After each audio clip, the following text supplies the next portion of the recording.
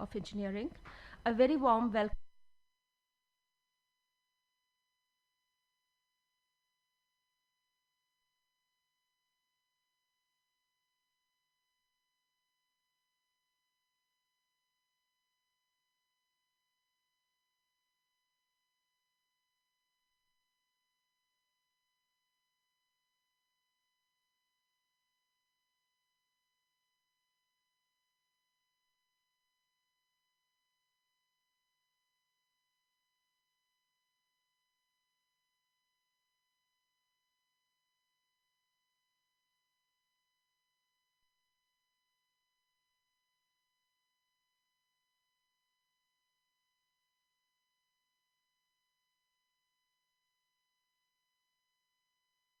Speak later in his address.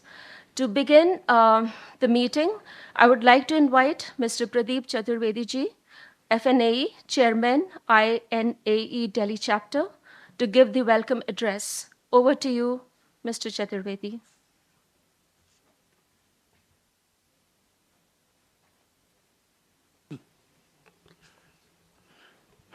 Thank you very much. Good morning to everyone, and welcome to this seminar on green hydrogen, which is being jointly organized by International Solar Alliance and the Indian National Academy of Engineering.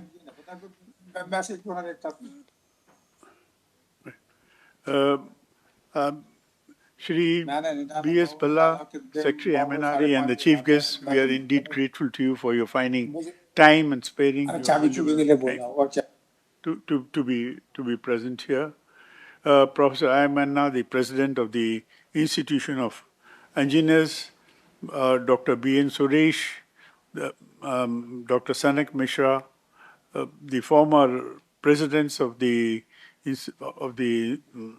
Indian National Academy of Engineering, Shri U.B. Desai, Professor Shivaji Chakravarti, and Shri J.D. Patil, the vice presidents of the Academy, and Dr. Anil Kakotkar, who will be delivering the keynote address, and the past president of the Indian National Academy of Engineering, and all the expert guests. I have great pleasure in welcoming you on behalf of the INA and the ISA for our distinguished experts and participants to the inaugural session of the seminar on green hydrogen. My special welcome to experts who are joining us virtually from different continents after adjusting the time frame. The Academy has been established to be a peer organization composed of the best talent from the entire spectrum of engineering in the country to promote all-round excellence. ISA supports its membership in accelerating energy transition through solar energy and its derivative applications against the backdrop of global momentum for green hydrogen as a viable energy transition vector. The ISA has launched a dedicated program, Solar for Green Hydrogen. Following the outcome of G20 summit, it was considered appropriate to take specific steps in promoting hydrogen energy. A seminar was jointly organized by INA and ISA. The outcome from there pointed to certain actions. This sequel seminar has been organized in the same spirit and will focus on green hydrogen, the relevance, policies, standards, and regulations. Second, the economics of green hydrogen in Indian context. Third, the demand creation for green hydrogen in the Indian context. Dr. Ajay Mathur will discuss in detail on what we wish to elaborate in these sessions. Let me also say that INA has already played an important role in focusing on decarbonizing industry and identifying potential for use of hydrogen in different scale. Being a partner in the global report published by Cates 2 years back, our intense proactive follow-up on hydrogen energy after the G20 summit also reflects our commitment to identifying the cost-effective technologies, skilling manpower, and suggesting the appropriate ecosystem. Let me assure you, our Chief Guest, Mr. Bhalla, that we had been very keenly involved for last about 10 years on renewable energy technologies, how to go ahead. Every time we were just trying to find out what can move forward in the 3 reports that we had published have all led to very useful and purposeful discussions at national and the international levels. And therefore, we are very hopeful that we'll be attaining a report out of it which will be of use to the national policy making. And with these words, I thank the organizers, and I'll leave it for Mridula ji to take over. Thank you, Mr. Chaturvedi ji. I would now like to invite Professor Indraneel Manna, FNAE, President of the Indian National Academy of Engineering, to give the opening remarks. Over to you, Professor Manna. Thank you very much. Mr. Bhupinder Singh Bhalla, Secretary MNRE, Dr. Ajay Mathur, DG ISA, Dr. Anil Kakotkar, former President INE and also the keynote speaker today, former presidents of INE, Dr. Mishra, Dr. Suresh, my colleagues in INE, the vice presidents, colleagues, and friends who are participating in this very important event. We are all aware that life doesn't exist without energy. So there's no further need to underscore the importance of initiatives on energy. But we are talking about hydrogen as a source of energy. The world over now, there is an increasing realization that we not only need to harness energy, we need to also do it such a way that we don't imperil the Mother Nature anymore. So there's a huge emphasis on renewable resources, and we do have options in the form of solar, hydro, geothermal, and many other processes. We also in this country are fortunate to have capability of harnessing atomic energy to a large extent, but for whatever reasons we do not harness to the extent desired. It's not really, not yet double digit. In this backdrop, we have set up before us a target that by 2030, India will have almost equal or even slightly more than the current capacity of energy generation through green hydrogen initiative.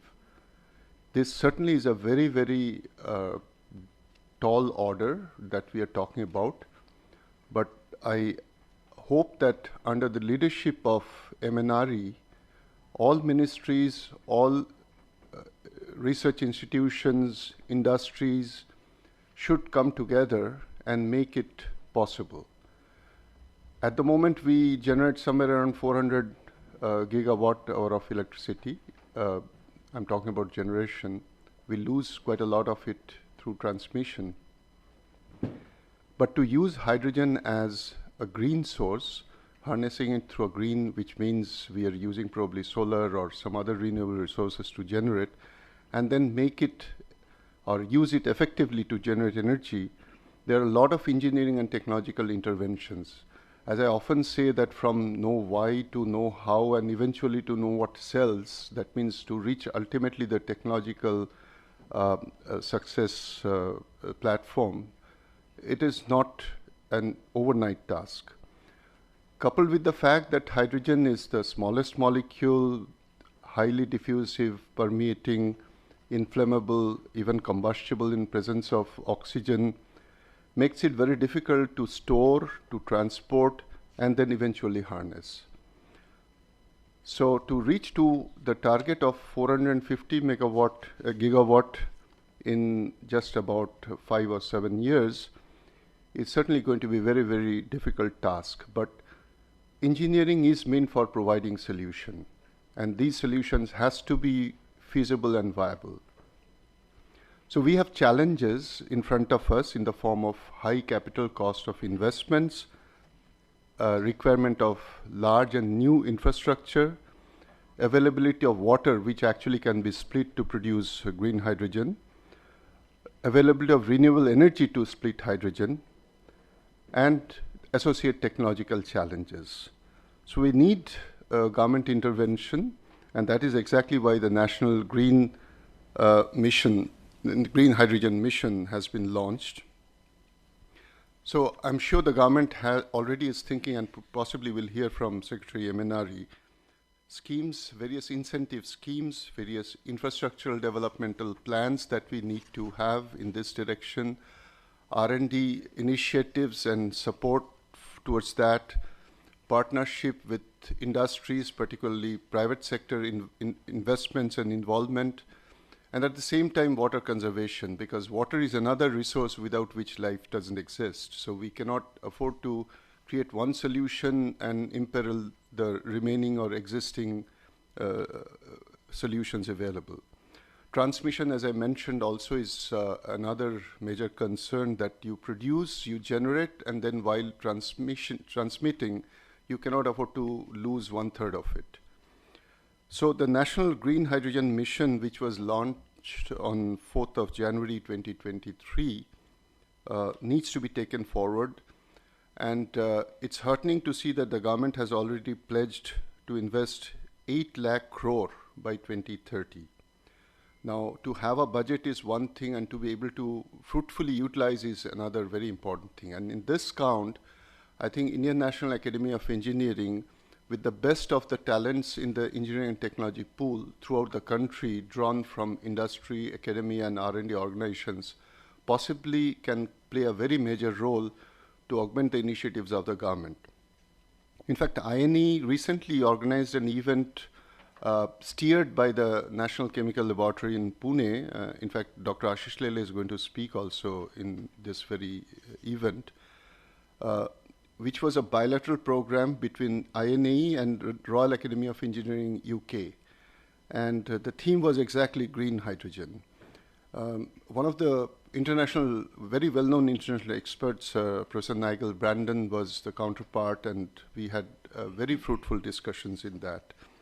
In our last annual convention in Bhubaneswar, one of our very eminent fellow, Professor G.D. Yadav, spoke on green hydrogen initiatives in the country, summarized and gave us a very nice overview. Similarly, INE has held brainstorming sessions on innovative pathways for hydrogen development on 17th November 2023, in which Dr. Mathur was a key person, and Dr. Kirit Parikh, former member Planning Commission and former chairman IRADE, spoke. So I would like to assure the audience, and certainly MNRE and the key players in this field, that Indian National Academy will never be found wanting if we are given an opportunity to place on the table our strength and augment the initiative of the government. I think I won't take any further time. Thank you very much for giving me this opportunity to speak here, and I look forward to the deliberations that will follow. Thank you, and Jai Hind. Thank you, sir, for summarizing all the salient points related to the GH sector and energy in general. I would also like to mention that this event is live telecast to all our registered online users across different ISA member countries. And this is through the INAE WebEx platform. Ladies and gentlemen, Dr. Ajay Mathur, Director General, International Solar Alliance, will now address the gathering to provide the context and objective of this seminar. Over to you, sir. Thank you. Thank you very much, Madhula. Honorable Chief Guest, Shri Bhupinder Singh Bhallaji, Professor Indraneel Manna, Mr. Pradeep Chaturvedi, session chairs, all the former presidents of INAE, vice presidents. Such a pleasure to welcome all of you here. We are delighted to host this meeting together with the INAE. INAE, obviously, as Dr. Manna said, promotes the practice of engineering and technology and their applications in solving problems of national importance. We also note that today was the foundation day of INAE, and on behalf of ISA, I extend my warmest greetings to INAE. We follow up on the challenges in the deployment of green hydrogen, which, as Dr. Manna mentioned, was held in November last year, which focused much more on the supply side. This time, we are focusing much more on the demand side. Obviously, we need clean energy, and we need it yesterday. Why are we not moving towards green hydrogen? The key issue right now is cost competitiveness. Green hydrogen costs much more than grey hydrogen, which is obtained by the reformation of natural gas. We need to quickly move ahead, bring down the prices of things like the electrolyzers that are used to split water through using green electricity to make green hydrogen, to move up on the thermal side so that energy from nuclear plants can be used for splitting water. It is these kinds of interventions which would lead to the cost of green hydrogen becoming cost competitive. 2023 was a marquee year for green hydrogen. There was a huge amount of discussion and investments in green hydrogen.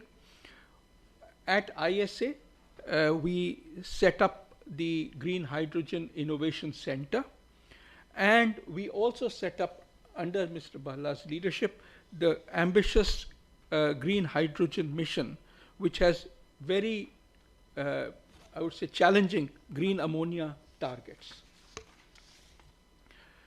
Now, we obviously are looking at actively looking at how hydrogen can help in decarbonizing the hard-to-abate sectors. Hard-to-abate sectors are those sectors where it is difficult to use only green electricity.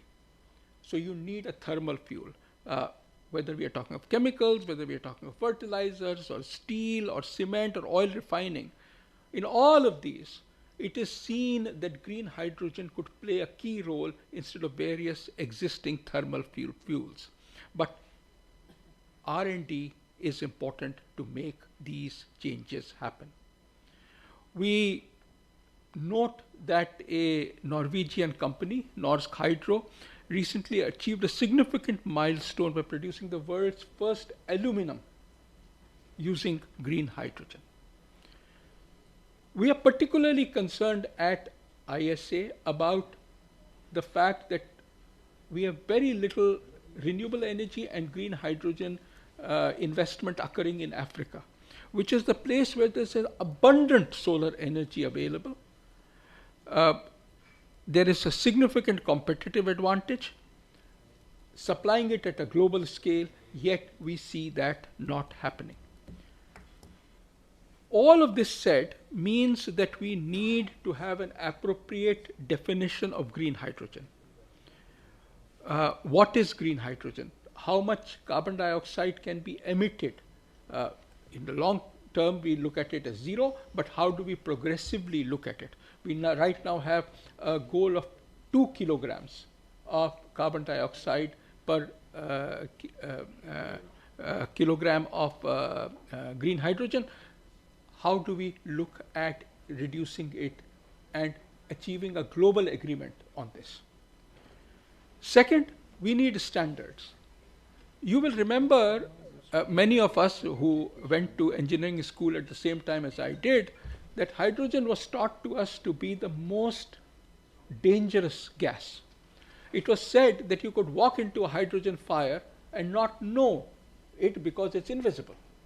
We have been successful in managing it at an industrial level. We also need to make sure that the processes are in place so that it can be used at the retail level, much like LPG is used today. Third issue is that of guarantee of origin. Where does this come from? What is the chain regarding ownership, so that you can follow up a kilogram of hydrogen and see that it came from a green source. All of this means that we need to have national missions, strategic partnerships across countries and across companies. Countries need to enhance regulations But most importantly, right now, is the need to provide access to low-cost financing. Low-cost financing is important because, as far as green hydrogen is concerned, the vast amount of investment is upfront. And therefore, the cost of financing matters. At ISA, we launched the Solar for Green Hydrogen in our fourth assembly in October 2021, and are now providing support to various countries in developing roadmaps on doing green hydrogen. Last year, as I mentioned, we launched the Green Hydrogen Innovation Center, and under the Green Hydrogen Innovation Center, next month, you will see a workshop in Sri Lanka for the South Asia region on safety and technical aspects of using hydrogen. And then you will also see in this year 2 workshops, one in Delhi for the Asia Pacific region, and then 3 more next year in the LAC and Europe region for the green hydrogen utilization and policies that help green hydrogen take off.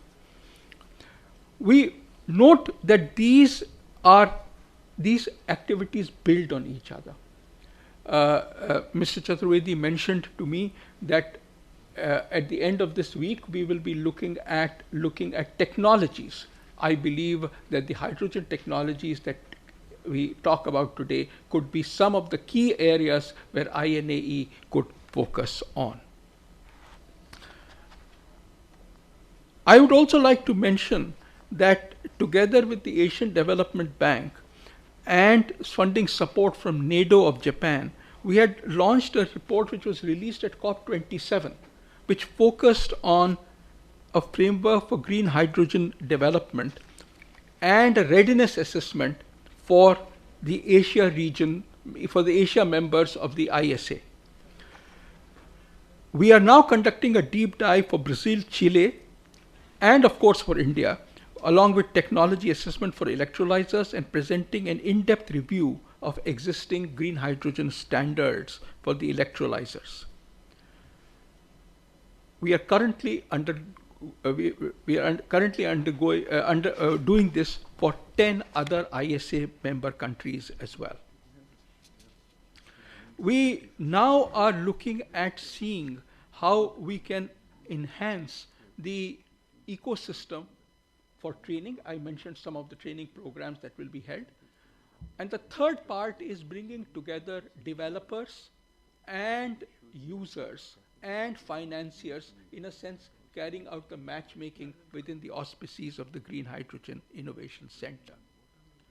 The Green Hydrogen Innovation Center is led by a high-level steering committee, which provides executive insight, and I thank our member countries, India, Australia, Spain, Denmark, Morocco, Egypt, Chile, and Brazil. And this is inclusive. It is on a rotating basis. We also have partners like the ADB, the World Bank, the West African Development Bank, NREL, IEA, and then private organizations like Siemens, Greenstat, Green Hydrogen Organization, HDF Energy, Tata Steel, NTPC, to help steer the agenda of the Green Hydrogen Innovation Center.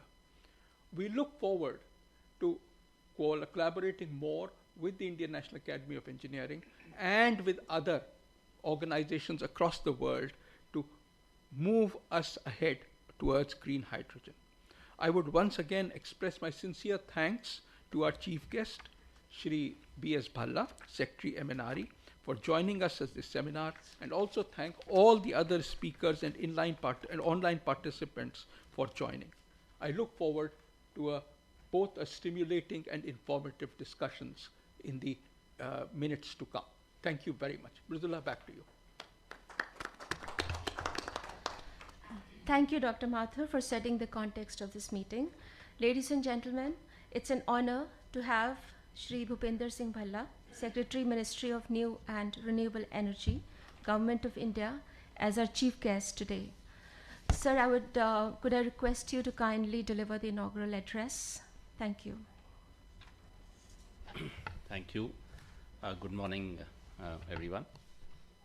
my colleague Dr. Ajay Mathur, Director General, International Solar Alliance, Professor Manna, President of Indian National Academy of Engineering, Mr. Pradeep Chaturvedi, Chairman INA Delhi Chapter, Dr. Kakodkar, all the eminent members of INAE, and all the other delegates who have joined us today. It's a pleasure to be here today.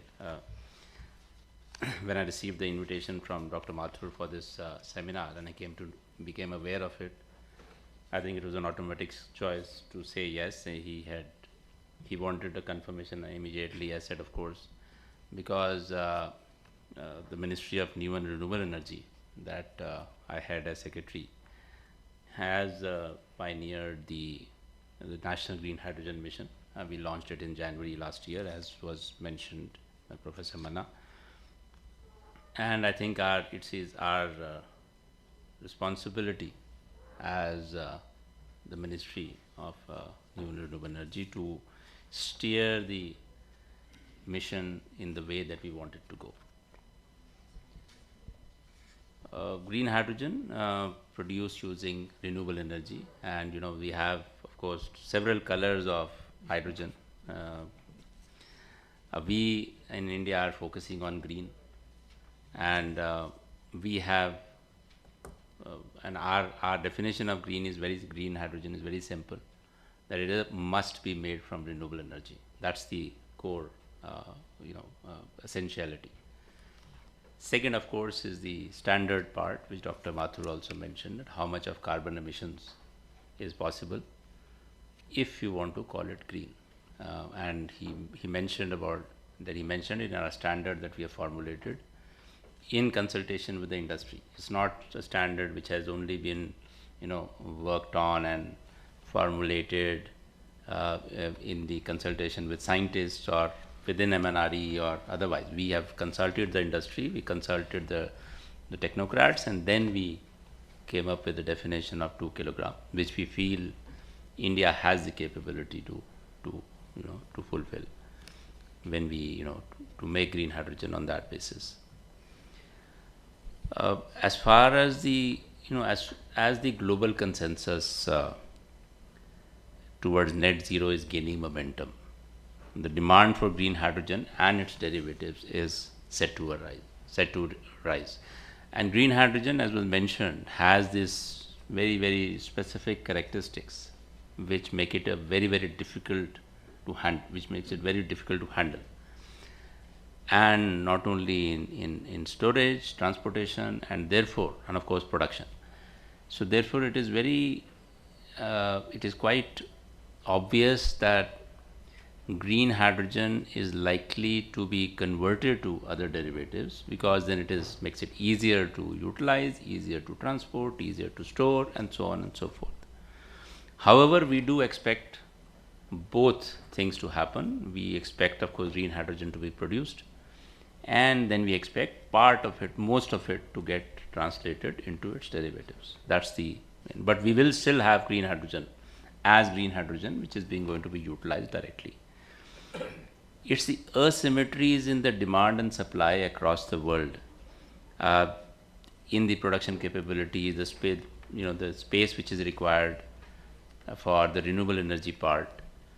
Essentially, production by itself does not need too much of space, but if you're going to power the electrolyzer with RE, renewable energy, then that RE needs a lot of space. It's either solar, wind, or whichever RE that we're talking about. So that availability of space and of course other aspects therefore are likely to limit the production of green hydrogen across the world to limited territories. It's not going to be there everywhere, not only from the possibility of space constraint and also the economic viability of it. And therefore I think it's a very big opportunity for not only India but other countries which are likely to excel in producing green hydrogen. I think there will be several opportunities for export purposes across the world. Not only, and mostly the export is likely to happen in the form of green ammonia or green methanol, rather than green hydrogen for the reason that I mentioned earlier. The mission that we have launched last year is about 20,000 crore, 19,700 crore, so about $2.5 billion roughly. The aim is to make India the global hub for production, usage, and export of green hydrogen and its derivatives. Now, there are several, and we call it the mission, and the reason we call it the mission, let me just briefly mention that. It's a mission approach. India has been setting goals in a mission-oriented approach, and we have been successful in the mission that we have launched. So one, it is a mission because we have a specific target to fulfill. We want to achieve 5 million metric tons of green hydrogen production capacity in India by 2030, and that's the minimum kind of a thing. That's one. Second is, mission is also inter-ministerial. It's a multi-ministry approach. Multi-ministry is so many departments. It's a whole of government approach for making it successful, and that's the reason we also wanted to call it a mission.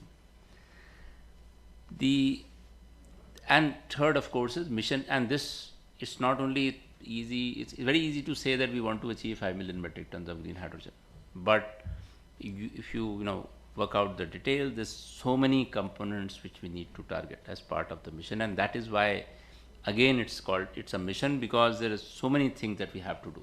All those boxes must be ticked before to enable us to be successful. And it's not only for India, it's elsewhere in the world. Anybody who wants to do it is looking at these aspects as well. One is having electrolyzer manufacturing in India. You can set up production capacities, but if the electrolyzer manufacturing is limited in the world, globally, now new capacities are coming up across the world, but again, that is going to be limited. So going forward, if you really want to make India a global hub, we need to have electrolyzer manufacturing in India, and therefore we need to have incentive. Second, as Dr. Mathur also mentioned, we need to incentivize the production of green hydrogen, and therefore we have an incentive under the mission to encourage green hydrogen production. Our incentive that we have is also a little different from some countries, how the other countries are doing it. We have an incentive for production. We do not have an incentive for utilization, and that is important from the aspect you mentioned in what you're going to discuss today. So our incentive is focused on lowering the cost of production so that it becomes easier to somebody to buy it. We do not have any incentive for utilization, zero. So that's the second part. Other components of the mission, again, which are very important to make it successful, is the R&D. Dr. Mathur mentioned about the economic viability part and how we have to reduce the cost. 70% of the cost of green hydrogen is going to emanate from the renewable energy aspect, is the RE aspect.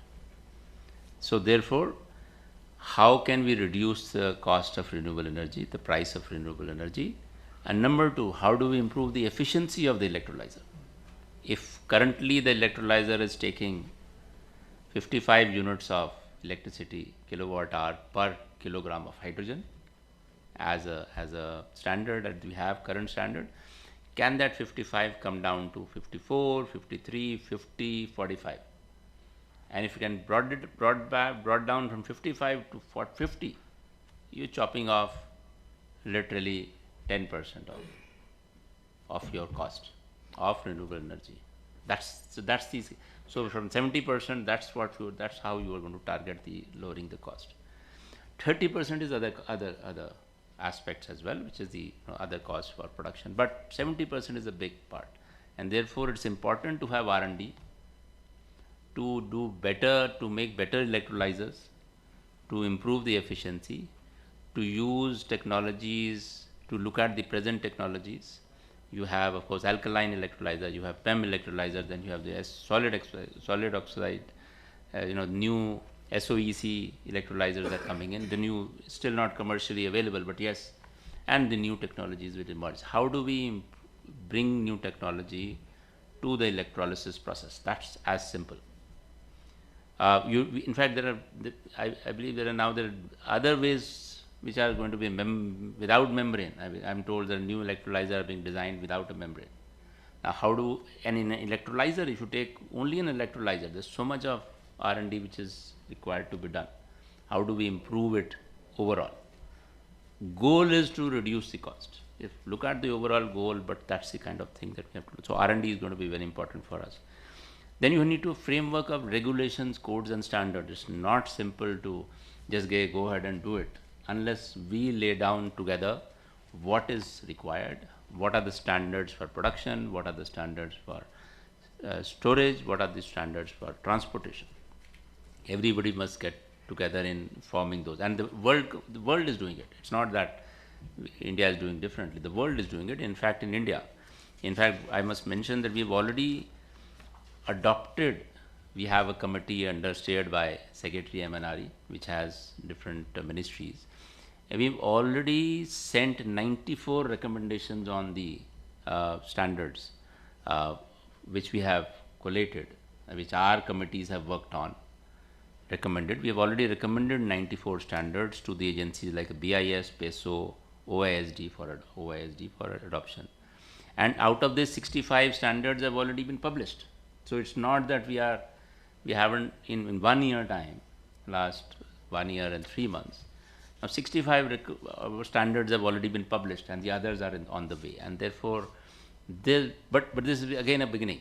What we did was we said, okay, let's take on the priority wise. So let's take the most important ones, let's recommend them first, and then follow up on the other. Now we have gone on to the second set of recommendations, which we are going to finalize shortly, and then sending it. So it's going to be a continuous process. The world is also doing it. We have international standards. We are looking what is possible, whether we can adopt it in toto. If not, can we adapt it to Indian conditions? And in fact, I must tell you that few standards have been made only for India, because, for example, there is no standard for a two-wheeler, green hydrogen utilization in a two-wheeler, which we have formulated. Our teams have done it. And therefore, that's the kind of, we have to look at the entire aspect. In addition, then of course, the pilot projects, as was mentioned. When we were formulating the mission, our 5 million metric tons is our target, and of course the main goal is for India was exports, because we wanted to be a global hub for green hydrogen. But you cannot, you still have to decarbonize parts of our economy. So many industries, as was mentioned by Dr. Mathur, is a hard to abate sector. How do we allow green hydrogen utilization in various industries?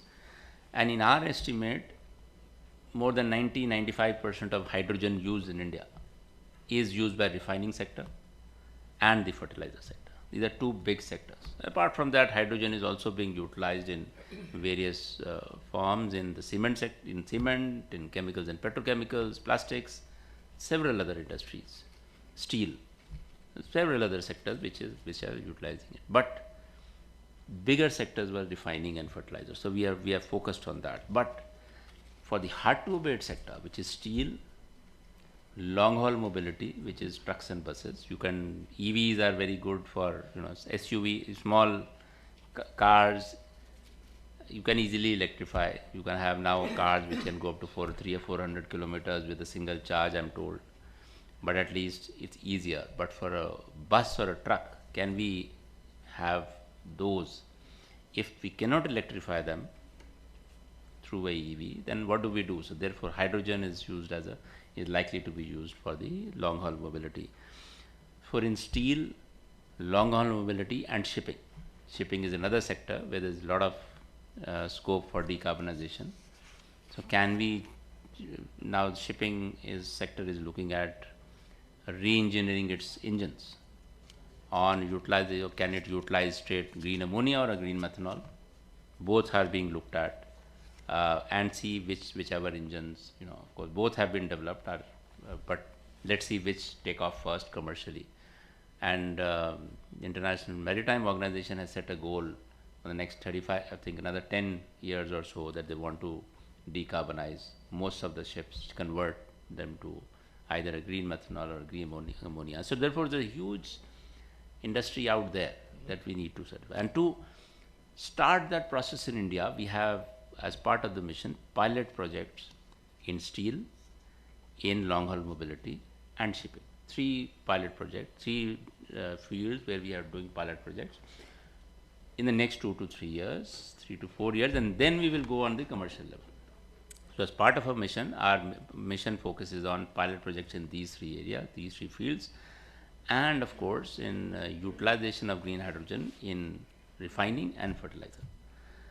Just to comment on Dr. what was mentioned earlier, just to clarify, green hydrogen is not necessarily going to be used as a source of energy. It can be used in both ways. It can be used as a source of energy, but it can also be used to decarbonize and process. And therefore, in the it could be used as a feedstock to decarbonize the process. And therefore, in refining and fertilizer, for example, the green hydrogen is going to be used in the refining process as a replacement of gray hydrogen. So the gray hydrogen is already being used in that process, but now the green hydrogen is going to be used. And of course, in fertilizer, we are already importing a lot of ammonia, gray ammonia, for making fertilizer. We want to replace that gray ammonia with green ammonia. Simple. And then green ammonia is then going to be used for making fertilizer. So we are going to look at these as green hydrogen, largely going to be used in the refining and fertilizer sector in India. However, for the long haul mobility, is definitely is going to be a source of energy, because we're going to use fuel cell, and that's how we're going to power the trucks and buses. We are also going to use green hydrogen. Is going to be used for you through fuel cell, giving us power where otherwise it is not possible. For example, green hydrogen is going to be used as a storage, for which could be then utilized to power our electricity late in the evening. Again, a pilot we're going to do on that aspect as well. Overall, but however, green hydrogen by itself, production of green hydrogen would require renewable energy to come up. Our estimate is that 5 million metric tons of green hydrogen is likely to need about 100 to 125 gigawatt of additional RE capacity in India. And that is going to help us in reaching our goal of 500 gigawatt. The overall, just mention some of the other developments. In the incentives part, we have already, electrolyzers, we had come out with the tranche 1 bids, which we have allotted to 8 companies. So 1.5 gigawatt per annum capacity has been awarded to 8 companies, and 3 years is the target for starting the manufacturing. Tranche 2 bid has also been released, about 1.5 gigawatt. Again, that is closing in the next few days, and then we want to award that capacity. So overall, we are going to incentivize 3 gigawatt per annum of capacity per year is our target, which is our incentive can fund. Second is, of course, on the green hydrogen production incentive. That also we came out with a tranche 1 for 450,000 tons of green hydrogen. We have allotted it to 10 companies for about 412,000 metric ton per annum. And the reason why I didn't allot the entire thing is because we had kept a bucket for production through indigenous technology, and therefore we wanted a bucket, and 50,000 ton bucket we kept, and out of that we could only allot 12,000 because we want to incentivize the electrolyzers with technology made in India, and that is one of another goal to as part of our mission. So that we will allot as soon as now the bids will close. In addition, on the demand side, now another aspect which we're going to, I believe, discuss anyway later during the day is the demand. How is demand going to be generated? So what we have done is we have built in an incentive under our scheme, and we have asked refineries, public sector refineries, to decarbonize their own individual processes by setting up green hydrogen plants adjacent to the each refinery. That is the target that we have. And we will be given incentive for the production which happens there. And then all the refineries are coming out with bids for setting this up on that basis. Fertilizer industry is a little different. Fertilizer industry needs ammonia. So for that, it doesn't matter whether you can have one or two green hydrogen facility making ammonia and then supplying to different fertilizer companies in India. Transportation of ammonia is not a problem. So there we are doing a demand aggregation.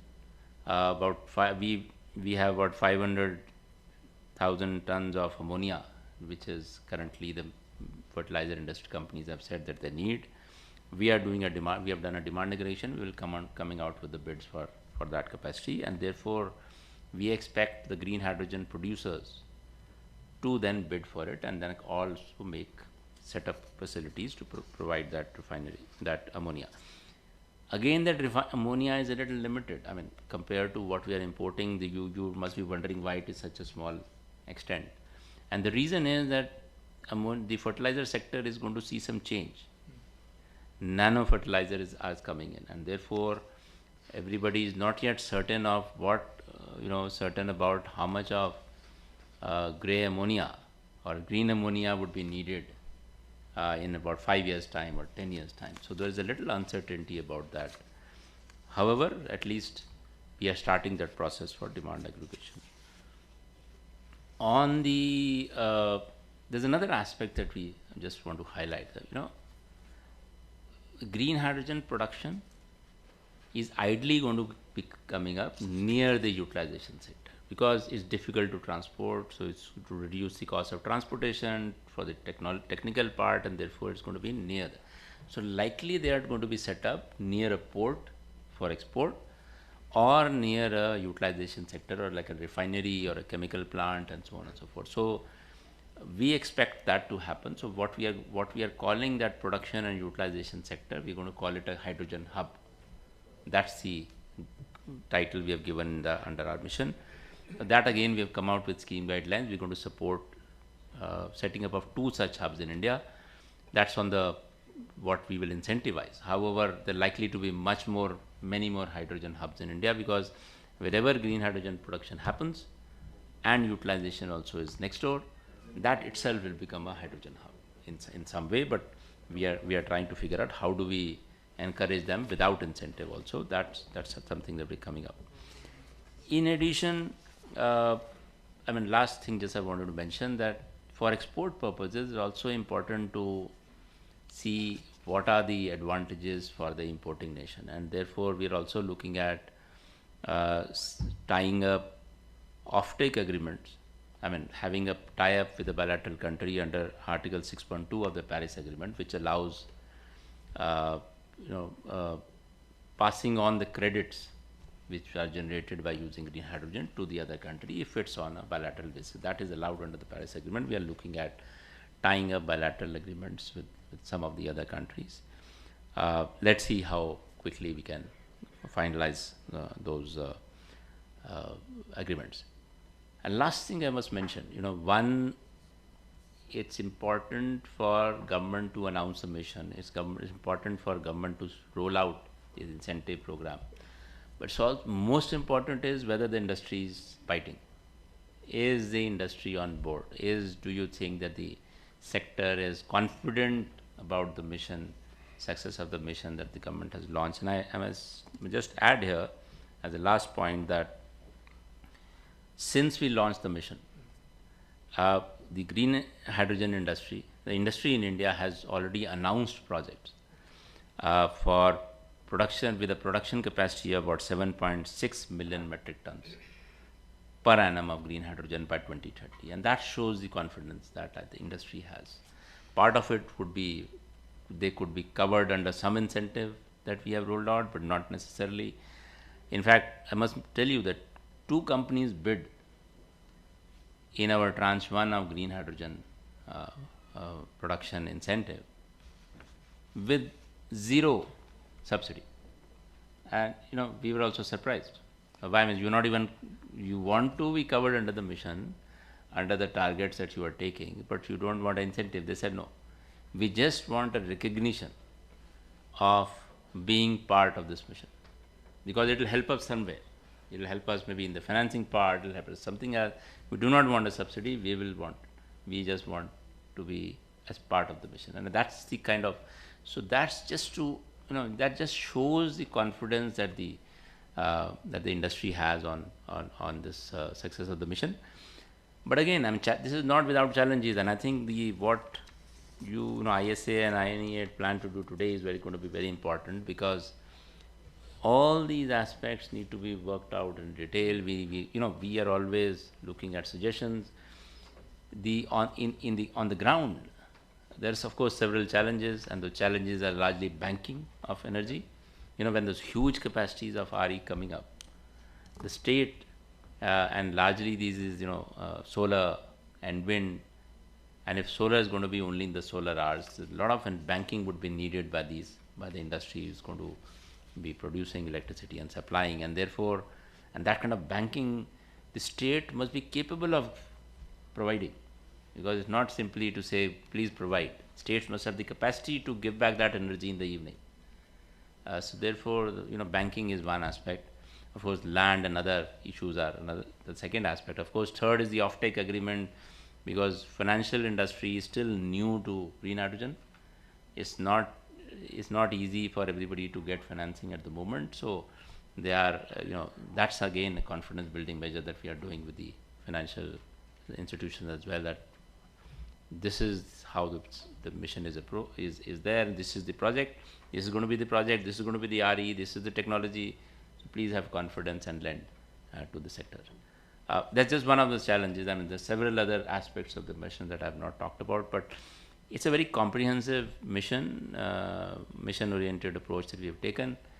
We are confident that we will succeed, but we continue to work towards it, and with the help of ISA and of course INEA in your deliberations today, I think it will be useful for us. We are also confident that ISA will be taking forward the Green Hydrogen Innovation Center. We want to roll that out across, so that it becomes a reference point. It should become the first top, reference point for green hydrogen information, database, and otherwise for people to follow. And I think we have already started on that path, and we hope to do that as well. Thank you so much for inviting me, and all the best for today's deliberations.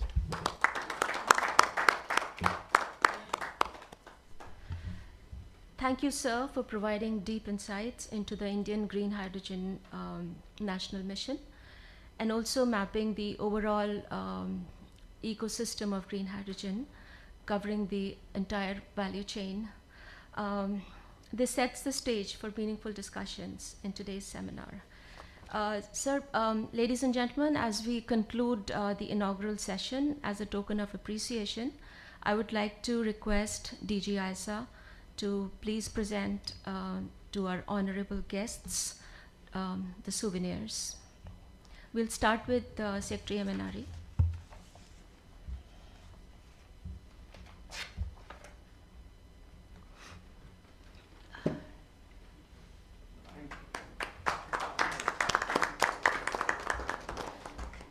Professor Indraneel Manna, please. So heavy and so big, huh? We have Mr. Pradeep Chaturvedi. Mr. Pradeep Chaturvedi. Mr. Manna, yes. Chaturvedi. कर दिया Particularly, मेरा भी नाम है. I would request Colonel Rai. Ladies and gentlemen, please allow me to request Colonel Shobit Rai, officiating ED, INAE, to give vote of thanks.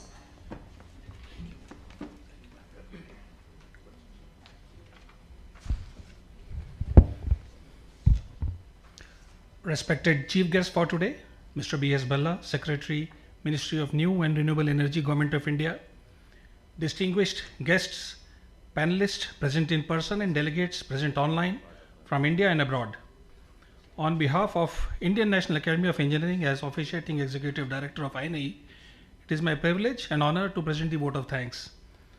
My gratitude to the hosts for today, Dr. Ajay Mathur, Director General ISA, Mr. Chaturvedi, Chairman Delhi Chapter, for kindly consenting to be host for today's event.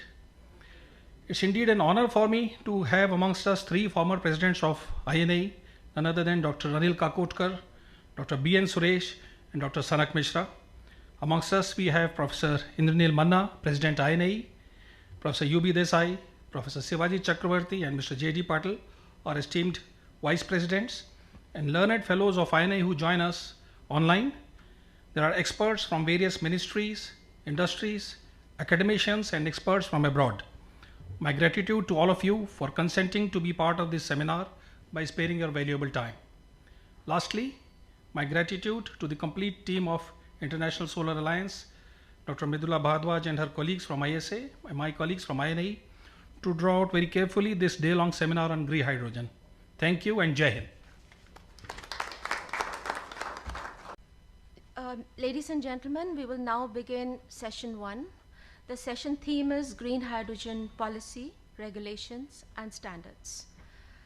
It's an honor to have among us Dr. Anil Kakotkarji, FNAE and former Chairman of Atomic Energy Commission and Secretary to Government of India, Department of Atomic Energy. Dr. Kakotkar has been felicitated with all 3 Padma Awards, as well as the Apex State Awards for governments of Goa, Maharashtra, and Madhya Pradesh, besides numerous other recognitions. You can see his brief resume on the screen.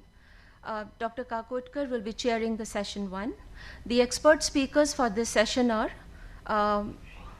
Professor Indranil Manna, again, President INAE, Ms. Gauri Singh, Deputy Director General, International Renewable Energy Agency, IRENA, Mr. Jonas Moberg, Chief Executive Officer of Green Hydrogen Organization, Geneva. Mr. Moberg is also a member of our GHIC steering committee. He will be joining online from Egypt. And the last speaker for this session is Mr. Sarbajit Pal, Manager of Partnerships, Clean Energy Ministerial, SEM, Headquarters, Paris. He will also be joining virtually. Over to you, Dr. Kakotkar, sir.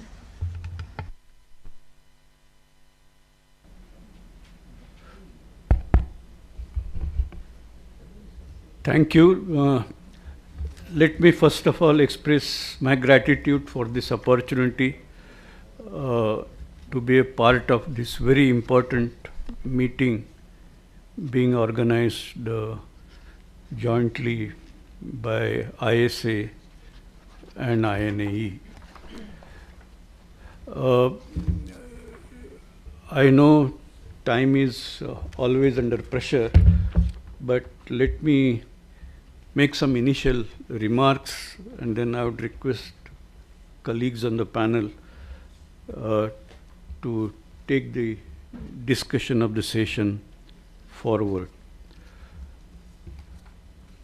Now, this session is devoted primarily to the relevance of green hydrogen, the policy issues related to green hydrogen, and the regulations and standards related to green hydrogen. By way of relevance, of course, it's all clear. If India has to realize both its development and growth in economy, as well as reaching the decarbonization target, the net zero target by 2070, the energy requirements of industry are a fairly large component. Because of this transition, it's hard to put a number, but it could be anywhere between 20 to 30% of the total energy.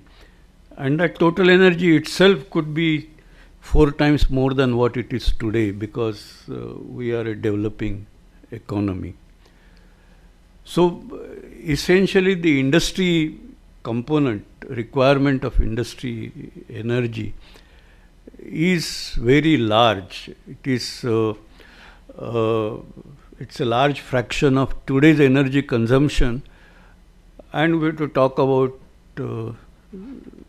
that fraction for the much larger energy consumption that we will see in future. And of course the industry requirement will come partly from electricity, of course, but still, as was mentioned by Mr. Bhalla, you would need a significant part of that component coming in as a molecule to generate heat or to be part of the process. And in the context of clean energy, we'll have to replace the traditional feedstocks to hydrogen or hydrogen derivatives, and that's the challenge. Now, to me, it looks that the production of green hydrogen, there are, in terms of cost, you need to bring down the input cost, and it's mostly energy, and that dominates.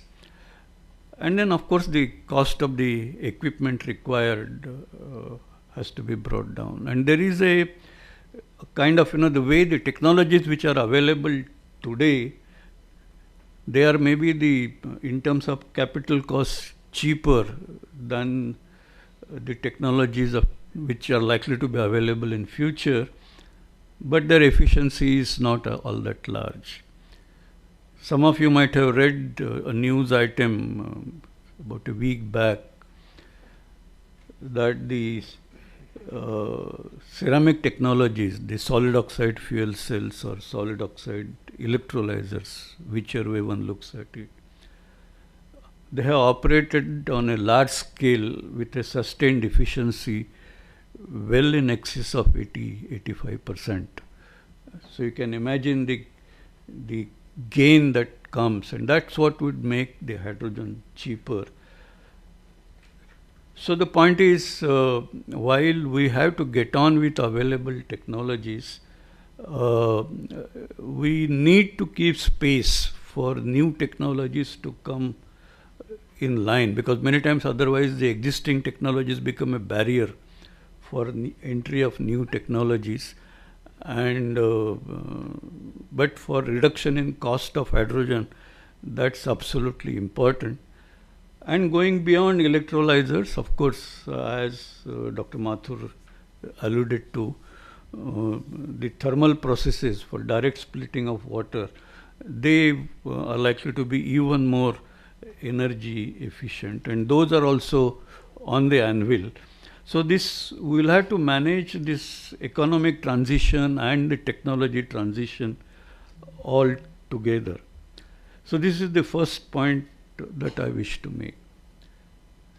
Talking about hard to abate industries, in fact, what I hear from colleagues in atomic energy is that there is literally a beeline of industry for setting up captive nuclear power plants, essentially to decarbonize their product. And this seems to be not one or two, but seems to be a fairly large number. And of course, DAE is working out how to realize that objective. But the point I'm making is that the need for energy transition in industry has perhaps become much more urgent than the 2070 target that we have for the country. And that is something related with the competitiveness of Indian industry in the global market. And so there is this timeliness, which also is, I think very, very important, and we must make sure that we don't lag behind on that count. So in that context, sometimes I wonder because, of course, Dr. Bhalla has gone, but we have defined green hydrogen as hydrogen produced from renewable energy. I would put it to you that looking at the extended energy requirements for the country in a developed India, which would require maybe, as I said, 3.5 to 4 times more energy than what we consume today, and industrial requirement easily being 25-30% of that. And then you look at the total renewable energy available in the country, and you will find the numbers game actually does not match, or it barely matches. And if that be so, then why can't we have just the definition of the carbon footprint as a sufficient criteria for defining green hydrogen? And then you can bring in nuclear as a source and enlarge that basket for producing green hydrogen. I think it's absolutely important for the long-term energy security in the country, and I think some attention should be paid to this aspect. Finally, I also believe that green hydrogen, for example, refineries are today the industries which probably use hydrogen to the maximum. They refine the methane or natural gas to produce hydrogen for their consumptive use. But there are processes where the carbon, instead of going out as carbon dioxide in the atmosphere, you get that carbon in the form of a solid, either nanotubes or different other forms of carbon, which doesn't contribute to the carbon dioxide emission. And I think even that, as long as it doesn't lead to emission, but that carbon is available as solid, should be eligible for green hydrogen definition in my view, and that may be even cheaper. And finally, that carbon is a valuable material. So today we look upon steel, aluminium, plastic as materials of choice in different segments of industry or consumer uses. I think carbon is a wonder material, and we should create demand for carbon as a material of choice. And when that happens, then actually it will cross-subsidize the production of hydrogen without the carbon dioxide footprint. And I think these technologies are just around the corner, and I think we should probably pay attention to that. And so I think our policies should get geared not just to short term. Short term is of course important because we can't miss out on short term. There is no way to reach long term if you miss on the short term. But the policy should also recognize the long-term prospects and make sure that we steer this transition in the right direction. So I think I will stop here and go to the members of the panel for their remarks, and after that we can get into a QA, and if there is time, then I could surely come back again. So may I request the first panelist, Professor Indranil Malna, President of INE, to make his remarks. Thank you very much, Dr. Kakodkar. I certainly don't consider myself to be an expert at all in this subject domain, but as the president of INE and also as an academic having a deep interest in the overall sustainability, I certainly would like to offer some of my comments, which are going to be more philosophical in nature than truly technological. I'm sure there are domain experts who are going to follow me. They will have much more relevant comments to make. The first point that I want to make is that if we, imagine ourselves taking a time capsule, go back to a large distance in the past when life began. Nature ensured a very nice balance, and there was no crisis at all. So whatever carbon dioxide was emitted, either from human exhalation or any other sources, maybe volcanic eruption, could be captured and converted back to give back oxygen into the system. Now, that was, if you just compare two numbers, per oxygen molecule emission, the efficiency is more than 25%, I think 26 or something like that. Percent efficiency is very efficient process. But if you compare this with the efficiency of conversion of energy from solar to chemical, this is less than 2%. Still, there was no crisis in the nature at that point of time. And now we come back to the present scenario. We all are aware that CO2 emission has caused such a huge crisis that the whole world today cannot afford to ignore the major threat that it is posing. If you then look at the modern lifestyle, there's no life without steel, cement, and various other artificial materials that we need for our existence. Emissions happen because the natural resources that we lay hand to, for example, iron oxide, you need a reducing agent to bring the cationic value out of that, so the iron value of that. Similarly, when you want to construct, there is no choice beyond cement, as on today at least, and you get cement from mostly the carbonates, and moment you calcine, you emit a lot of carbon dioxide.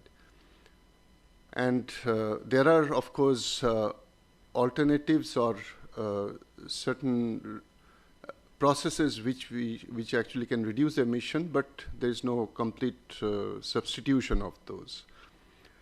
So for all the artificial materials that we use, in fact, I must also mention that if we are careless, many of these resources will again go back into the same state from which again you have to win back, and if you try to win back, again you'll emit carbon dioxide. Now, Dr. Kakotkar just mentioned about the possibility of production of electricity through the fuel cell route. The most benign and the most efficient, at least scientifically possible, would be the oxide fuel cell, which he mentioned.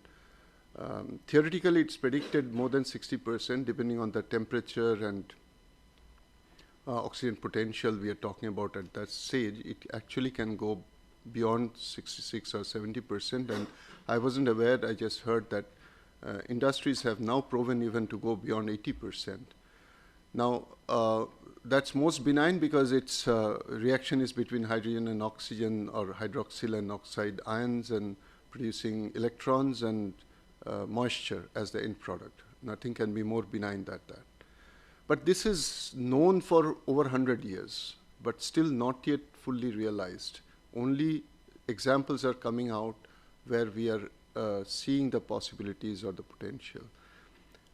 So to realize what is scientifically predicted and proven into commercial activity, which is affordable, is a long way. Now, hydrogen today, we are so keen because of mainly 4 reasons. Number 1, transportation. Number 2, as a source of energy. Number 3, to take care of various processes that I mentioned. I just mentioned 2, but there are many other chemical processes where we are heavily dependent on carbon. So, to come away from carbon-dependent technologies is one of the major intentions. And then domestic uses, heating, cooling, and so on and so forth. We heard already in the morning inaugural session that generation, transportation, storage, safety, security, these are key issues to be overcome.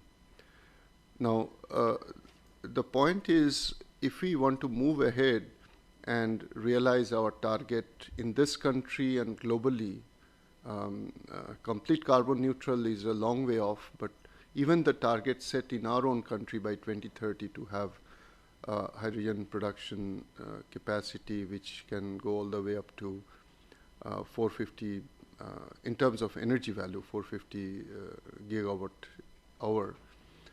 It's a long way. There are many, many challenges to be overcome. So what it requires is a very well-concerted effort, starting, of course, from the policy-making step, but implementation in industries through incentives, through various other measures, and also awareness in the society, educational institutions, curriculum, research investments. So in all such cases, I think we cannot afford to lag behind, and we must move ahead at a very fast pace with new research directions, innovative ideas, and at the same time various incentive schemes so that the whole thing actually moves in the right direction. I think I'll just stop here without taking any further time, and I'm sure there are domain experts who probably will add true value to this entire discussion. We can always come back later. Thank you. So we can get views from all the panels and then get the discussion, right? So can I move on to Madam Gauri Singh? Thank you, Dr. Kakodkar, and thank you for inviting me to this very interesting session here today with ISA and INAE. After listening to the inaugural session and the various information that got shared, I would like to take some time to give a global outlook on where and how much we think that by 2050, what's the kind of percentage that hydrogen, green hydrogen, will occupy in the total final energy consumption mix. So at IRENA, we do outlooks every year, or the energy transition outlook, and our assessment is that globally by 2050, we are looking at about 10 to 12% of the energy mix coming from hydrogen, and of that we are expecting about 90% to come from green hydrogen. Just to also put it in the context that currently the sector that in energy transition that is doing the best is the electrification, and we expect that by 2050 we will have a domination of electricity as being the major carrier of energy, with more than 50%. But the one sector that's not doing well is the end-use sectors, and there is a lot that needs to be done. And we also heard from Dr. Kakodkar about the need to look at how industries will decarbonize much more actively. I just want to take us through the approaches that different governments are taking in terms of putting their policies and strategies together for green hydrogen.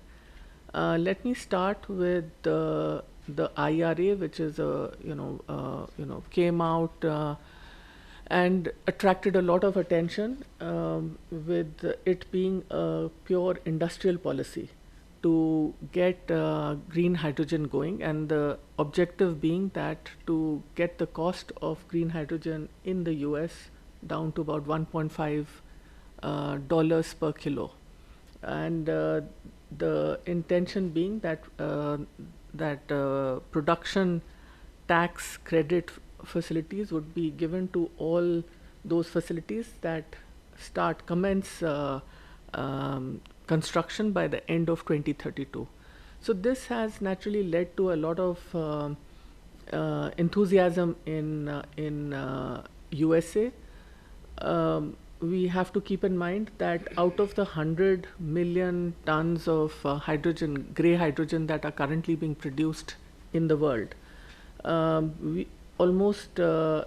USA consumes almost 13% of it. So it's the second largest consumer of hydrogen. So almost 75% of the players that have shown interest and are starting to work in this under the IRA set of incentives are existing hydrogen players who are looking at how they can convert their processes to green hydrogen to take advantage of this very attractive incentive that has been given on the supply side. It is also expected that states like Texas, Florida, California, which are already very active in renewable energy and in promoting renewable energy, are the ones that will take the major share of these incentives. And the existing renewable energy players, of that, about 24% of those have also shown interest. So greenfield developers are very few. But the expectation is that with the given level of interest and very good level of incentives that has been put out in the policies to promote green hydrogen, there should be a good breakthrough that we can expect to come from the US. In the United Kingdom, they have taken a slightly different approach. The approach that has been taken in United Kingdom is more about incentivizing business models. So a viability gap funding is actually being offered to producers of hydrogen, and their intention is that the viability gap funding is there to make them competitive with the high carbon hydrogen sources that are currently being used. In US, the way it is defined is different from how green hydrogen is being defined in India, which is it's being defined more as a low carbon hydrogen. And what is also being done simultaneously is that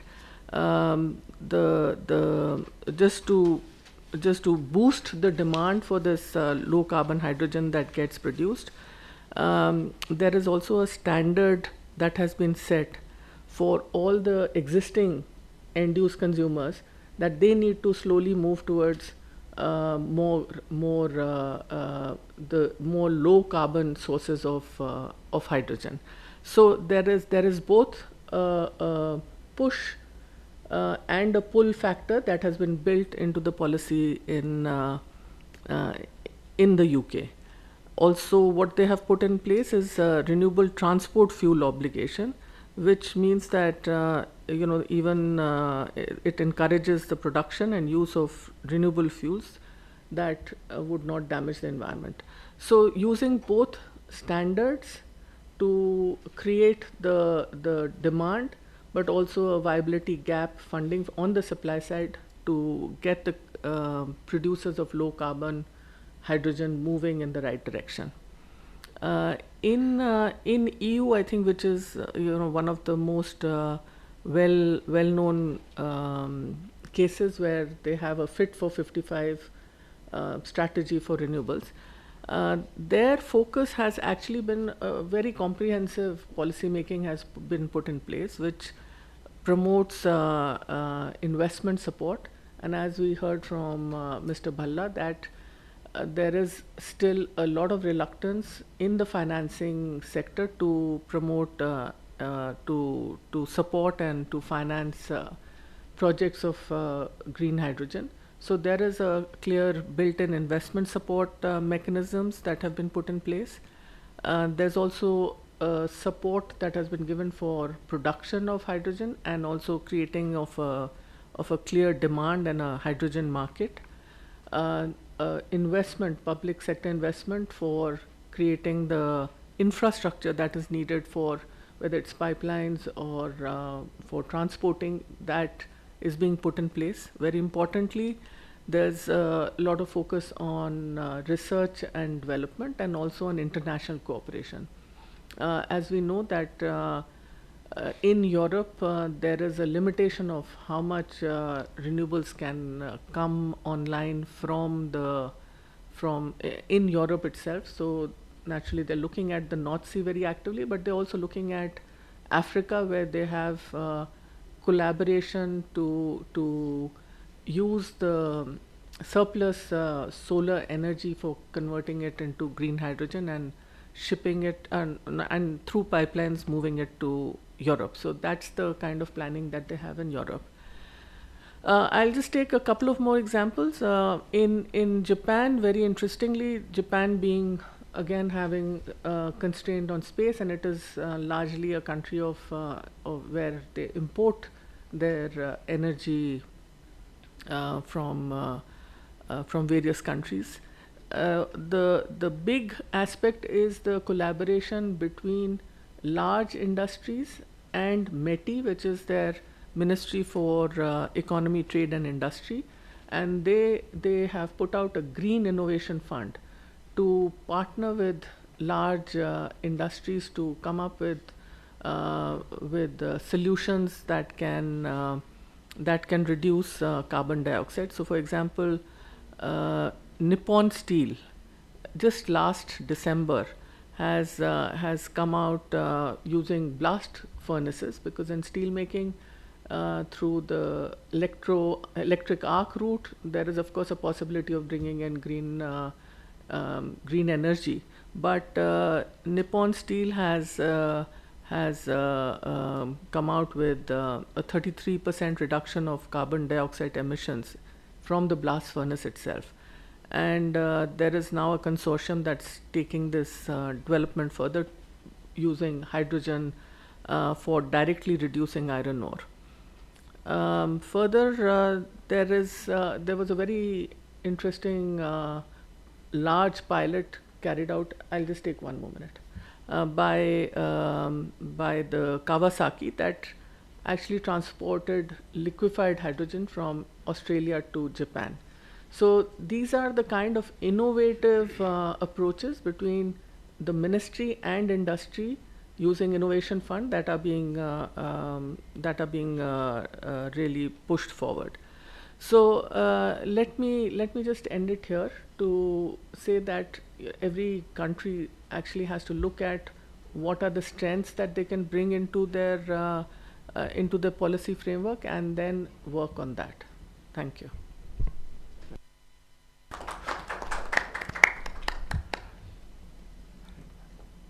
Let's move on to Mr. Moberg is joining us online. And I think we are somewhat hard pressed for time. So keep track of time and please go ahead and make your observations.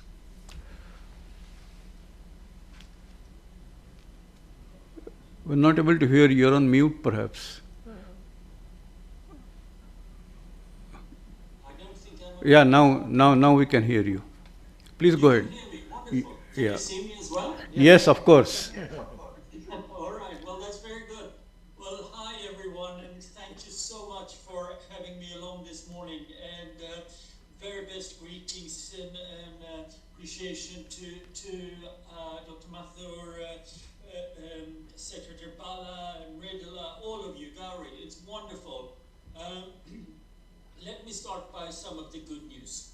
I think that the good news is that while we have this morning identified a number of technical challenges, by and large, more or less, we know what the pathways, the transition pathways can look like in a number of our industries. We had a very poor understanding of this only 3, 4, 5 years ago. We've come a long way. Also, the good news is we talked about the need for renewable energy. Let us keep in mind just how quickly the capacity is growing. Last year we added 500 gigawatts globally. That is a doubling compared to the previous year. So all of that renewable energy that we need, we are seeing how the market and how we are responding and increasing the capacity very quickly. Now, I've got to say, I'm not sure you, but the presentation that we heard from Secretary Balla this morning is an absolute treat. There are not many places around the world where we're seeing the kind of leadership that he, MNRE, and everyone is illustrating within the mission in India. Gauri spoke a little bit about the IRA and Europe. The fact is also that it is taking a very long time to finalize these things. So on the positive is also just how quickly things are now being executed, moving in India itself. If we add up what we know about not plans, but execution amongst, in particular, some of the bigger actors within India, we get to 5.2 million tons of green ammonia by 27 or early 28. That is an absolutely astonishing number. And of course, we also heard from Secretary Balla then moving ahead towards a very significant number of hydrogen, 7.6% million tons by 2030. So all of these things are hugely positive. Now, let us look a little bit at the challenges, because there are many. One is that despite these incentives in India and in a number of other countries, we are still struggling to see the demand to take off. We're still struggling to find the customers for our early products. And we've seen it a little bit in some markets where it is in effect easier to pass on what you might call a green premium. We've seen this, for example, in Europe when it comes to steel making. That's not maybe a huge market, but we're seeing it because primarily, if you build a car, a luxury car that costs maybe $50,000, the steel content is relatively limited in value. We're talking about, if you double the steel cost, that will only have an impact of $1 or a couple of $100 at the end price. So you can, in a sense, pass on that green premium. In a number of other markets, this is difficult to do. We are seeing there's been a lot of hope, for example, of the early use of green ammonia for bunker fuel in the marine transport sector. But again, this is a very price-sensitive sector, and a number of the ship owners, are now clearly struggling to make the numbers work, no matter how desirable that is. That leads to the first conclusion here, which is further efforts are needed. And of course, it's very easy to say, well, if we had more carbon pricing, that would solve it. I think we know that in most sectors, we're going to struggle to find agreements for carbon pricing. We might see it in maritime, might see it in one or two others, but blanket global carbon pricing is unlikely to come forward. We therefore need, in policy terms, to look at, if you like, sector-specific and various forms of proxy measures, if you like, to drive that demand in short of blanket general carbon pricing measures. even if we all see some as I've said, pockets. So a key aspect at the moment is, yes, we are seeing the production increasing very quickly in a couple of markets, India being one. It is not happening as fast as we had hoped in Europe and the US, for example. But we are seeing a global struggle to find the customers, to make the numbers work, if you like. Secretary Bala spoke quite a lot about incentives, and just like in India, a number of other countries, in the US and a number of others, that there is indeed a strong focus on incentives. I believe that in the coming months and years, there will also be a further need to look at what else can be done to support demand. And let me also lastly say that when it comes to demand, it is not just a matter of the green premium or price. There are also a number of other things. We're building new supply chains. It's about finance, it's about insurance, it is about the enabling environment in terms of legislative efforts and pricing. All of that is to say that it's great with everything that is going on, but even if we have the technical solutions, even if we're seeing the capacity, there are a huge number of not least governance aspects here that urgently needs addressing for renewable green hydrogen to be able to take off. And on that, my last point would be, there has been a number of efforts in many countries that, if you like, in creating standards, are giving different ways of preferential treatment to fossil fuel-based hydrogen. And it's done by, for example, not requiring a proper accounting of methane leakage if you have hydrogen from fossil fuels together with carbon capture.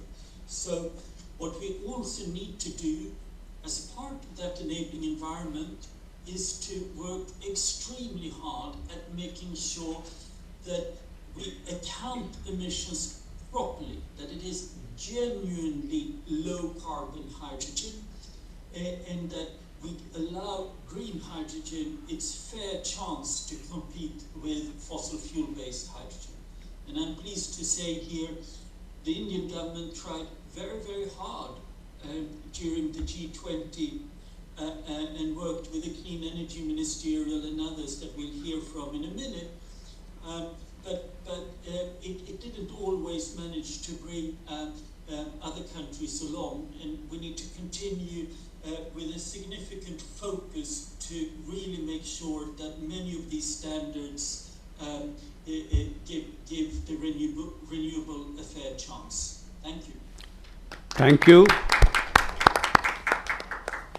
And I think that's a perfect introduction to this intervention by the next panelist, Mr. Sarbjit Pal. Floor is yours, please.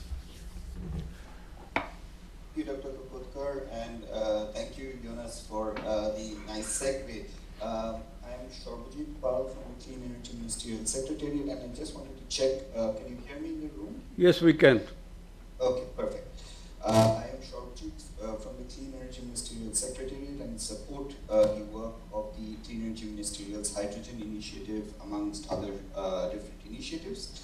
For those who are not aware, the Clean Energy Ministerial, or CEM as we call it, is a government-to-government collaboration platform that focuses on one thing only, that's the acceleration of global clean energy deployment.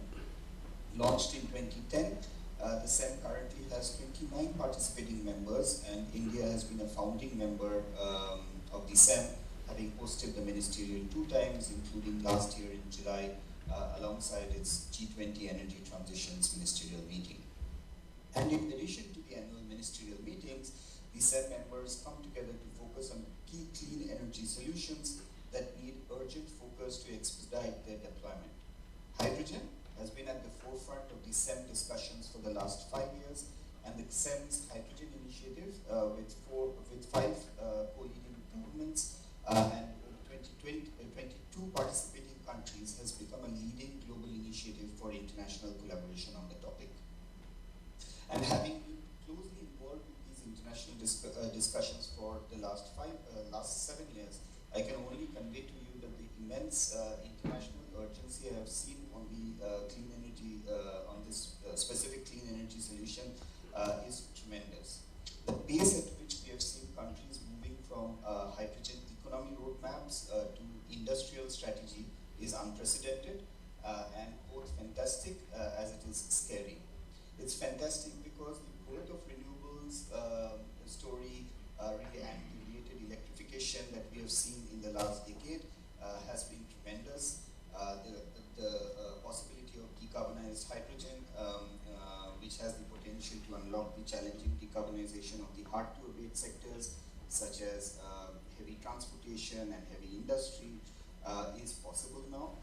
And it's also scary because we now need to move at incredible pace, taking along industry, economy to meet the clean energy transition needs with the aim of global net zero by 2050, with countries having goals all the way till 2070. But some estimates suggest that a lack of international collaboration could push back these ambitions by over 50 years. We sadly don't have this option given our climate ambitions. Low carbon hydrogen will have to play a critical role if we have to meet any of these goals. As Dr. Singh outlined, the various activities that many governments and regions are taking towards achieving these goals, and Mr. Bhalla earlier in his opening remarks gave a thorough overview of India's plans. What is clear from all these messages is that this acceleration of hydrogen deployment will not be possible if we do not take an all-of-economy approach and one that is internationally integrated. We have seen that the work that we are doing on industrial decarbonization for sectors such as steel and cement, for instance, will greatly benefit from early clarity on hydrogen standards. And transportation strategies perhaps need to be looked at in sync with electrification and infrastructure growth if we are to make progress for hydrogen uptake within the transportation sector. India has been quite a leader in the last 2.5-3 years with the development of its own hydrogen mission, and I can only say from the international scoping that the mission stands out as a pretty unique mission strategy, which looks at the entire supply chain from the upstream all the way to the downstream end use for hydrogen as well. And this is even more pertinent today, given the fact that what we are seeing is that there has been a lot of stress which countries have put on production-linked goals and targets.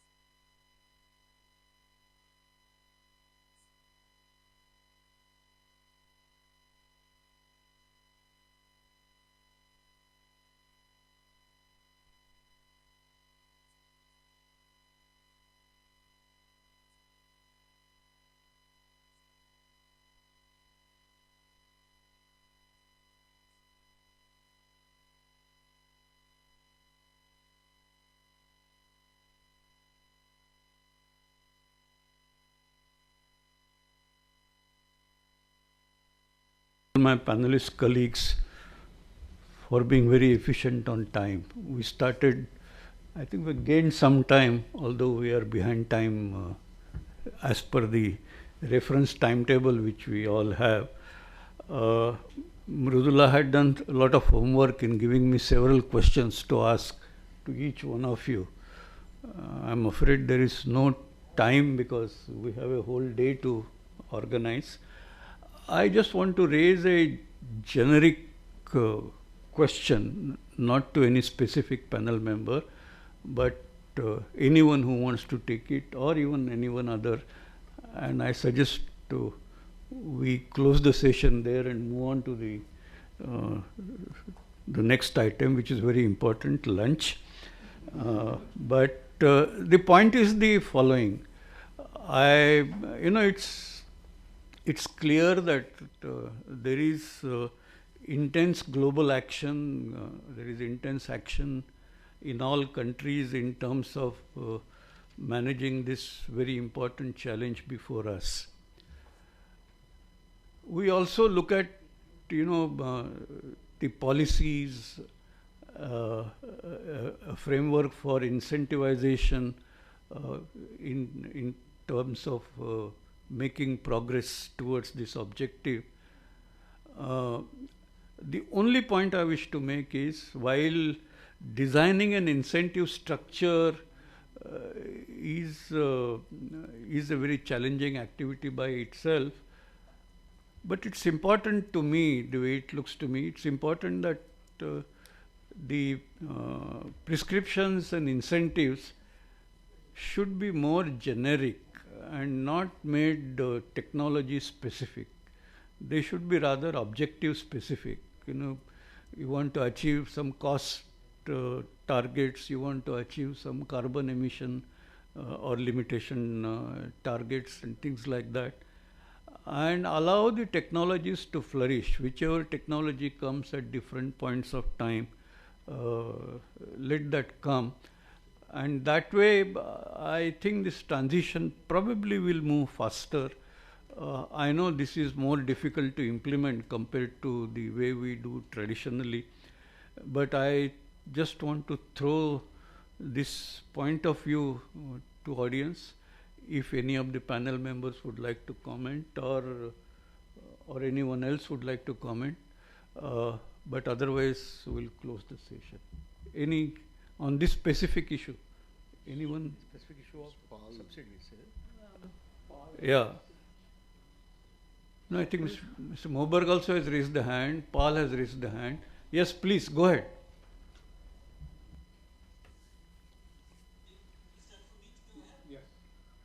Yes, please go ahead.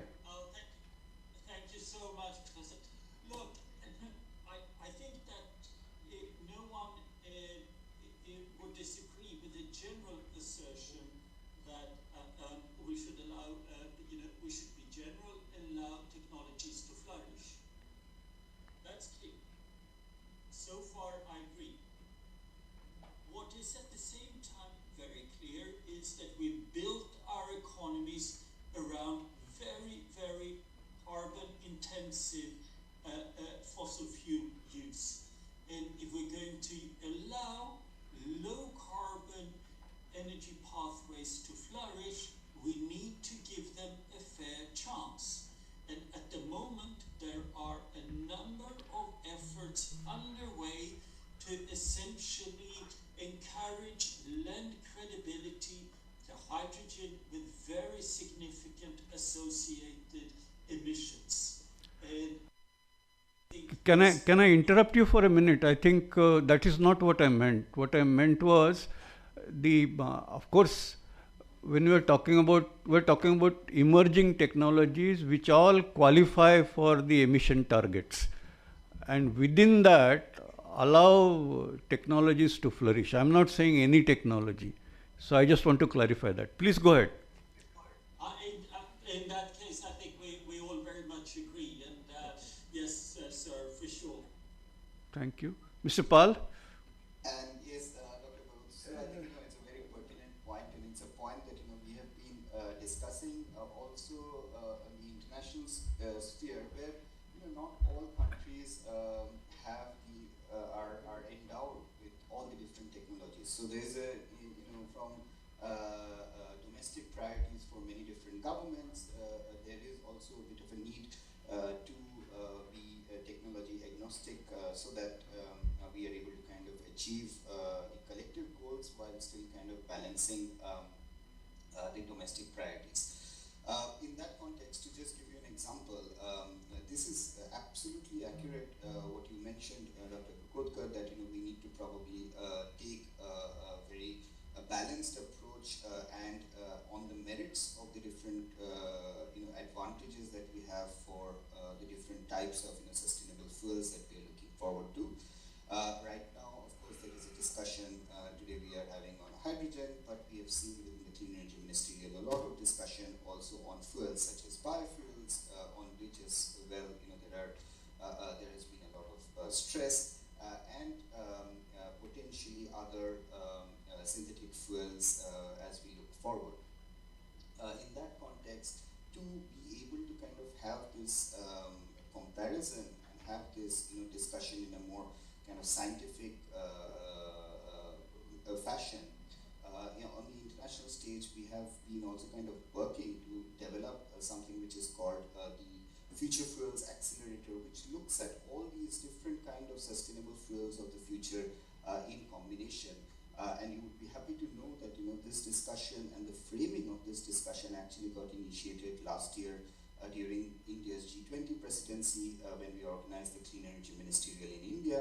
And Brazil is taking forward with their G20 presidency this year to have this discussion on a more even footing for all fuels, looking at the costs and benefits and the advantages and disadvantages that these fuels have. From particularly what you started off with, Dr. Kakodkar, it's not the green or the color of fuel that is important, but the fact that the carbon intensity of each of these fuels need to be kind of evaluated, and that is what we are aiming to have this collective global discourse later this year, and hope that it will still set the stage for all these technologies which are available to us. We are able to benefit from these technologies based on their true advantages and disadvantages. On that, however, needless to say, hydrogen does stand a very, very strong stand compared to all the other kind of carbon intensities that we have already seen for other fuels. Thank you. Yes. Here. Yeah. No, I just want to make a point because the cost to the nation. We should be also aware of the cost to the nation, and there's another cost when we transit from fossil fuel energy to green energy, which is a national cost or social cost. Like, for example, just imagine that we will switch over from thermal coal power plants to green energy power plants, and there will be so many jobs will be lost. So that's why the new concept of just transition has come. That when we are transiting, we should not look only at the cost of the transit, but the cost, associated costs. So those costs have to be also considered in understanding, how much it really costs to move from one paradigm to another paradigm. We shouldn't forget that. No, absolutely. But the question is, all countries have given their net zero targets. Yeah. So this is within that. So that should address that. Talking from a cost point. Yeah. Madam, you want so subsidies you might have to give there also, not only subsidies for the fair chance, as it says, to the new technology developers. Subsidies have to be given also. No, absolutely. Now my point was, we're talking about, say in this hall, we're talking about only green hydrogen. Now, even in green hydrogen, there are n number of technologies. Some may be ready, some may come after a couple of years. So that point is very. Some may come that. Now the question is, we should devise policies which are technology agnostic. So that point is very. That was all I was trying to say, and because I think implementing these things are difficult, and so you tend to specify this technology, that technology, and then. Actually, this becomes a block for new technology. There are several cases well, no time to talk about it. But Madam, please. No, I just wanted to add, Dr. Kakotkar, I think that's pretty much what most of the countries are doing, that they are not actually specifying which technologies, but looking at maybe things like, for example, Mr. Bhalla just told us about the amount of carbon emission that they're willing to look at to define green hydrogen. And but you will see that in most of the countries, it's a cost parameter. How do you reduce cost, and also defining what is the kind of emission that they are willing to live with to define a low carbon pathway for producing hydrogen. So for example, in France, they will definitely be looking at nuclear, because that's, and that is actually a big discussion that's happening in Europe, where they are not agreeing on the word renewable, but they want the word clean energy, defining on how much emissions come in. So it's probably, that's probably the future. You want to final word? Slightly, no, not really. I mean, a different perspective, Dr. Kaukar. One part is that green or blue or whatever, hydrogen is a very important component, and we have to pursue following the global standards. No two thoughts about it. But I'm posing as an engineer another facet of the whole issue. We produce globally about 1,800 million tons of steel. For every ton of steel, we produce about 2 tons of CO2. Substituting carbon as a reducing agent for winning iron from Fe2O3 has not yet been realized nowhere in the world. And it's not very much visible either in the horizon. So there are certain scientific solutions which actually have to be not only proposed but practiced and demonstrated. So mitigation is the strategy that we are following throughout the world, but substitution is not necessarily in the horizon somewhere. Without cement, you can't, steel and cement, you can't make any big structures for the society. So these aspects also need to be, and India, being the largest population in the world today, also the youngest, consumes about 22% or so of the energy that we use for life. So there'll be huge demand and we need substitutes, but there has to be certain scientific solutions as well. That's all. Yeah. No, but I think as we heard during this discussion where somebody said, and I think that is true, that I think the technologies for kind of getting away from carbon to produce steel are very much on the horizon. On a large scale, it's likely to come. I'll talk about it. But agreed, this is, well, that may be one example. There are many other such possibilities, and there are many other technological hurdles that need to be addressed to make this transition possible.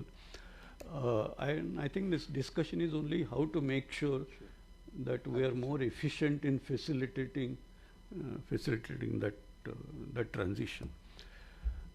Now I think whatever time gained I have completely lost again. So I cannot extend this session any further.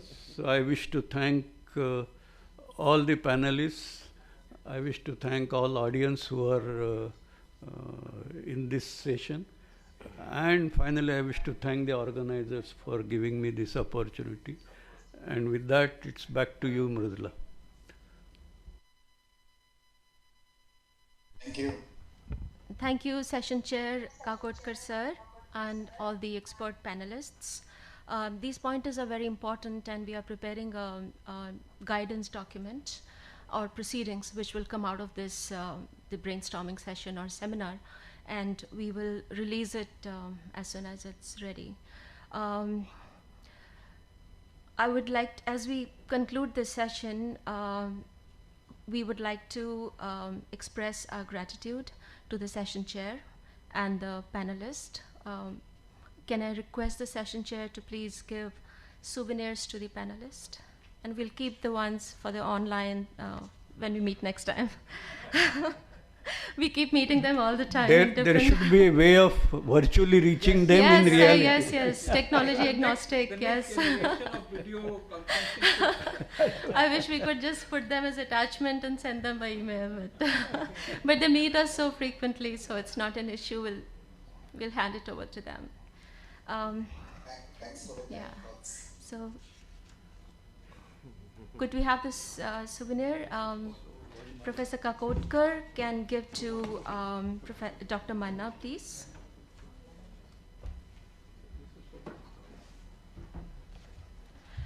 And Ms. Gauri.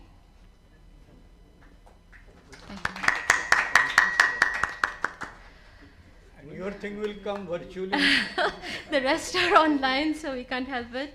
But Yonas, I promise, and Sharbajit, next time. We are meeting soon. I mean, we are doing the workshop with them, I mean, very soon, as DG pointed out.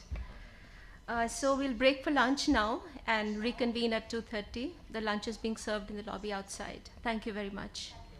Welcome back, ladies and gentlemen. The session 2 of this seminar is on the economics of green hydrogen in Indian perspective. It's an honor to have our DG, Dr. Ajay Mathur, as the chair of the session and help us do the moderation.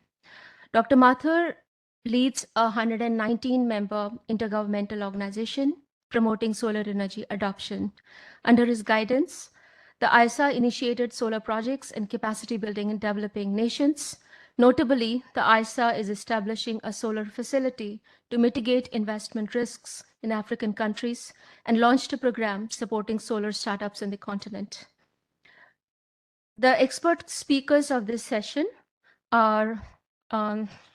Ashish Lele, Director, National Chemical Laboratory, Pune; Dr. Pradeep Tharakan, Director, Energy Transition, Asian Development Bank; Mr. Shreyans Jain, Investment Officer, Upstream Asia Manufacturing, Agribusiness and Services, IFC; Mr. Sturley Harold Pedersen, Chairman of the Board, Greenstat Norway, and he also happens to be a member of our GHIC Steering Committee; Mr. Matthew Gies, Director Asia, HDF Energy. He's a member of our GHIC Steering Committee as well. Ladies and gentlemen, we'll have initial 7 to 8 minutes of talk by each speaker, followed by discussions. Over to you, sir, Dr. Mathur. Thank you. Mridula has told me that I need to keep on time. We cannot afford to be late anymore. So without further ado, we are looking at 5 speakers and then an audience interaction. So we are looking at 8 minutes per person. And what I will do is when it is nearly 8 minutes, say 7.5 minutes, I'll start waving my hands so that people know that we are getting to time. I'm delighted that we have Dr. Ashish Lele, Dr. Pradeep Tharakan, Mr. Shreyans Jain, Sturley Pedersen, and Matthew Geze here with us. They together have focused a lot on making hydrogen, both its production and more importantly, its utilization cost effective. We look forward to hear from them because ultimately what is important is that the user sector will start adopting hydrogen appliances and products only if they are cost effective. You may have 1 or 2 people who may do it for reasons of international trade, for positioning themselves in this area and so on. But large scale movement will occur only if it is cost effective.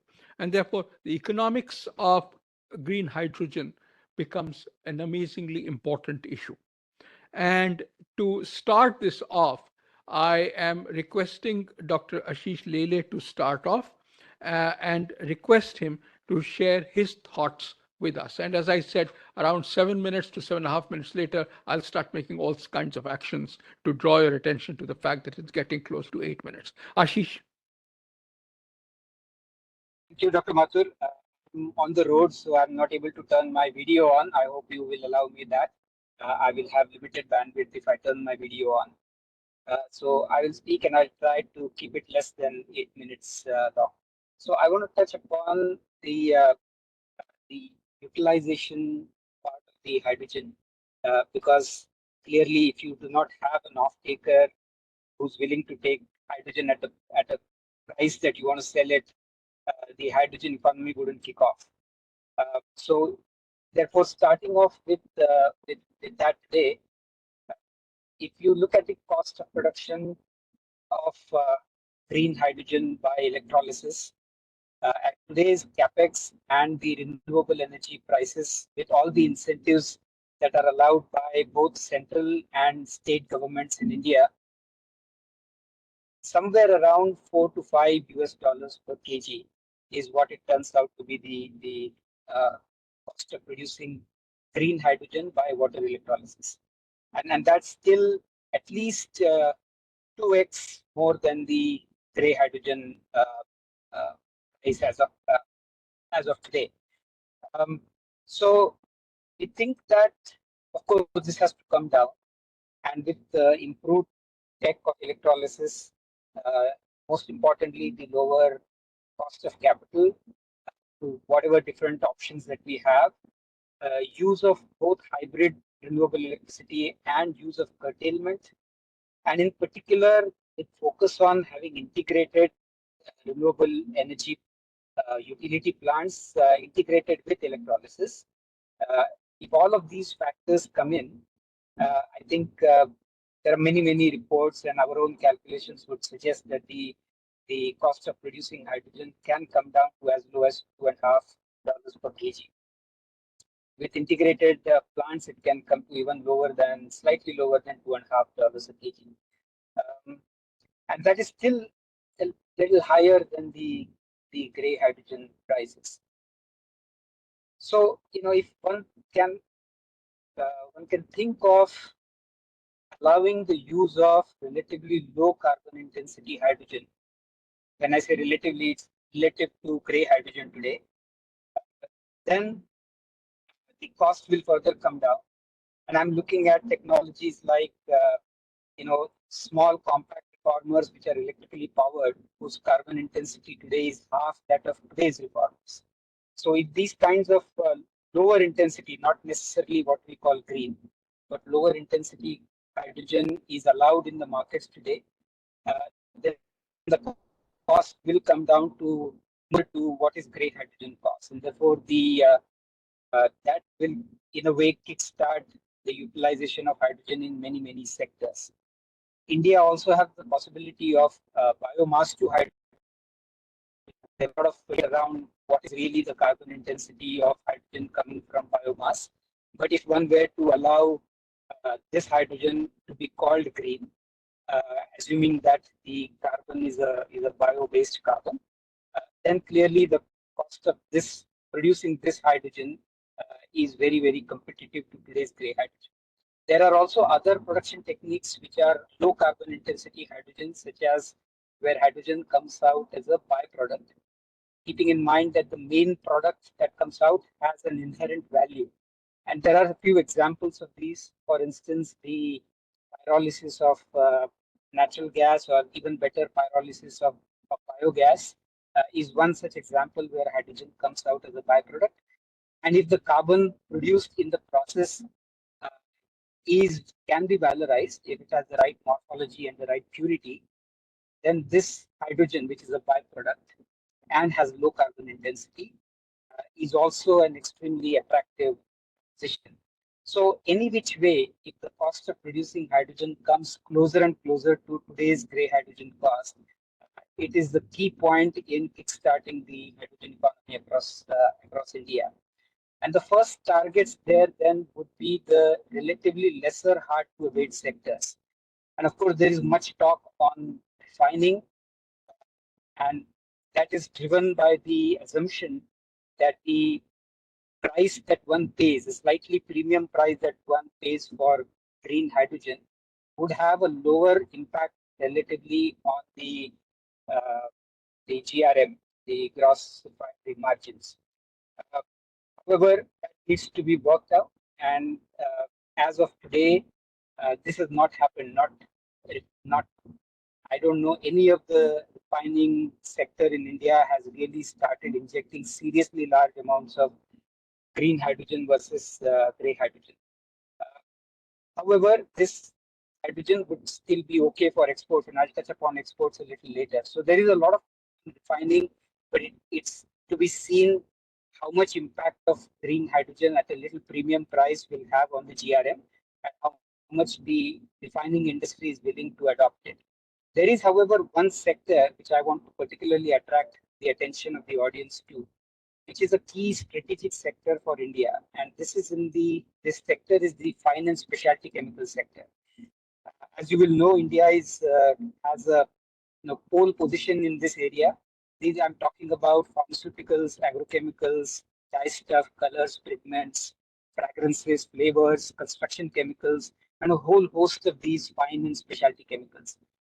And today, hydrogen is used in this sector very widely as a hydrogenating agent. Hydrogenation is a platform technology across the fine and specialty chemical sector. My own guess estimate is about 200 kilotons per annum, perhaps even 250 kilotons per annum is the consumption of gray hydrogen today in this sector. All of that hydrogen, well, most of it is purchased through merchant sale. And the price that these industries are paying today for this gray hydrogen is, as of today, at least 400 to 450 rupees per kg, and that's already about $3 to $4 per kg.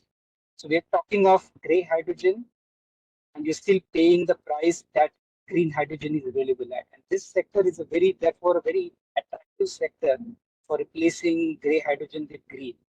It is even more attractive because much of the chemicals that are produced today by this sector are actually export oriented, and therefore this industrial sector is already facing decarbonization pressures in markets outside India.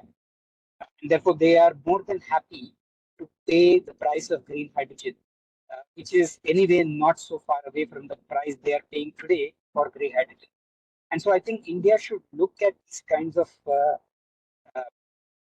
kinds of areas where these are low-hanging fruits, in my opinion, where substitution of gray hydrogen with green hydrogen is entirely possible.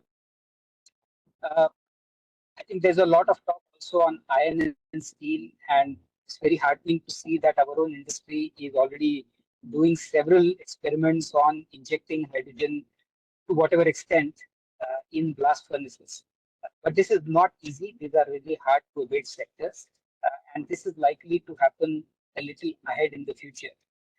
Midterm, we believe that shipping, inland waterways, and heavy commercial vehicles on the road will likely adopt hydrogen. We ourselves in our lab are very happy to have collaborated with industry to have launched India's first hydrogen fuel cell powered catamaran. This recently happened in the Cochin shipyard. We're happy to have our fuel cell powering this vessel. And I think we hope that as the Ashish, in case you can't see me, I'm flapping like a chicken because the 7 or 8 minutes are over. I'm done.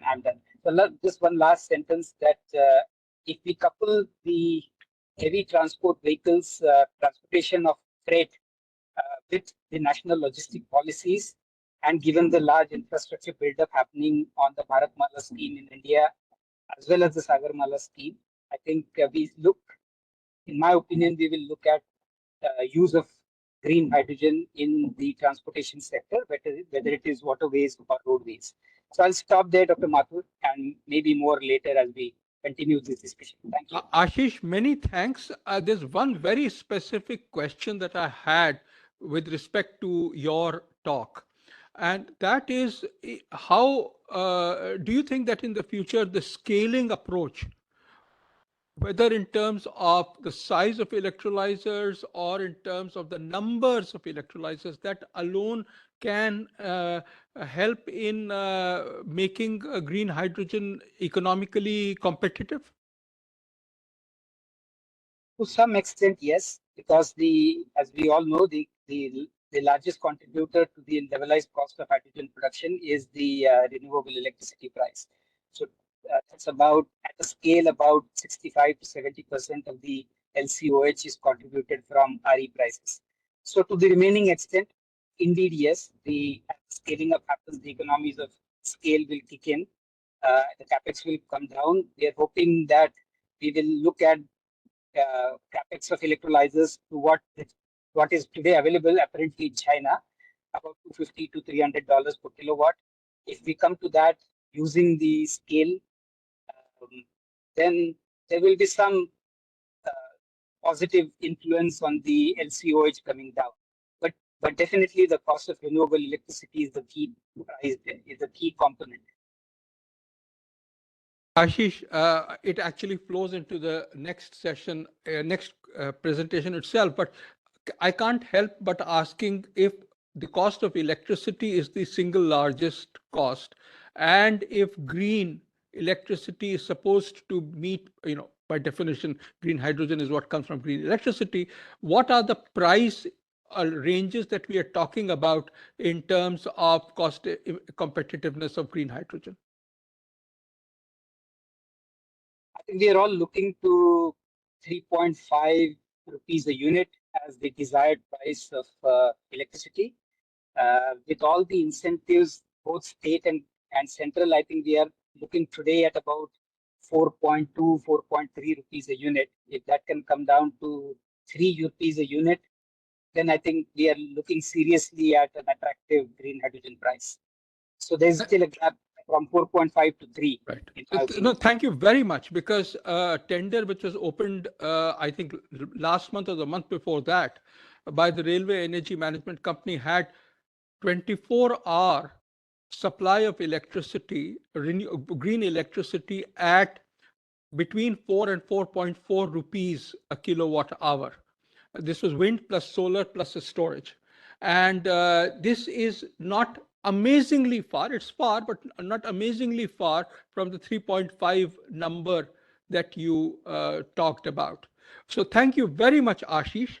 I know that you're traveling, but I would request you to stay on. And meanwhile, I know that Shreyans has to leave early. So Shreyans, can I request you to speak for the next 7 minutes or so? Sure. Thanks, Mr. Mathur, and thanks for accommodating my request. So thanks, Ashish. Thanks for all the insights. Maybe what I would like to do is that provide some insights based on a financier's perspective in terms of what we are seeing in the market. As Ashish said, as today the price of green hydrogen is 2 to 5 times that of gray hydrogen. Now that totally depends on the industry that you're looking at. And I would probably like to make the statement that we are already seeing that in certain industries, green hydrogen has become cost competitive to gray hydrogen. Now, I think Ashish touched upon the steel sector, and what we are seeing here is green hydrogen has the unique ability to provide a fixed cost or a visibility to the off-taker in terms of what the cost would be, whereas currently gray hydrogen does not have the ability to do that. And that's primarily because the gray hydrogen that is being sourced is totally dependent on the price of LNG. And as we know, India is a net importer of LNG. So from that perspective, I think there are certain industries where we are seeing green hydrogen is already competitive, and that's quite heartening to see. The other point that I would like to make is, so what is the cost component? So as Ashish said, 60% of the levelized cost of hydrogen is actually green electricity, and 40% is the cost of electrolyzer. Given that we are able to scale up electrolyzer technology, and given that we are able to deploy at scale, I think we have the potential to reduce the cost of green hydrogen significantly. But another insight that I just want to present here is that we are already seeing a lot of innovations. So for example, at this point in time, a lot of electrolyzers are actually imported, whether it be PEM electrolyzers or alkaline electrolyzers, and they are being imported from Europe or they're being imported from China. However, what we are seeing is that it totally depends on what you call the electrolyzer. Is it only the stack, or is it also, the rectifier and other additional, ancillaries to the electrolyzer? And what we are seeing is that some of those ancillaries are actually getting produced in India now, and that has had a significant, what I would say, impact on the cost of the capex that we are incurring. Then in terms of financing perspectives, what we are trying to see is that which are the sectors that will be first off-takers of green hydrogen. Definitely the refining sector would be one of the biggest off-takers. Fertilizer sector, yes, but there are certain challenges in terms of technologies. But what I would like to focus on is the smaller captive green hydrogen plants that we can develop for the CNI sector. I think that is something that we're not focusing enough on, and that has the potential to take off today. We've met quite a few entrepreneurs who are looking to develop green hydrogen production centers for the supply to industrial clusters. And some of these customers are ready to sign 20-year offtake agreements, which is again very, very heartening to see. And obviously the economics behind it is that you're able to lock in the price of hydrogen today rather than being dependent on the variable cost that gray hydrogen would present. Then maybe the third aspect that I could touch upon is, what are the key risks that we are seeing as far as financing large-scale hydrogen projects is concerned. So I think while financing hydrogen is new, but it's not something that we are building from ground up. I think if you look at LNG, the way those projects are structured, that they actually provide a blueprint in terms of how big hydrogen projects can be financed today. But the first risk that we are cognizant of is the project-on-project risk. Now, you see, when you're developing a green hydrogen project, you have multiple sub-projects within that. There is a renewable energy project, there is the electrolyzer, there is the transportation infrastructure, and so on. So what's happening is that if you're taking a bet on the green hydrogen piece, and you're not able to develop the the renewable energy piece at the same time, that is, where a project-on-project risk is being introduced, and that is what is not being priced correctly, and that is also leading to a higher cost of hydrogen. So what we are preferring is that if we could develop integrated green hydrogen projects, or at least have all parties as consortium members, so basically the renewable energy developer, the green hydrogen producer, as well as the transporter in the same project, that helps really taking a good view in terms of the risks that are involved. And I think the second most important risk that is being priced in is obviously the offtake risk, right? So ideally, what you should, while you can probably have offtake agreements with AAA rated off-takers, what really helps is that if the off-taker is a part of the consortium. What also helps is that if there are some kind of backstop guarantees in terms of the offtake, and there is a 20 to 30-year long-term offtake that can be provided, which gives the financier a lot of comfort in terms of what is the risk that is being taken on.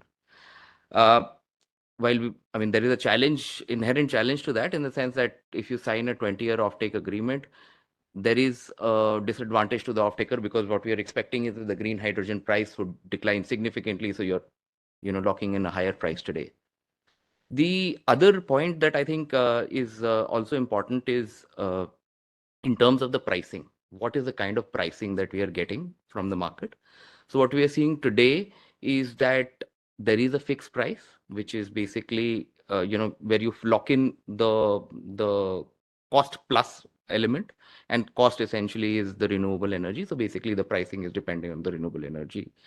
And there are significant price openers in terms of, if there is a significant decline in the cost of renewable energy, that benefit can be passed on to the off-taker. So I think that's also, one of the significant risks that we are looking at. And then maybe lastly, what we're seeing is, and this is based on evaluation of green hydrogen projects worldwide, what we are trying to also assess is what are the kind of regulatory risks that green hydrogen presents in each country. And it is also very heartening to see that as far as India is concerned, I think there is a significant push to support green hydrogen. We've seen PLIs, we've seen the SIDE program, which gives a lot of comfort to a financier that yes, there is significant support from the government on this. What is also helping the cause is that the interstate transmission charges have been waived, so that means that you can actually set up electrolyzer at a place where it is easy to transport to your off-taker, and you can have renewable energy at a place where it is the most cost effective to produce. So that's again something that is being enabled by the government of India. So I think that's something that's really encouraging as far as the Indian context is concerned. Maybe I'll pause here and be open to any questions that you may have. Thank you very much, Shreyans. I am going to ask you a question. Mr. Patil here, or the person who's sitting next to you, Mr. Kamlesh Gupta, they're both from L&T, who are getting into or are actually into the business of producing electrolyzers in India. Would you give them a loan? Well, I would say that we've been interacting with L&T for quite some time. Okay. Right. And I would say that is the key focus, right? I mean, if you're able to support electrolyzer manufacturing in India, I think that's where we can make a difference.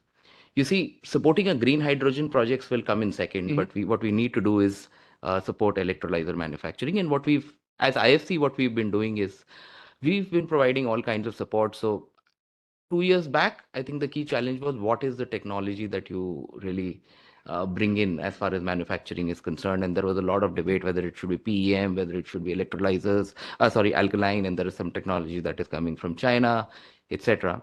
So we did step in at that point in time in terms of trying to understand, what are the kind of technologies that are most favorable for Indian conditions. And as far as electrolyzer manufacturing is concerned, I think that's from an IFC perspective, that's a key focus for us.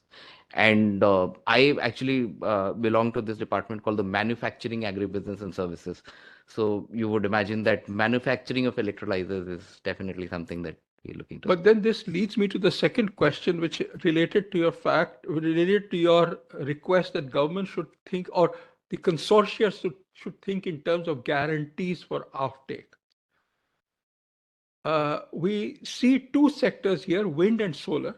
Right. Wind developed without guarantees. And so what developed was that the manufacturer of wind turbines also became the person who set up the farm and managed it. In solar, the solar manufacturers and the solar developers were very separate because you had a guarantee with the Solar Energy Corporation of India. Where do you think the hydrogen sector will move? I think what we are seeing at this point in time is everybody who wants to get into green hydrogen is also getting into electrolyzer manufacturing. Okay. And I think one of the key reasons is because there were a couple of years back, if you would have gone into the market, everybody would have said that the availability of electrolyzer is a challenge today. And that is why I think every green hydrogen developer wanted to get into electrolyzer manufacturing.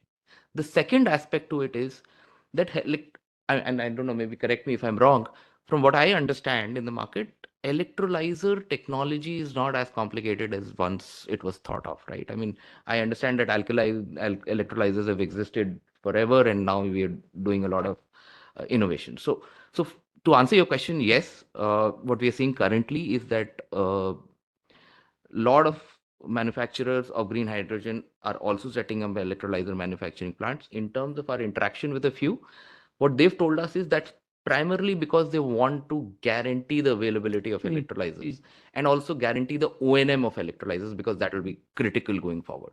So from that perspective, we are seeing both. I think you also had a question on offtake, right? In terms of why are we looking at signing long-term offtake agreements? I think that is where if you look at the NEOM project, I mean, one of the reasons that financing to such a massive scale project was available is because the offtake was guaranteed by Air Liquide, I think. Yes, it was a long-term offtake that was guaranteed.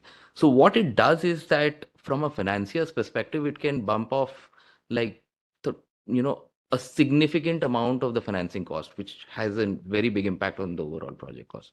So from that perspective, we feel that a strong offtake is critical. Okay. Thank you. Thank you very much, Shreyans. We most rudely bypassed Pradeep and took you up first. So Pradeep, can I request you to share your thoughts, and particularly coming from the ADB?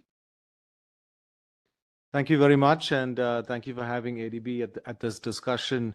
I think a lot has been said about price trends and sort of the key risks, and I think my colleagues from the IFC also pointed out some of the sort of trends in the market today. So maybe I can just take a step back and firstly briefly introduce ADB as well as a multilateral development bank. So we're owned by 63 countries. India is one of them, and typical of or quite similar to the other MDBs. Recently, we've all sort of undertaken a mandate to be bigger, bolder, and better. So more financing is available. We're also trying to lower the cost of our financing by blending it with more concessional resources. And we're also being bolder in terms of actually looking at a lot of the new areas that need financing. And so green hydrogen is one of them. I think the previous speakers have sort of alluded to sort of maybe three pathways that we are seeing in terms of hydrogen projects. We've got the really large export projects that are being proposed. There's clearly a price differential. These sponsors think they're able to make hydrogen at about perhaps $3.5 to $4 to $5 a kilo, and there are markets that'll pay upwards of 8 or close to 8. And so there's clearly an arbitrage that can be, tackled. The second is the industrial use, and that's been alluded as well. There are some very interesting models where, if you look at the greenhouse GH2 steel project, where you've got the off-takers are also part of the project company, so as a way of risk sharing. And so that also gets around the issue of long-term offtake prices. Yes, you are locking in a higher price at this point, but then if you're also in the project company, you get to participate in the upside as well. So that's another model we're seeing. And the third model, I think, which Mr. Lele mentioned earlier, is about really the small-scale agriculture waste to hydrogen projects, or the sort of captive generation of hydrogen, which is really important for a development bank. I mean, while we do want to facilitate the larger export oriented projects, because those build scale, they build expertise, they help to bring down the prices, we also in the near term do not want to lose sight of those smaller projects, especially in the agriculture to hydrogen space, which will provide a lot more co-benefits as well. Be it air quality benefits, better incomes to rural contexts, and so on. So these are all areas that we are pursuing. We are in active discussions with a couple of projects in India. And I think some of the things that we are kind of quite closely tracking is that these are entirely new areas for us. So issues around technology risk has been mentioned. We want to make sure that is fully addressed. And also the utilization of electrolyzers, because that's really what's going to bring down the price and help with more efficient operations. So, there was mention of the projects in the Middle East, but they are really going to be relying on solar and with storage of solar during the nighttime, whereas some of the projects in India, which have much better integration with solar, wind, and pumped hydro, would potentially lead to much higher capacity utilization of the electrolyzers, even up to perhaps 75%. So that should really help to bring down prices. And I think the first mover projects are seeking to be fully integrated for reasons that have been discussed earlier, and those are going to be very helpful as well in terms of bringing down the overall costs. I think those are sort of the main points I wanted to mention. And we really hope that along with the development of individual projects, I think we can also help our stakeholders to develop industrial corridors, or what we call sort of hydrogen hubs. And the government has already indicated a few priority states and ports around which these hydrogen hubs are being developed. So ADB is working with the port of Visakhapatnam. We are in discussions in Tamil Nadu, in Maharashtra, and in Gujarat to also help the states with develop roadmaps. So that sort of brings to bear, as MDBs, we've got a lot of expertise in certain areas, such as industrial corridor development of renewable energy projects, which typically have long, PPAs and offtake prices and offtake contracts. We don't have as much experience in manufacturing, in things like green hydrogen, which are exposed to market risk. So we want to start from a place where we have comfort, but then move into areas which are newer to us, so that overall we're able to sort of fulfill our mandate. So Ajay, maybe I'll stop here and then happy to take questions. Pradeep, many thanks. Can you tell a little more about the cluster approach? Because the problem with clusters is how do you ensure that that there is a user of hydrogen where a producer of hydrogen is set up? Yeah, I mean, I think it's again going back to this whole industrial areas. I think if you look at a place like Visakhapatnam, where you've got a steel plant, you've got a port that could actually benefit from the greening of its operations. You've got an import-export pathway there. You've got access to a large amount of land, which can potentially be the base for renewable energy generation. So it's going to take a fair amount of analysis to identify the major users of green hydrogen or hydrogen to begin with, at the price ranges at which it would make sense for them, the transportation costs and so on, and then allow for some flexibility and growth as you go forward. But I think that's sort of the approach that one has to take. And this has been done in several other chemical industries. I mean, there's been a history of sort of the hub development. So we'll have to follow the same approach. Thank you very much. Stuart, let me move to you and request you to share your thoughts with us. Stuart, all yours.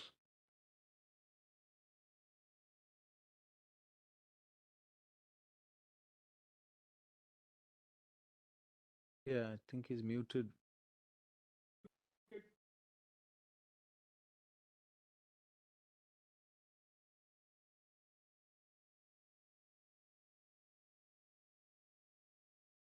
Hear me? Yeah. Hello?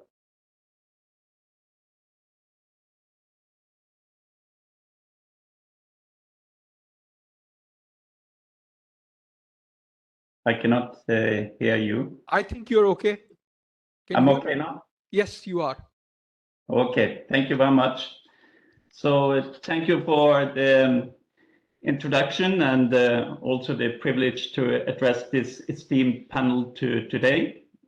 India's vision for green hydrogen stands as a sign of optimism in our collective battle against climate change, and it signifies India's steadfast commitment to forging a sustainable and prosperous future.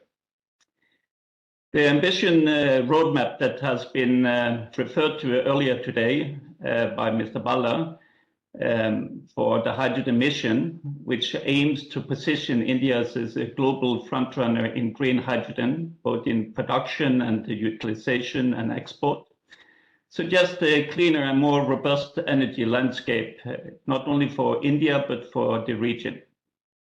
However, as India navigates this transformative terrain, it's imperative to recognize the challenges and also the opportunities that are at hand. And today we have talked about the cost competitiveness of green hydrogen still remains a key factor in its widespread adoption. And we have heard that the production of cost of green hydrogen exceeds both that of gray and blue hydrogen.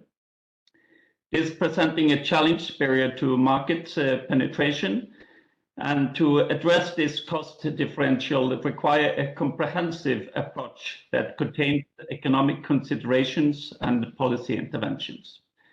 To drive down the cost associated with green hydrogen is imperative to grasp the fundamental economic factors at play.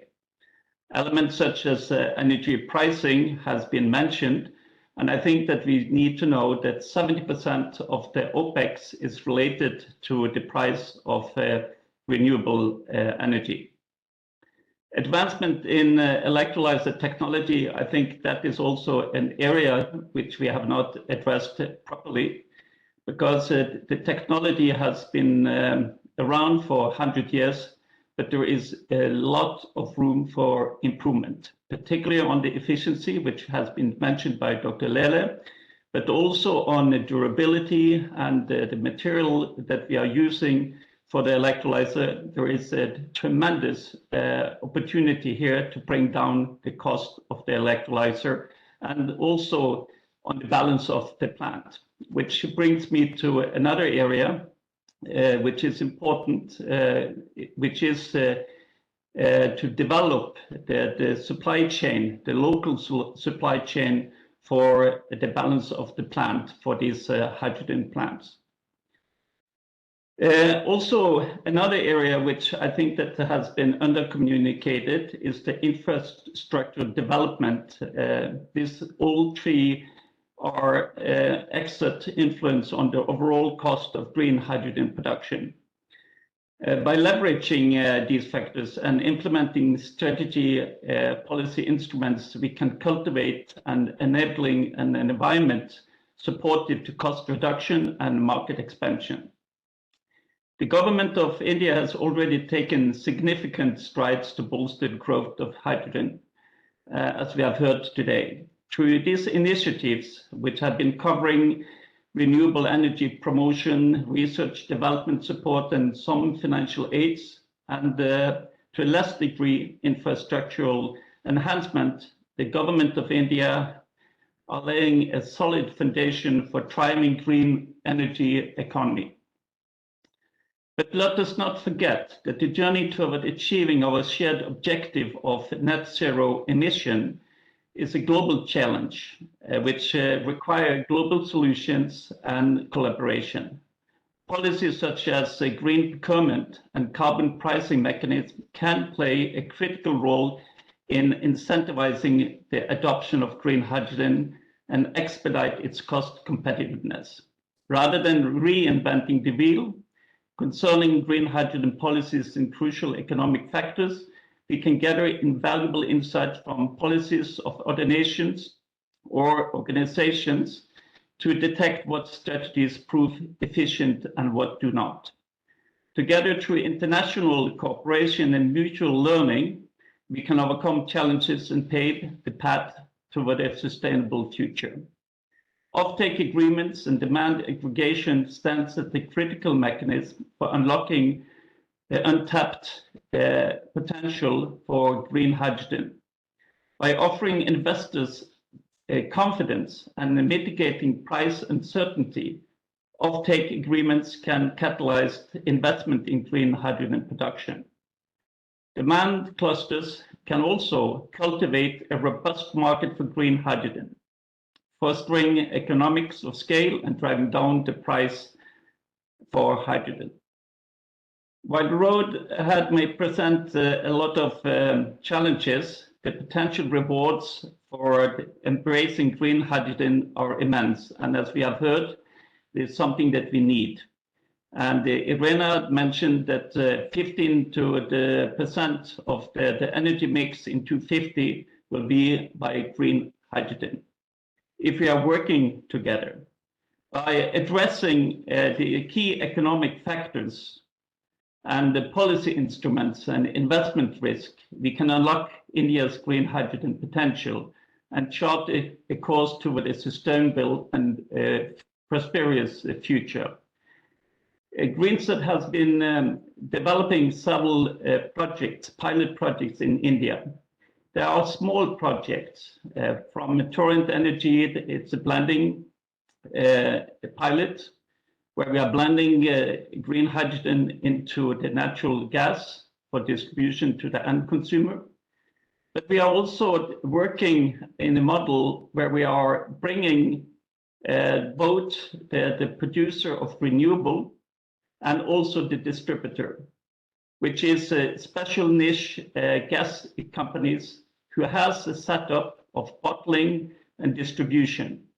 This is the only way today to actually make profitable pilot projects, because for all the other ones that we are talking about are not moving forward. And the reason for that is that we don't have an infrastructure in place.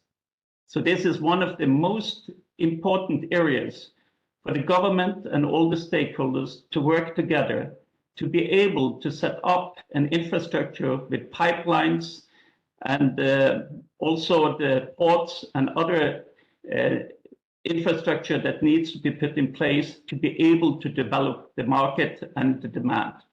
We cannot produce the hydrogen in a location where there is no offtake because we cannot move it to the market. So the infrastructure will be important, but we cannot wait until the infrastructure are in place. We need to start with a small pilot, and we need to actually convert consumption of gray hydrogen, and the government need to step up to give a timetable and percentage so that the stakeholders and the industry know when they need to put things in place, so we can create an offtake, and where we can also bring the risk down on some of these projects. It has been repeated many times today that we cannot find financial closure for many of the projects because there is no offtake, and this is a kind of an evil circle that we need to break. Thank you very much. Thank you, Sterling. That was very, very useful. And that leads me to the question of what are the specific kinds of economic factors that you think can influence the cost competitiveness of green hydrogen in India? Well, I think to accelerate the cost reduction, it is essential to focus on several different strategies. First, I think increasing the deployment of renewable energy sources such as solar and wind can and will help to reduce electricity cost. And in this area, I think the government is doing quite a good job. They have already announced that they need 50 gigawatts each year up to 2030 to meet the 500 gigawatt target. So I think in this area that the government are on track. The second one, which I want to emphasize, is that we need to invest more in research and development to improve the electrolysis efficiency and also to reduce the manufacturing cost. This can also lead to more cost-effective production methods. So research and development is an important area, and we need to focus more on this, also to be able to developing the supply chain in India. I think that India has all what they need to actually developing a world-class supply chain for hydrogen, green hydrogen plants. Third, I think it's the infrastructure, the pipeline, and refueling stations. The government need to step up and help to create a robust market for green hydrogen. And this will be driving also the scale and reducing the distribution cost that we have also been talking about. But the last part is fostering collaboration between the industry stakeholders, academia, and the government agencies. This can facilitate the knowledge sharing and innovation, further driving down the cost and enhancing the competitiveness of green hydrogen in India. So these are the recommendation I would give to the government. Thank you. Thanks very much, Sterling. I think that was very useful. Obviously, it seems that the government of India is on the right track, but I think reiterating this would be very useful. Matthew, can I request you to share your thoughts with us? Yeah, thank you, Dr. Matthew. Thank you for the invitation today. I will start by introducing myself and my background. It will help also to understand from which perspective I'm sharing the views today on green hydrogen. I'm director for Asia at HDF Energy. HDF Energy is a French developer of hydrogen projects. We are very versatile in Europe. We are looking at many types of applications, heavy mobility, power. And in Asia, we are focusing a bit more on power. During my work at HDF, I've met various potential partners, clients related to green hydrogen. And I will use this empiric experience to share my view today. So firstly, I would like to mention that obviously the potential for green hydrogen is there. There is no doubt about it. When we look at refineries, fertilizers, they are heavy existing consumer of green hydrogen. So in terms of market potential, the obvious first step should be to focus on those players because they just need to switch from gray to green hydrogen. We see that the steel industry also will be a heavy consumer of green hydrogen. And I personally believe that it's just a question of time. There is no doubt about the market potential. I believe we all agree on that, but it's important to remind when we talk about prices issues. I do believe it's just a transition we need to go through. The main challenge with those players, and I had a meeting last week again with a fertilizer company in Southeast Asia, is the price. When we discuss what's your current price for the gray hydrogen, usually the answer is 1.5, below $2 per kilo. And then what is your maximum target price for green hydrogen? Unfortunately, the answer is often $2 per kilo. There is the perception that if they go above that level, they will have difficulties to remain profitable and competitive in the market. So at the end of the day, someone should help them to switch to green hydrogen. That's why it takes time to develop projects and to meet gigawatt scale. So my view is that first we need to focus to identify sectors,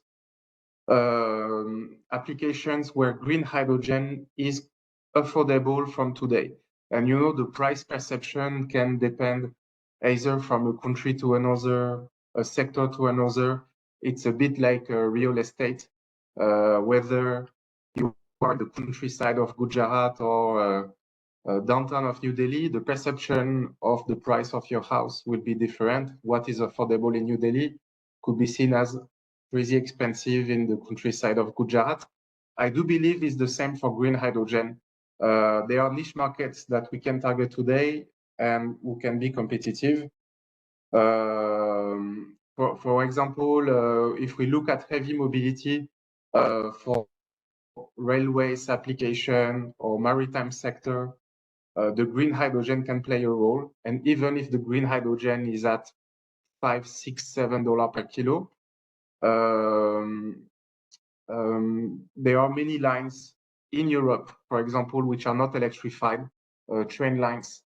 They are not always electrified because of topographic issues, infrastructure development costs. It's expensive to electrify all lines, requirements for new power plants. In such context, the green hydrogen can play a role. It is the case in India, but it is the case also in many countries of Asia. There are many train lines which are not electrified and which won't be electrified. That can be an application.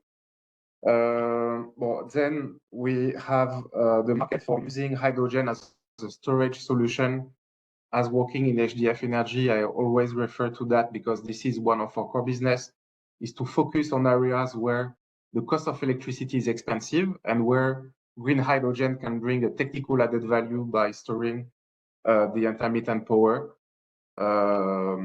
If we look at India, there are areas in Ladakh, in Andaman Islands, some areas of grid issues where green hydrogen can play a role and can be affordable. And in such application, there is no debate whether the hydrogen is at $2, $5, or $20 per kilo, because at the end of the day, we don't sell hydrogen, but kilowatt hour. And if the price of kilowatt hour is competitive in such context, it's a way to make a first green hydrogen projects happen. So my first view on the business model to make the green hydrogen projects happen today, not in 10 years, is to look at the niche application where we can make them viable. But then if we can find leverages to reduce the cost and to help the players from petrochemical sectors, chemical sectors to reach the $2-3 per kilo target, why not? And I identified some leverages. So indeed, the scale, if we can increase the demand, if we can reach gigawatt scale, that will reduce the cost. It's obvious. It was mentioned earlier to produce the electrolyzers in India, for example. But that being said, I don't think we can reach the gigawatt scale at once. We need a learning curve. And hence, to have the learning curve, we need to look at projects where it's viable today. So I come back to what I was saying earlier, but that is really important. The learning curve will be key to reduce the due diligence cost, to reduce the EPC cost. That will be a way for everyone in the market to learn about green hydrogen. And by starting maybe by 10, 20, 50 megawatt electrolyzer projects, it's a way to be more competitive on the gigawatt scale later. Then the development banks, I think IFC, ADB are there today. The development banks, they have a key role to play, a key role to make projects more sustainable during the development. Sometimes some technical assistance are required, not only to reduce the development cost, but to bring some comforts to local stakeholders, maybe for MNRE, MOP, whatever. The perception on green hydrogen is that it's too innovative, and the support from development institutions can help to address that concern. And then it's obvious during the implementation of the project finance scheme, DFIs can bring a concessional loan, which will help to be more competitive and affordable for the first projects. And last but not least, and it's almost as important as having financial leverages, to make the first projects happen and somehow to reduce the cost, we need to have a smooth coordination with local institutions, ministries, local governments. When we work on innovative projects, it can be extremely difficult to understand who does what at the ministry or local government, how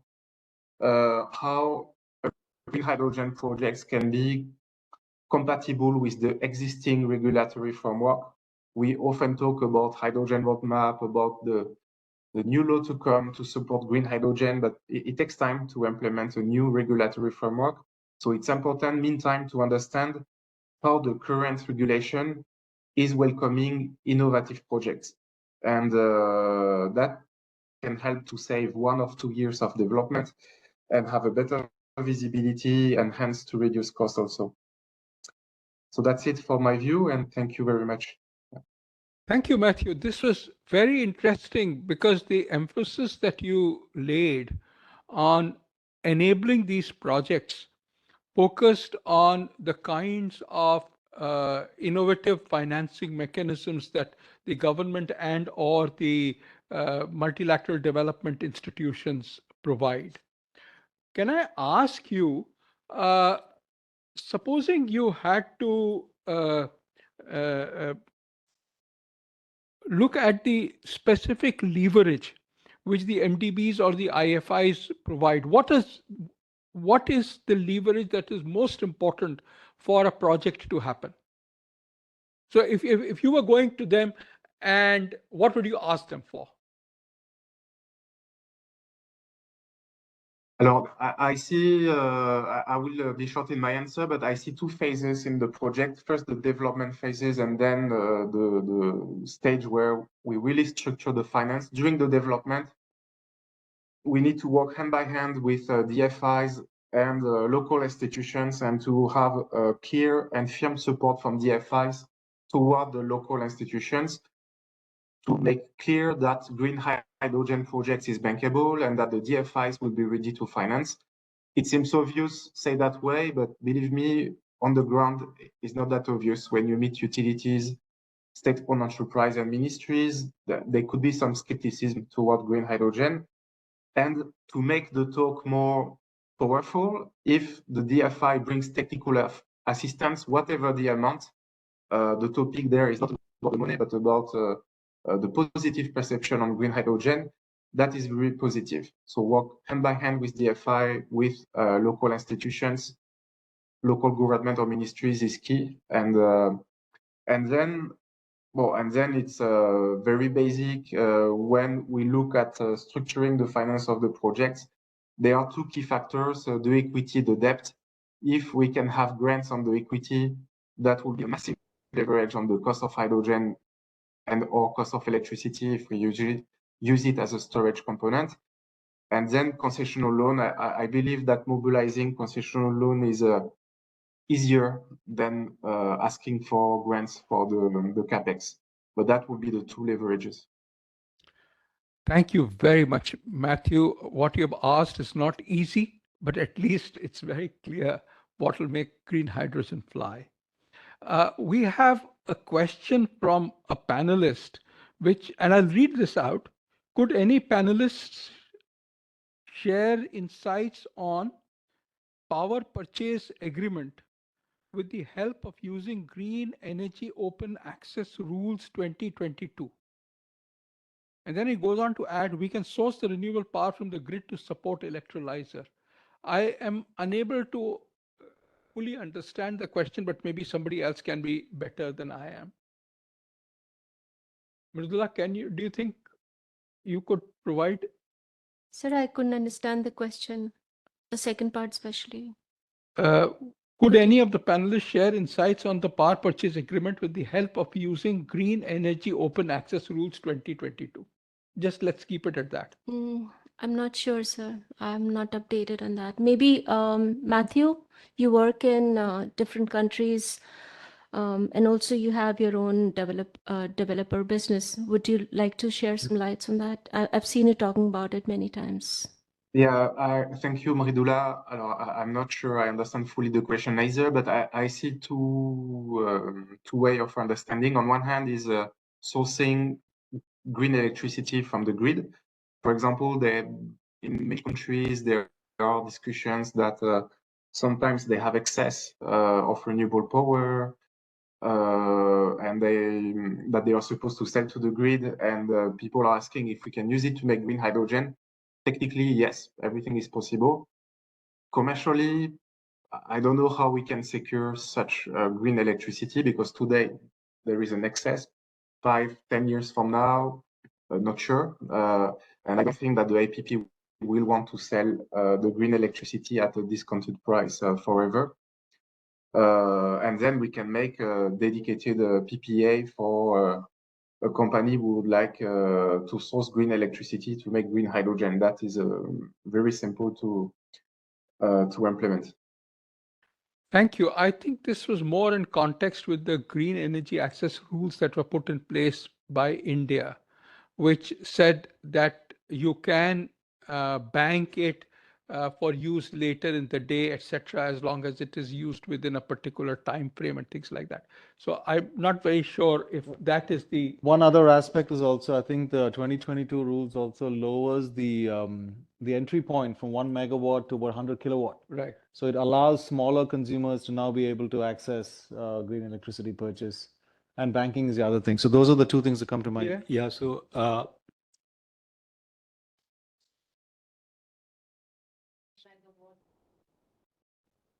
to 100 kilowatt, yeah. But I think now they are pushing for 30 kilowatt, yeah.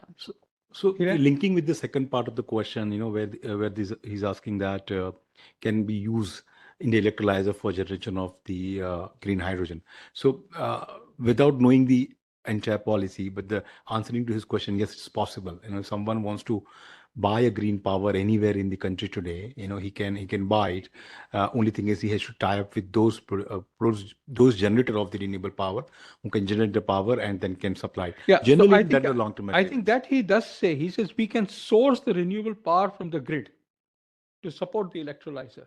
Yeah, so someone has to inject that renewable power. So there has to be an agreement between him and the renewable power producers to inject. Or use a trading agency like the Power Trading Corporation. So answering to his question, yes, that's possible in Indian context as well. Just one point, I think the demand aggregation is still not allowed.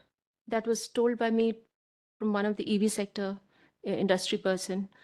They wanted to have a policy where the demand aggregation can be allowed so that they can meet that threshold 100 kilowatt. Yeah.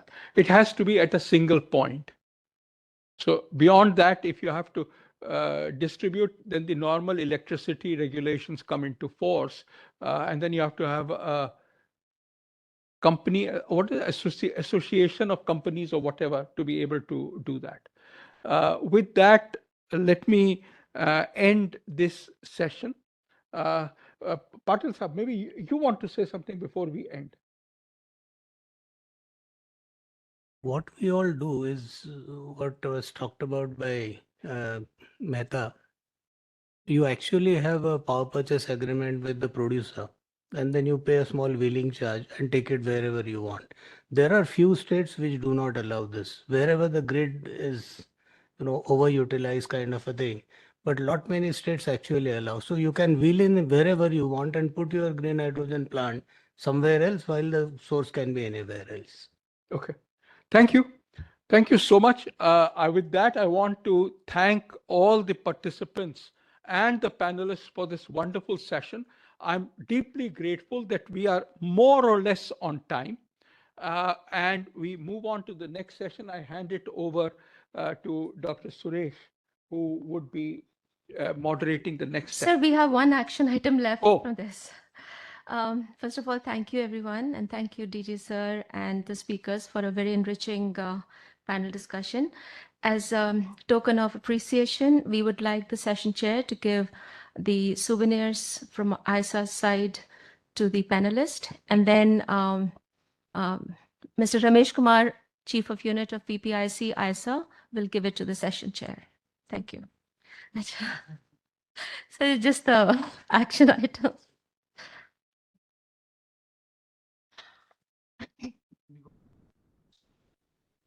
So we'll break for tea. This was the second action item, sir. And then after that, we'll reconvene in 15 minutes. Thank you.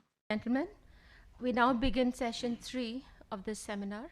Session 3 of this seminar is on the demand creation for green hydrogen. And it's an honor to have Dr. B.N. Suresh as the chair of this session. Dr. B.N. Suresh, FNAE, is the Chancellor of the Indian Institute of Space Science and Technology, an honorary distinguished professor, ISRO headquarters. Dr. Suresh has held several prestigious positions in his illustrious career. He is former president, INAE, director, Vikram Sarabhai Space Center, and member, Space Commission. He has been honored with numerous awards, including the Padma Bhushan and Padma Shri. The expert speakers of the session are Shri T.K. Ramchandran, Secretary, Ports, Shipping and Waterways, Government of India. Dr. Sanak Mishra, FNAE, former President, INAE, Member of Governing Board, Steel Research and Technology. He is an icon of steel sector and has been conferred the Lifetime Achievement Award by the Ministry of Steel. Dr. Bibek Bandyopadhyay, Senior Advisor, EY India, former Director, Solar Energy Center, and former Advisor, MNRE. He was involved with the Indian National Solar Mission and the Hydrogen Program, among many other prestigious assignments. Dr. Umesh Srivastav is Executive Director, R&D, Indian Oil Corporation, as the team lead of the Indian Oil Center for Alternative and Renewable Energy. He spearheads pioneering initiatives in solar, bioenergy, hydrogen, gasification, and batteries. Over to you, Dr. Suresh. Thank you very much. I'm sorry, there's one more addition who recently just joined us. Is Mr. Hiren Mehta, Chief Commercial Officer, VP Business Development, ACME, Clean Tech Solutions. Thank you. All right, thank you. Let me also welcome all eminent speakers and participants for this final session of this today's seminar. And the topic is, as already mentioned, demand creation for green hydrogen in the Indian context. I'd like to make just 4 quick points. One is what happened was morning session, Mr. Jonas, CEO of Green Hydrogen Organization, Geneva, while making his presentation, he just made one statement: demand is yet to take off. I just noted down.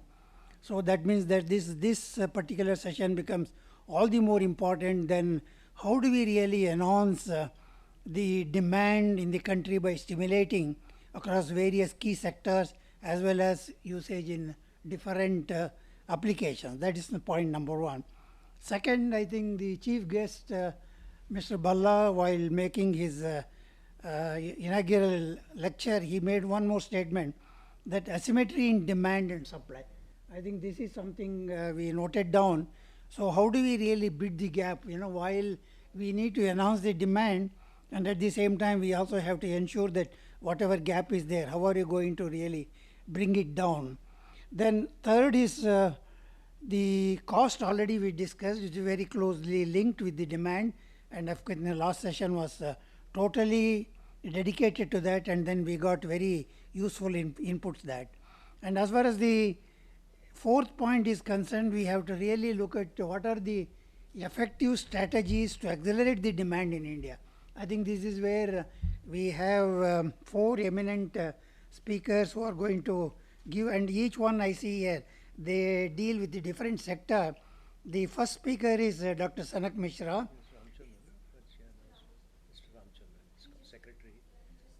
Is not here in this list actually. Can you just give that? No, I'll do that. Can you give that paper? It is not there in my. Yeah, he just came actually. All right. Okay. Okay. The first speaker, I'm sorry about that. It is not here. Mr. T.K. Ramachandran, Secretary, Port, Shipping and Waterways, Government of India. As you can see, he is going to represent the shipping and waterways. Then, of course, another speaker is Dr. Sanak Mishra, who was the former president of Academy, member of the governing board, Steel Research and Technology Mission of India. He is also known as the steel person in our Academy, and formerly managing director of Rourkela Steel Plant and member of board of SAIL. Then third speaker is Dr. Umesh Srivastava, executive director. He represents the oil sector, Indian Oil Corporation Limited, India. Mr. Birendra Singh, he represents the fertilizer sector. He is the director of Indian Farmers Fertilizer Cooperative, India.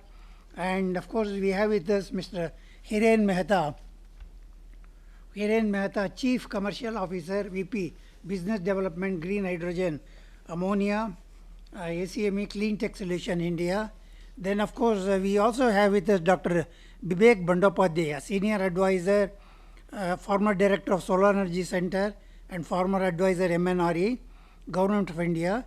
He was also involved in the Indian National Solar Mission and Hydrogen Program, among many other prestigious assignments. And altogether, we have about 15 minutes, as we have been doing in earlier session.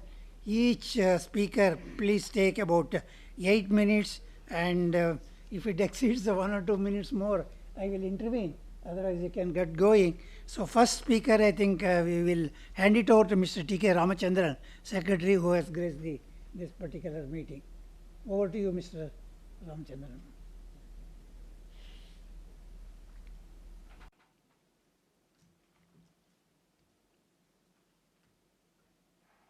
Speak from here? Or? Yeah. You can speak from there.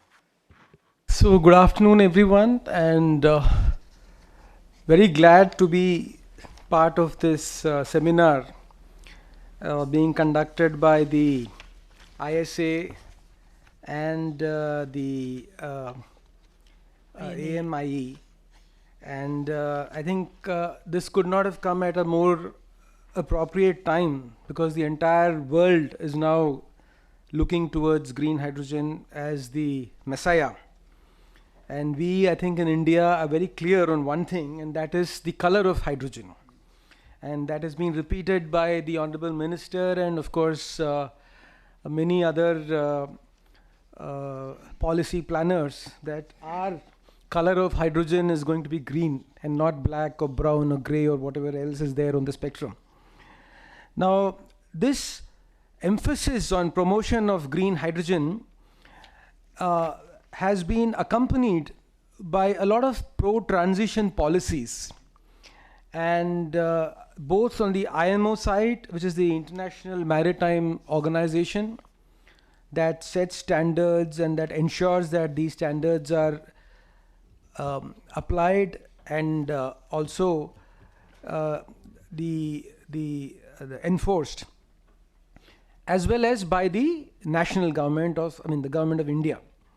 So for this creation of demand, of course, we need supply. A lot of action has already been taken. For instance, ensuring that there is availability of alternative fuels. And on that, I think a lot of deliberations have already happened. Then supply side ecosystem infrastructure is being created. And therefore, I think instead of looking at the chicken and egg conundrum, where you say that, okay, we don't have the ecosystem, therefore how do we have the, how do we supply, and therefore whether you will be able to meet the demand. And then whether there is a demand, again that creates a conundrum. So I saw at least in one or two countries in the West, in Norway for instance, where they are building the ecosystem and also the vessels to, in the shipping industry at least, the vessels to cater to the vessels to use this supply side infrastructure. So I think there is a need to cater to both supply and demand at the same time. So looking at maritime demand, the IMO has very clearly articulated the need for changeover to multi-fuel regime, in which hydrogen and its derivatives ammonia and methanol play a very important role. Now, of course, in the overall scheme of things, the shipping industry does not consume much of energy. That we must remember. But whatever energy that we do consume, the target is 50% by 2050. So now we consume about 5 million barrels of oil per day. So the aim is to move to 2.5 million barrels of per day worth of hydrogen-based fuels. So that is a very clear demand being forecast for you, and therefore I think there needs to be no reservations on the side of those who are investing in this field. The other thing is the preference for hydrogen. As you are aware, the IMO has a number of fuels which are being looked at, and one of them of course is green hydrogen. There could also be grey hydrogen or brown hydrogen, and there could also be the ammonia, the green hydrogen derivatives like green methanol and green ammonia. But now IMO has said that they are looking at multi-fuel. But if you look at the order book, we see that methanol fuel vessels are leading the pack, and therefore I think it is I think that is an indication of where we might be heading. And one of the important things about our country is that we are at a very strategic location. Now Singapore and China account for more than half of the global sale of bunker fuels, which is about 72 million tons in 2023. Now imagine half of this, which is 36 million tons of fuel, being converted to hydrogen or green hydrogen or its derivatives. That's a huge volume. Therefore I think people should just proceed ahead. Now where our competitiveness stems from our relative proximity, on the one hand to Singapore and on the other hand to the Fujairah and Jebel Ali and the other bunkering ports. Now unfortunately for them, maybe fortunately for us, we are near large swaths of dry land which can be used as solar plants. I was talking to the minister from Singapore, I think last year in June when I had gone to Norway, and they are very gung-ho on using hydrogen, ammonia in even their power plants. So I think something like the order of 2 to 5 million tons of ammonia, which they wanted to use in their power generation plants and not just in shipping. So therefore there is a lot of scope for India as far as bunkering is concerned. Now what have the ports done? Now at least 3 major ports have been identified as hydrogen bunkering ports and hydrogen hubs. In fact, I'm glad to tell you that last month we completed our auction, and 2,500 acres of land have been taken by about half a dozen companies just in Deen Dayal port, and the capacity that they are proposing to offer is about 7 million metric tons. So that's a huge volume, as you can well appreciate. And then Tuticorin port, again, there about 500 plus acres of land have been allotted to green hydrogen companies, and about 1 MMTA is the offtake expected. Investment of about 50,000 crores. And similarly, we have signed MOUs worth 3.4 lakh crores during the Global Maritime India Summit for green ammonia projects. So as far as ports are concerned, we are also looking at whether we can be part of a corridor, because as you can understand that a port by itself cannot really be, it can bunker, so creating the bunkering is of course one part of the entire value chain. So we create a bunker, we create storage, we create pipelines, we create production facilities and all that.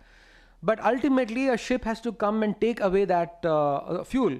And therefore the IMEC corridor, which the government of India has been talking about, with forward and backward linkages to Singapore on the east and the Middle East on the west.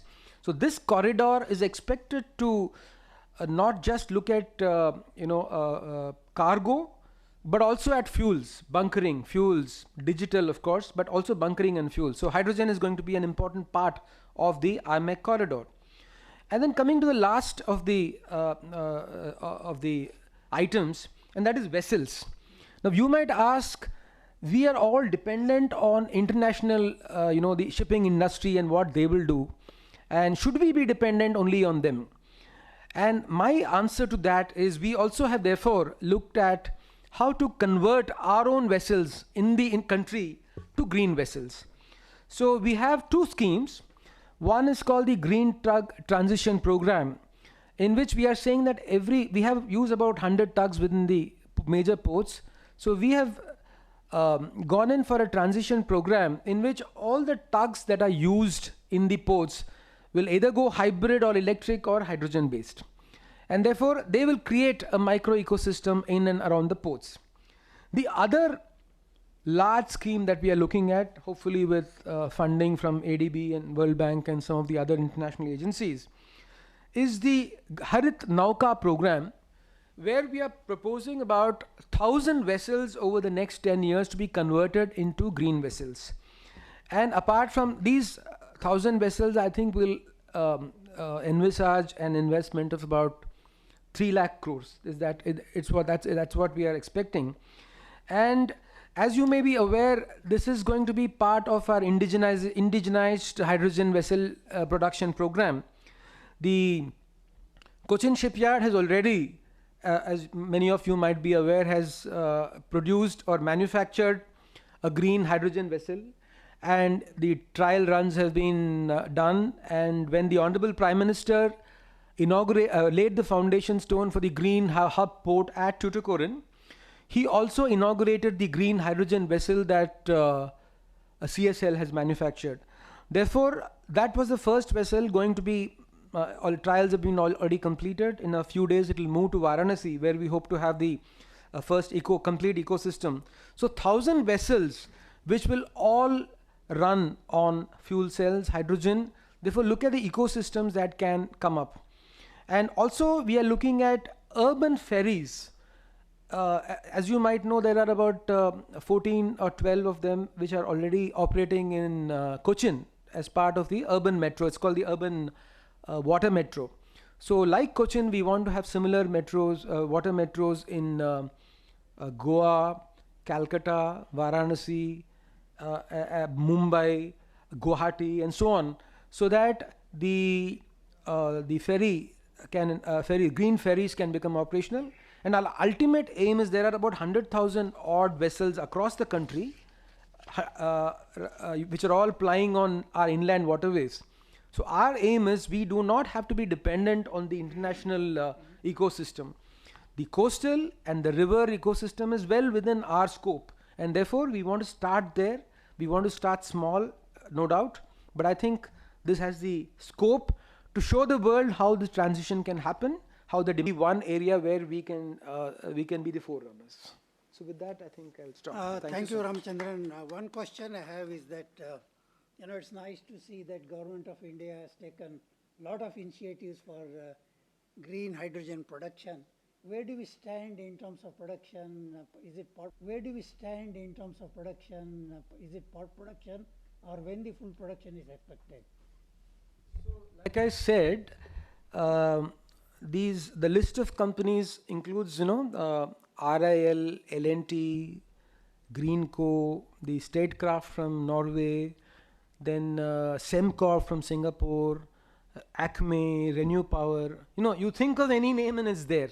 So all of them have between them taken about 3,000 acres of land, and 200 acres is what I believe is required for 1 million tons, 250 to 300 acres. So I think we're looking at something like 5 million to 10 million tons. What is the target over at the the- next 5 years? 5 years. Over the next 5 years. Any other question? Anybody else has? Yes. Thank you. I was most, in a sense, pleased to learn of the bunkering arrangements. But bunkering arrangements, unfortunately, are as weak as the weakest link in charging a ship. You have ships from all across the world who will come. When I went to engineering school, I was taught that hydrogen is one of the most dangerous gases. You may actually walk into a hydrogen fire without knowing it because its fire is invisible. What are the kinds of safety measures that are being put in place for this retail refueling of vessels? I did not talk about that because this was very specific on demand. So you see there are two things. One is on the safety and the regulatory protocols that are required to be put in place on the ship as well as at the bunkering point, that is the port. Now IMO has already come out with a list of protocols that are to be followed on the ship as well as at the ports. So that is there, and the ports and our own IRS, we have been working on some of the standards, and also the BIS standards for handling hydrogen, ammonia, etc. have already been worked out. And some of them have said that we can adopt whatever the IMO has said, we can straight away adopt those standards. So the standards, regulation, safety part has been taken care of. So those standards will be made applicable in the ports. So both for bunkering, storage, and we think that maybe initially we should look at ammonia and methanol rather than hydrogen, and which makes maybe makes sense. So, and we are also looking at how to use this hydrogen, because once you start producing the hydrogen, even though it might take some time for the bunkering to happen, there are fertilizer companies, right next to ports. For instance, Tuticorin, there are, hydrogen, they use hydrogen. So we can start off by doing that, and also the possibility of clustering, where you have some transport, where you have some shipping, inland water, tugs, fertilizers, maybe steel, at some locations, and ferries, so that some kind of core demand is created, and then that will kick off the entire process. Okay, thank you, Mr. Ramchandran. I think we will move on to the next speaker, Dr. Sanak Mishra. Over to you, Dr. Sanak Mishra. Thank you, Dr. Suresh. I have a short presentation, which will be in a very short three parts. One would be just a preview, and then what's happening outside India and what's happening in India. And this is specific to the steel industry as a customer, as a market for green hydrogen. Next slide, please. Next slide. Yeah, just to remind you that the total global greenhouse gas emissions, 65% is carbon dioxide, and that is really the focus of the steel industry, the carbon dioxide. Next slide, please.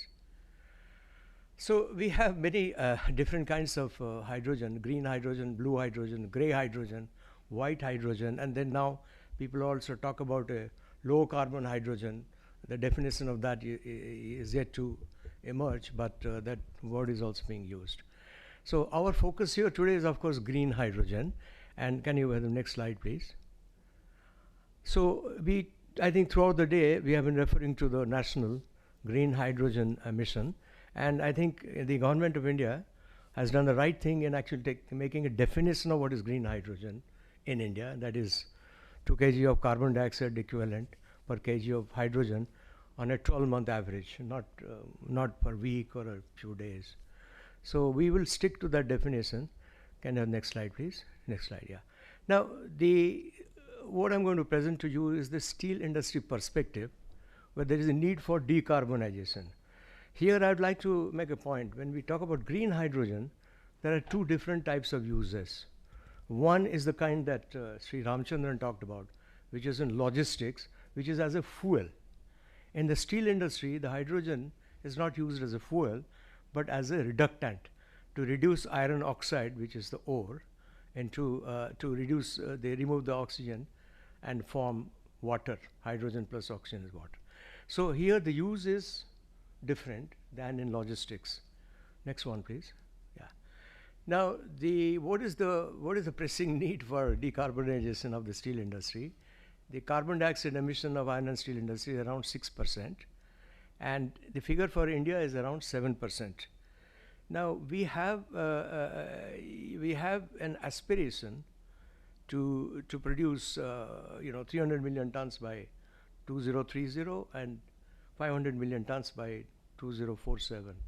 Now, if 2047, if you look at that, and we are currently, we'll show you the figure, we are currently generating about 2.5 tons of carbon dioxide on the average per ton of steel. It will be like 1 billion tons of carbon dioxide uploaded into the atmosphere. So this is not something that the people of India are going to accept. Next one, please. Next one. Yeah, so I call it iron in the fire. You look at the carbon dioxide intensity of steel production per ton of steel. Now there are many different ways of producing steel. There is not one standard way. And the fact is that much of the carbon dioxide is actually in the primary stage of steel production, which is the reduction stage. The next stage is actually steel making, what we call. So the first stage is called iron making, the next stage is called steel making. So 85% to 90% of carbon dioxide emission is in iron making. But basically it then goes to a furnace, which is either a basic oxygen furnace or an electric arc furnace.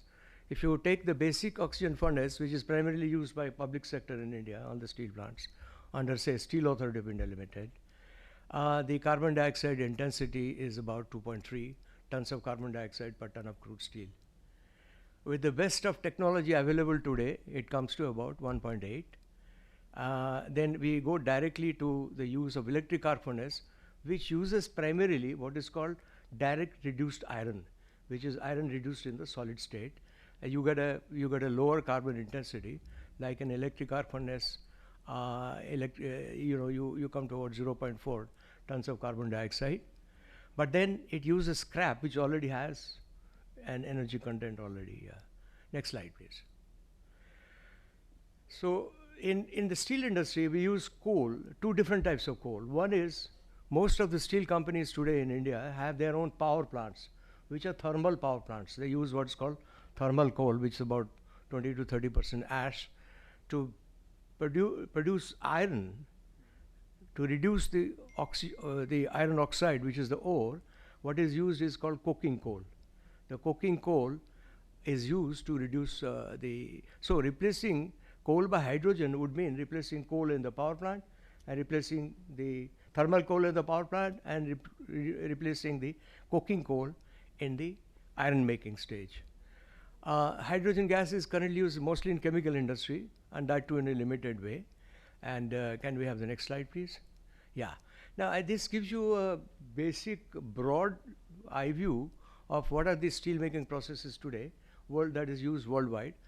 The first one is using a blast furnace, and entire steel industry I'll show you in India is blast furnace oriented. Using a blast furnace where we reduce the iron oxide to iron, and slag comes out of it, and we have carbon dioxide. Then we have a coal-based steel making with what is called carbon capture and storage, which has started in a very small way in a 5-ton furnace in an experimental basis in Tata Steel. And there what happens is we capture the carbon dioxide, and only 20% will enter the atmosphere. The 80% will be stored underground. It's called CCS. Now, my view is that this is never going to be accepted by the citizenry, because they really don't want to go on Mother Earth, and they think that we have got tons of carbon dioxide under high pressure under my feet. So then we come to hydrogen-based steel making, where primarily today the hydrogen is used to reduce the iron oxide in solid state in what we call DRI installation, or direct reduced iron installation. As a matter of fact, India is the largest producer of DRI. About 22 to 23% of steel production in India is on account of the direct reduced iron that goes into an electric arc furnace. Now, this is the most amenable to use green hydrogen or hydrogen. And there what happens is you reduce the iron oxide in solid state, have a high degree of metallization, what's called metallization, take that direct reduced iron to an electric arc furnace, and then you add scrap and direct reduced iron, and you produce steel. Now here again, the question is, the scrap already, if it is produced from a thermal energy intensive production route, it's already added carbon dioxide into the atmosphere. However, if it's going to be purely, the scrap is produced from a purely green electricity, then of course, then we have a future here. Next slide, please. Next slide. Now, I'll give you some examples of what steelmakers are doing outside India, and then I'll come to what's happening in India. Now, I think one of the pioneer projects was a demonstration project by a steelmaking company called Hybrit, and this is built in Luleå in Sweden in collaboration with Swedish state agency, state-owned mining company, and state-owned power company Vattenfall, which uses actually wind energy. So you have a renewable energy source, wind energy, and then you take the green to wind energy, electrolyze the water, and then produce hydrogen, and use the hydrogen for direct reduction of iron. Next one, please. But now we have seen now a report in January, this just a few months back, that there's a company called Hydrogen Green Steel, which has raised $5.17 billion US dollars, and a proposed flagship plant in northern Sweden's town of Boden, which will be world's first large-scale commercial green steel project. The green steel will be created by using hydrogen. Again, it will be green hydrogen. The electricity required for electrolysis and the running of the plant will be provided by nearby resources, including hydropower. So the first example was using wind power. Here we come to an example where they're using hydropower. This promises to cut emissions by almost 95%. Now, hopefully this will come out in about 2 years' time, and by end of 2025 or 2026. This will be the first commercial green steel plant in the world. But in the meanwhile, what has happened is, we'll go to the next slide. The Chinese steel company, which is one of the largest steel companies in the world, called Bao Steel, it announced that its subsidiary company, called Zhanjiang Iron and Steel Zero Carbon Demonstration Plant, 1 million ton hydrogen-based shaft furnace began production already in January 2023. That hydrogen is not green hydrogen. Hydrogen can be called as a gray hydrogen. Is sourced from its coke oven plant. The coke oven plant is a byproduct.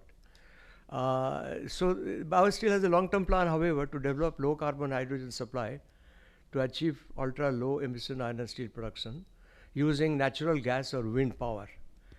This is the first 1 million ton hydrogen-based shaft furnace in China, and we will see the next slide, a nice picture of that shaft furnace. Yeah, next slide, please. So you see that long shaft. That is that's the 1 million ton furnace where they reduce, they produce a DRI and then go to an electric arc furnace. Next slide, please. What's happening in Indian steel industry? Let's look at it. India is actually the largest steel producer in the world after China, and also now, of late, it's the largest steel consumer in the world. It's far ahead of all the advanced countries except China. It's witnessing robust steel demand and consolidation. The current steel producing capacity is 160 million tons. The figure is anticipated to rise to 300 million tons as per the National Steel Policy. And the finished steel consumption is expected to be 230 million tons per annum by, say, 2030-31, which will be requiring 300 tons of crude steel production. And I have made a projection that by 2047, we would be producing about 500 million tons of steel. In fact, during the last 1 decade, the crude steel making capacity increased by 70% in India, which is the highest growth in the world. Next one, please. Next slide. So this is just a crude steel production in India for the last 10 years, and you will see installed capacity versus crude actual production, which is a fairly high ratio of about 80 to 85%, varying from year to year. Next one, please. Now, this slide is a very interesting slide because we talk about the IT revolution. I, being from the steel industry, I talk about the steel revolution. What it shows is the production capacity of Indian steel versus the world global steel as a whole, including China. From 1967 to 2022, the world steel production went up from 490 million tons to 1890 million tons. 50% of that is from China, of course, but it's a fourfold growth. If you look at India, you see between the same period, 1967 to 2022, the Indian steel production grew 19 times. And if I take current year, it would be actually 20 times from 1967 to 2023. It'll be, so you can see it's a phenomenal growth story of the Indian steel industry. The steel industry tends to be cyclic, no doubt, but overall, you know, Indian steel industry is on a growth projectile. How many more slides, I think? Is Sorry, that, one how more, many? 2 minutes, Okay. 1 or 2 minutes. Okay, India is, okay, this slide is not so important, but what I wanted to say is the abundance of iron ore, scarcity of metallic scrap, and higher power tariffs drive the cost economics currently for the blast furnace basic oxygen furnace route, not the DRI, electric arc furnace route, although India is the largest producer of steel through the DRI EAF route. Next one, next slide please. Yeah. So this is just gives you a ratio. I don't want to harp too much on it. Go to the next slide. Yeah. Tons of carbon dioxide emission per ton of crude steel from 3 major integrated steel plants in 2019-20 figure. Tata Steel 2.31, SAIL 2.6, JSW Steel 2.35. It's pretty high actually by international standards. Next one please. Yeah. The Government of India initiative for the green hydrogen, also consequently the Ministry of Steel has constituted 14 task forces with engagement of industry, academia, think tanks, etc. for achieving decarbonization of steel sector in a phased manner. In fact, I'm chairing one of those task forces. Next one, please. So this is the last slide. The proposed investments in India. What's happening in India? Are people interested in investing in the private sector? The government of Maharashtra signed, this is January 30, signed an MOU for green hydrogen projects amounting to a massive total investment of 2,76,000 crores, 2,76,300 crores. An MOU was signed with ArcelorMittal Nippon Steel, which is in Hazira, which is one of the largest steel plants in India today and profit making. They would establish a steel plant with an investment of 40,000 crore, which will be using green hydrogen. The MOUs also entail collaborations with various other companies, including NTPC Green Energy Limited, JSW Energy Limited, etc., etc. So what I'm trying to say is that there is a certain momentum which has picked up in India, you know, for using green hydrogen in the steel industry. From my own experience in the industry, I see that after a critical level is reached, the momentum will be very high. And I see that steel industry in India would be one of the major customers, one of the largest markets for green hydrogen in the next 50 years. Thank you very much. I think that's the last one. Thank you, Dr. Sanak Mishra. You know, one question because we have run out of time. You know, now we are trying to switch over to, as you have recommended strongly, to green hydrogen usage in the steel plant. But does it demand any technology changes in the steel production itself? And if so, what percentage? It does. Actually, at the moment, you know, the potential seems to be for DRI production, solid state reduction of iron ore. But as I said, in India, the reduction of iron ore is taking place to a large extent in blast furnaces. So we need to experiment, we need to establish, you know, technological processes for increased use of hydrogen in blast furnaces. So I think that requires a great deal of R&D and design and engineering and technological innovation. Where do we stand? Anything we have done so far? Well, I mean, some experiments have been conducted by Tata Steel, I understand, putting some hydrogen into the furnace. But these experiments have to be repeated, and the level of hydrogen, the quantum of hydrogen that is injected into the furnace will gradually have to be raised to see, you know, how far we can succeed in doing. Okay, thank you very much. I think we'll come back if there are any questions later. Now, shall we move on to the next speaker, Dr. Umesh Srivastava. Over to you.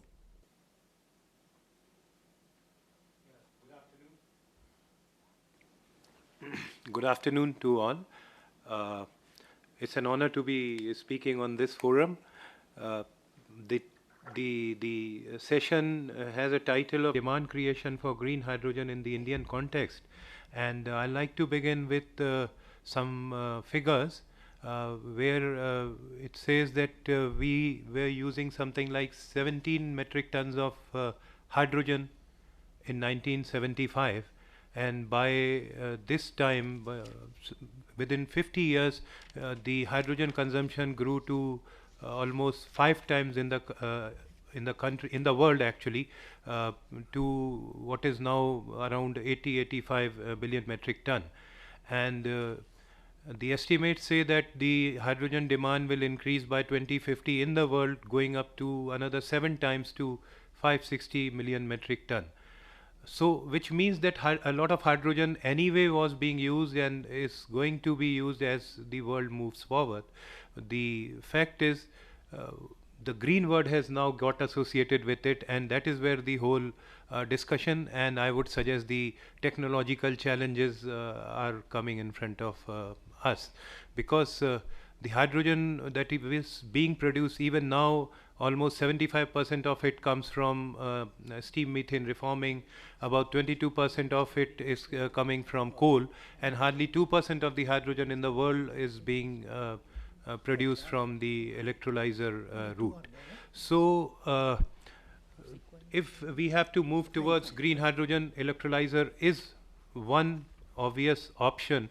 As I'll move forward in my presentation, I like to highlight what oil industry and particularly Indian Oil is doing in terms of the exploring alternative routes, and which we feel very strongly are the ones which may get the hydrogen to the right price at the point of use. I think Mr. Honorable Secretary Shipping has already mentioned that hydrogen is a very difficult molecule to handle. Actually, it's a very light gas, and if it has to be handled, it should be handled at the production stage preferably, because if you have to transport it, you have to convert it into any form, or maybe pressurize it and then take it to the point of use, which increases the cost of production. And that is where the hydrogen is being used even today, whether it's a process industry like refining, or fertilizer industry, or chemical industry. It is hydrogen being produced there and used, and some quantity of hydrogen is being imported also, or ammonia, in the form of ammonia for use in fertilizer, and fertilizer itself is imported. So as of now, there are certain barriers which restrict the demand of hydrogen. Major is, of course, the green hydrogen, if I can say. One very obvious demand is, the barrier is cost of green hydrogen. We all are grappling day in and day out to see how we can bring down every cent, every paisa of the green hydrogen cost down. Then we also need suitable infrastructure to handle green hydrogen, because in our oil industry and oil and gas industry, we feel pipelines is the cheapest mode of transportation of fuel, but hydrogen being transported across the country on pipelines is a challenge. Round the clock renewable energy. Then the one very important aspect is for which is a barrier for the demand creation of hydrogen, is actually the regulations. Of late, a lot of emphasis has been given by the government, and therefore all the standardizing agencies, including PESO, has been working on the standardization regulation. But having said so, I'll also like to mention that so far as the mobility sector is concerned, there are at least 3 plants in my knowledge which are ready to dispense hydrogen in the country, but they are awaiting the regulatory approvals. Then workforce is again a very big challenge so far as the green hydrogen is concerned. The Indian engineering industry, the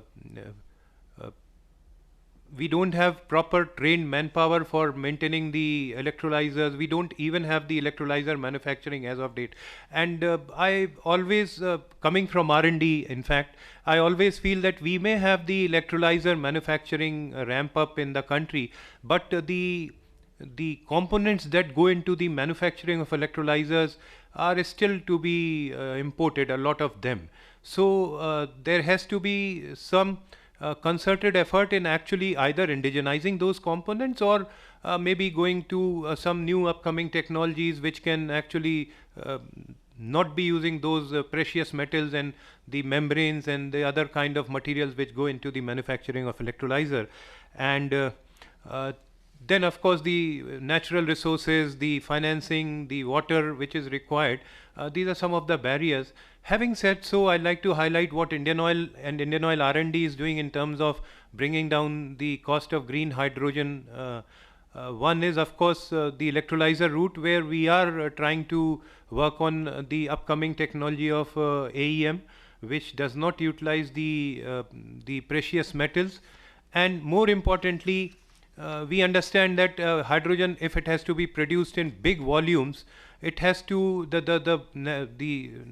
the resources should be readily available within the country. So one resource is biogas and the other is the biomass, and we've developed a technology for single step conversion of biomass into hydrogen, which is again a very high quality hydrogen to be used in the process industry as well as in the mobility sector.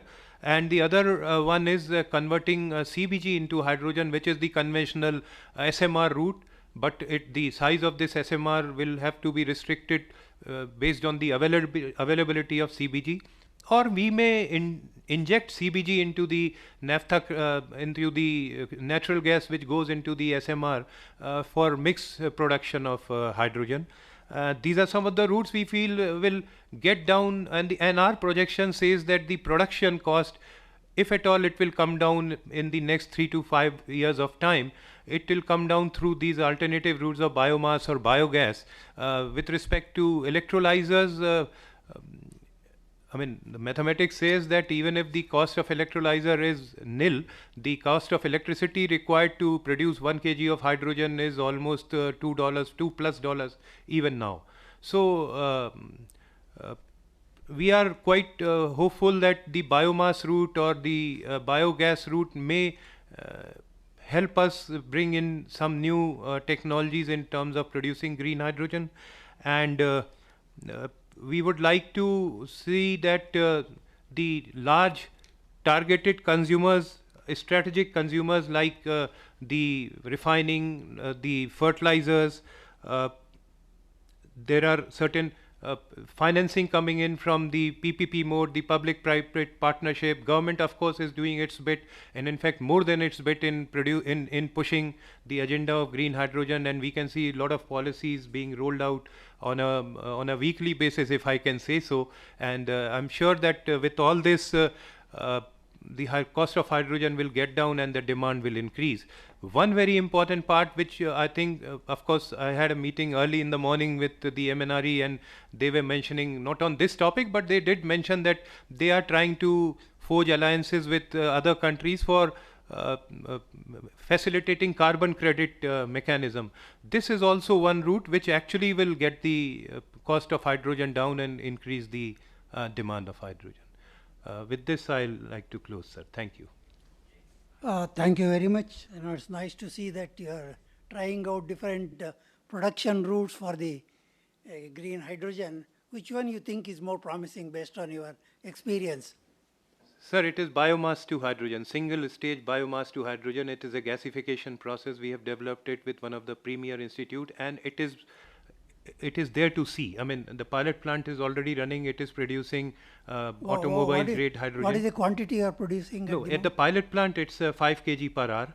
We are scaling it up to another 20 kg per hour in our center, and at the same time, we're trying to see that if we can have 100 ton per hour, 100 kg per hour in any of our small refineries to begin with. And we feel that, you know, this hydrogen will have its dependence on biomass. And there's another industry which depends on biomass, which is the newspaper industry or the paper industry. So we like to see how, I mean, we like to emulate that in terms of ensuring the resources for this hydrogen. Any other question? Anybody else? Yeah. I am Dr. H.R.P. Yadav from Amity University, Haryana. In response to Dr. Srivastav's point, I have one thing. If we produce hydrogen from biomass route, there will be two greenhouse gases. One is CO2 and another is methane. Both are strong greenhouse gases, which is a very big challenge in this current scenario. So how to control these two greenhouse gases, and only then we can think of production of green hydrogen by this route. Thank you. Sir, I said we are utilizing a single step gasification process, and in the gasification process you don't get those kind of emissions. It gets converted itself in the syngas, and then you can have a pressure swing absorber where you can have the facility of capturing it separately. Okay, thank you. Thank you very much. I think we'll move on to the next speaker. It's Mr. Bibek Bandyopadhyaya. So over to you. Good afternoon, everyone. See, we are talking about demand creation of green hydrogen. If we see, we have already learned the distinguished speakers that green hydrogen can be used for two purposes. One, as the feedstock, chemical or reducing agent, and the other as the energy carrier. Now, as far as India is concerned, we are already using hydrogen, as Dr. Srivastav has mentioned. And that annual requirement right now, it is around 6 million tons. And our national green hydrogen mission has a target of 5 million tons per year. But this, which is being used as feedstock in refineries and fertilizer and ammonia production, comes from the gray hydrogen. So it's a question of replacing it by green hydrogen. But the main barrier is the cost of green hydrogen. So first thing, the cost is to be brought down, and we have heard plenty about the reduction of cost even in this seminar. And it is expected, as Dr. Mathur has pointed out, that with stochastic renewable energy, solar and wind, and along with storage, if the plant load factor can be increased up to 75%, then it is possible to get green hydrogen at a reasonable cost in Indian context. And that time, this gray hydrogen which is being required can be replaced by green hydrogen. The other application is energy, as energy carrier. Let us see our energy situation. Right now we are consuming around 37 exajoule for the annual consumption in the country. And it is projected that it would be 35% more by 2030.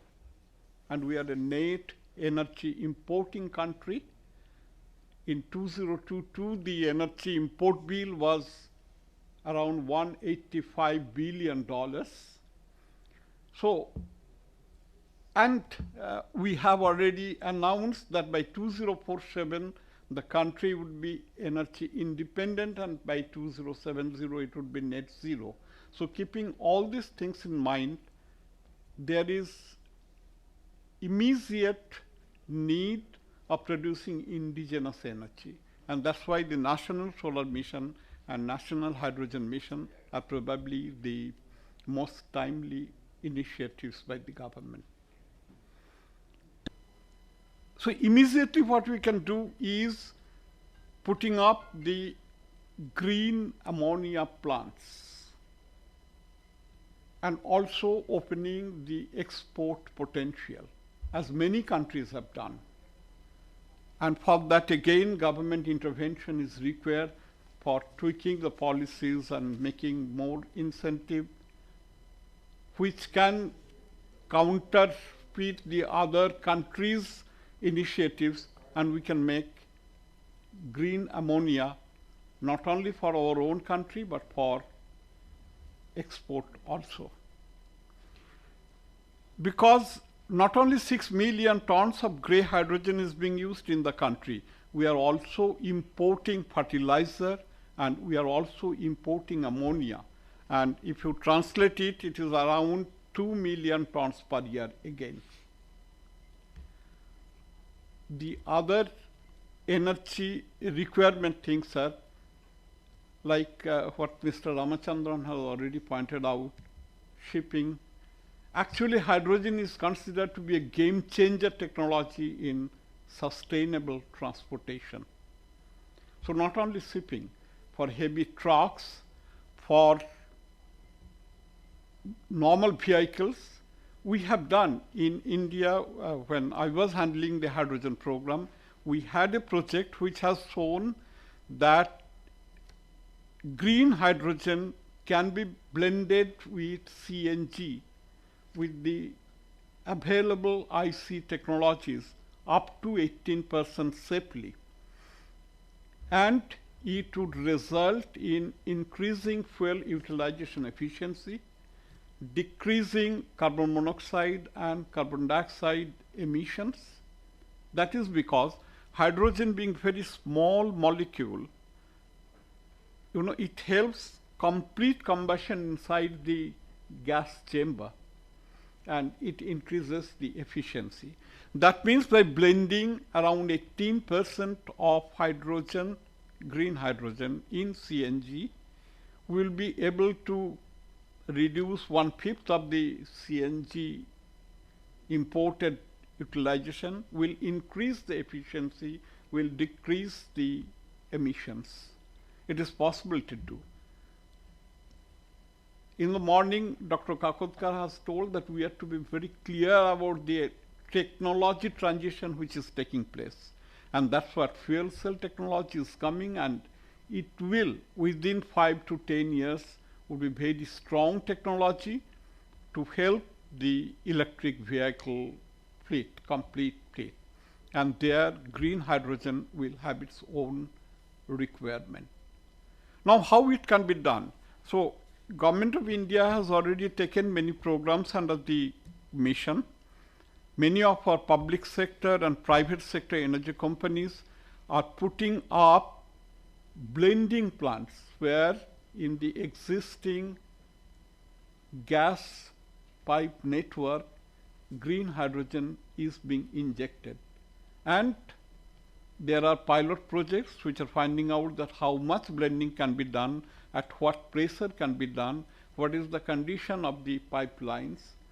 Because if we have a very extensive network of pipelines, 17,000 kilometers in this country. So if green hydrogen can be injected and can be given to many places, it can be utilized in many utilization factors, not only for transport, for power generation, for cooking, for heat requirement in many industries, it can be utilized. But then there are many ifs and buts. Hydrogen is, it can diffuse very easily. It can make the metals brittle.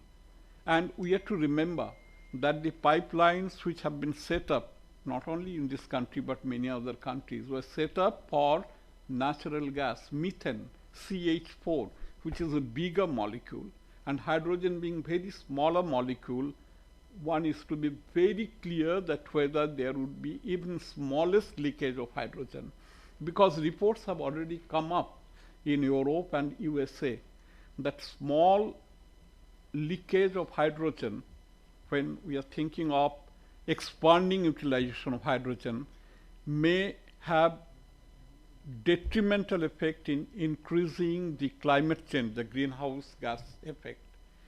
because hydrogen, it goes up in the stratosphere and interacts with the hydroxyl radical, OH.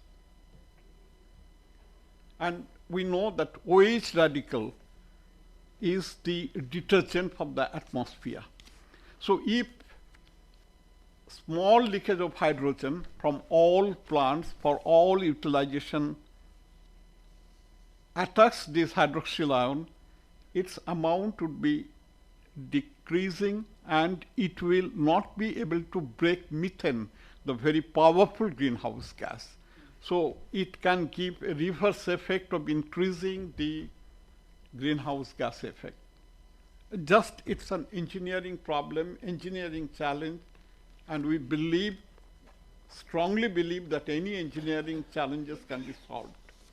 But from the results of these pilot plants which have been put up by GAIL, by NTPC, by Adani Total, I think these results should be taken up, should be properly analyzed, and accordingly the technical standards to be met, the regulatory guidelines to be set up, the standard operating procedures have to be put up, and we have to be very cautious making the total planning. But it is possible to do, and as we have seen that we are importing energy and more energy will be imported. So even some of its portion, if it can be replaced by indigenously generated green hydrogen, which has every possibility, positive mark, we will be able to reduce our energy import bill, and we will also be achieving our twin targets, that is indigenous energy availability and reaching the climate targets. Thank you. Thank you, Dr. Bandyopadhyay. Just one question that, you have so much of experience in the energy sector, and also you said that you have worked in the H2 program.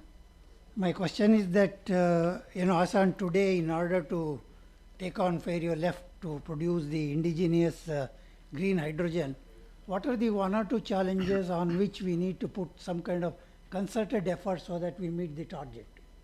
In your opinion, based on your experience? I think it is a very clear roadmap for green hydrogen. It is possible to do. First, the cost is to be reduced. That is the first barrier.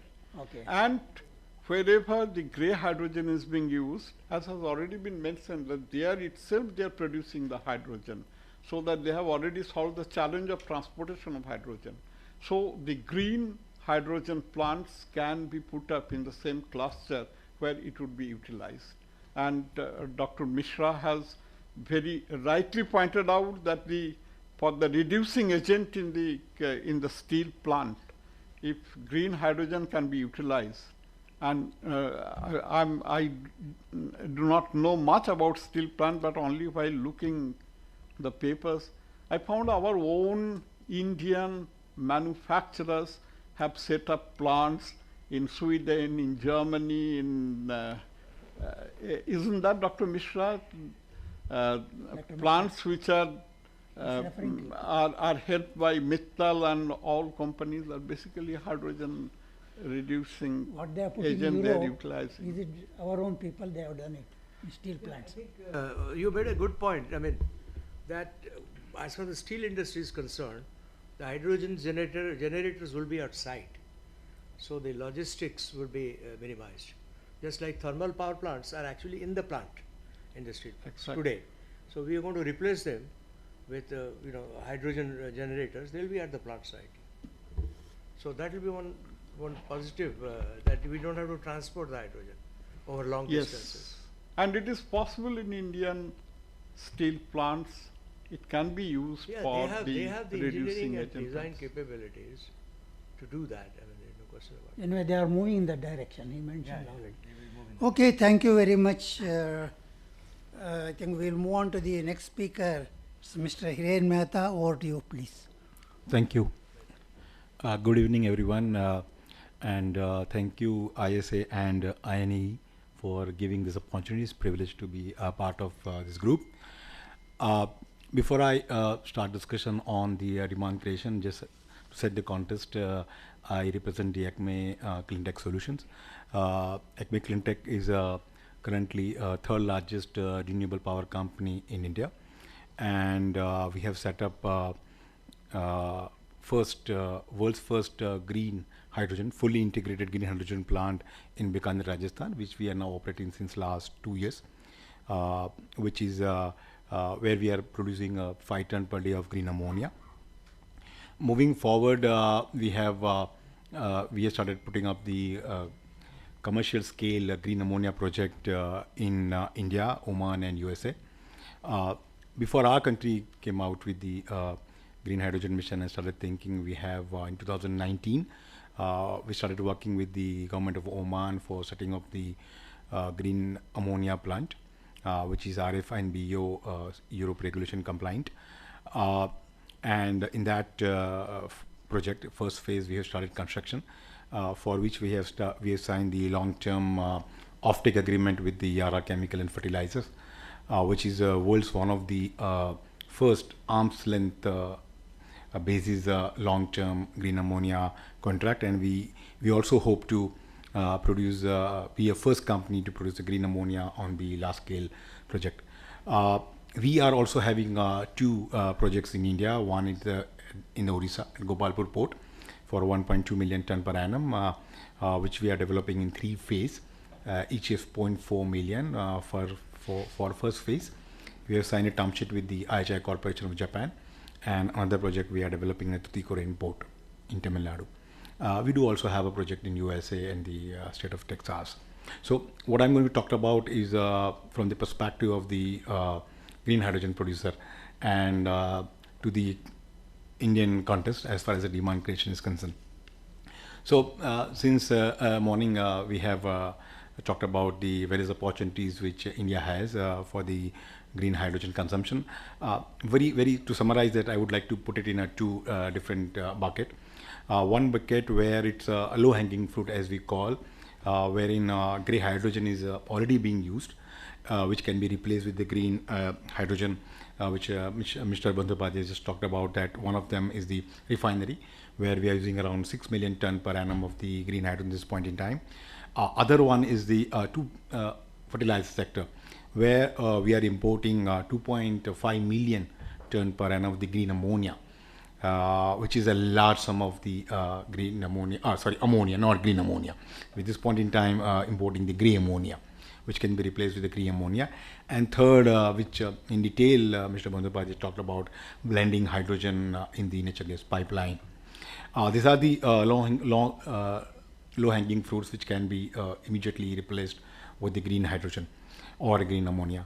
Other bucket is where either we need to have some kind of infrastructure investment or technology development, which is steel, cement, or mobility. So here in this opportunity, I would like to draw attention to other sectors, where Indian context can work very well. One is that renewable power which is available to us is during the solar and wind hours, 16 to 18 hours a day. For the round-the-clock power, we still need battery backup. So being a battery is a rare materials, and some point in time it will be also a challenge, availability of that, and cost is also a challenge, where we believe that in daytime one can produce the hydrogen and can be stored, and that can be used as a storage. Hydrogen can be used as a storage of energy, and that's why during those hours when wind or solar is not available, that can be used for the round-the-clock power in our country. Other thing is, in our country, even certain places like islands, Andaman Nicobar and Lakshadweep, diesel has been used for the generation of the power. While effort has been made by the government of India to replace that diesel with the natural gas, but it didn't happen yet. So this is one area where the green ammonia can be used to generate the power. So these are the other opportunities which I think can be worked in our country. Now talking about the challenges, lot had been talked about the price of the green hydrogen, which is this point in time, if not more than 2 times of the grey hydrogen price. Other is looking from the perspective of the developer that finance cost and having long-term bankable contract is one of the major challenge. 75% is the debt which is required for any such project, and there is a chicken and egg story. Like in morning we heard Mr. Shahez Jain talking about the long-term bankable agreement is required from the producer side to have a debt. In that case, what they expect, bankers expect to have a fixed price, whereas other hand the customers always are used to with the variable price because they are using currently a gray molecules which is index based. Other than that, the term of the contract, like bankers always want a long term as much as possible till the time the project life has, and but at the same time the customer wants the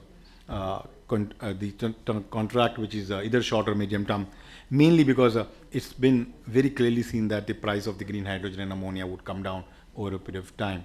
So this kind of challenges are the big challenges for anyone to set up a green hydrogen and green ammonia plant. Not that prevalent in our country, but there is also a challenge when it comes to exporting the green hydrogen and ammonia, its derivative, which is one of the in our mission, one of the target is to become a green hydrogen to become export hub.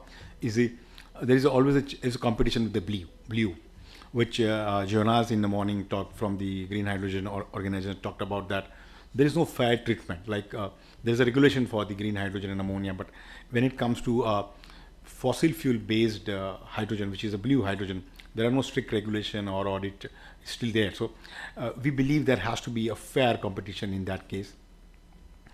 Now moving from the challenges, I just would like to have some of the strategies which can work in the Indian context. Like it is very, very important that to understand that to bridge the gap, one has to produce the green hydrogen, like we have seen in case of in our country for the power, that some point in time cost of power, renewable power, was around 15 rupees and now it's came to 2.5 rupees or 3 rupees.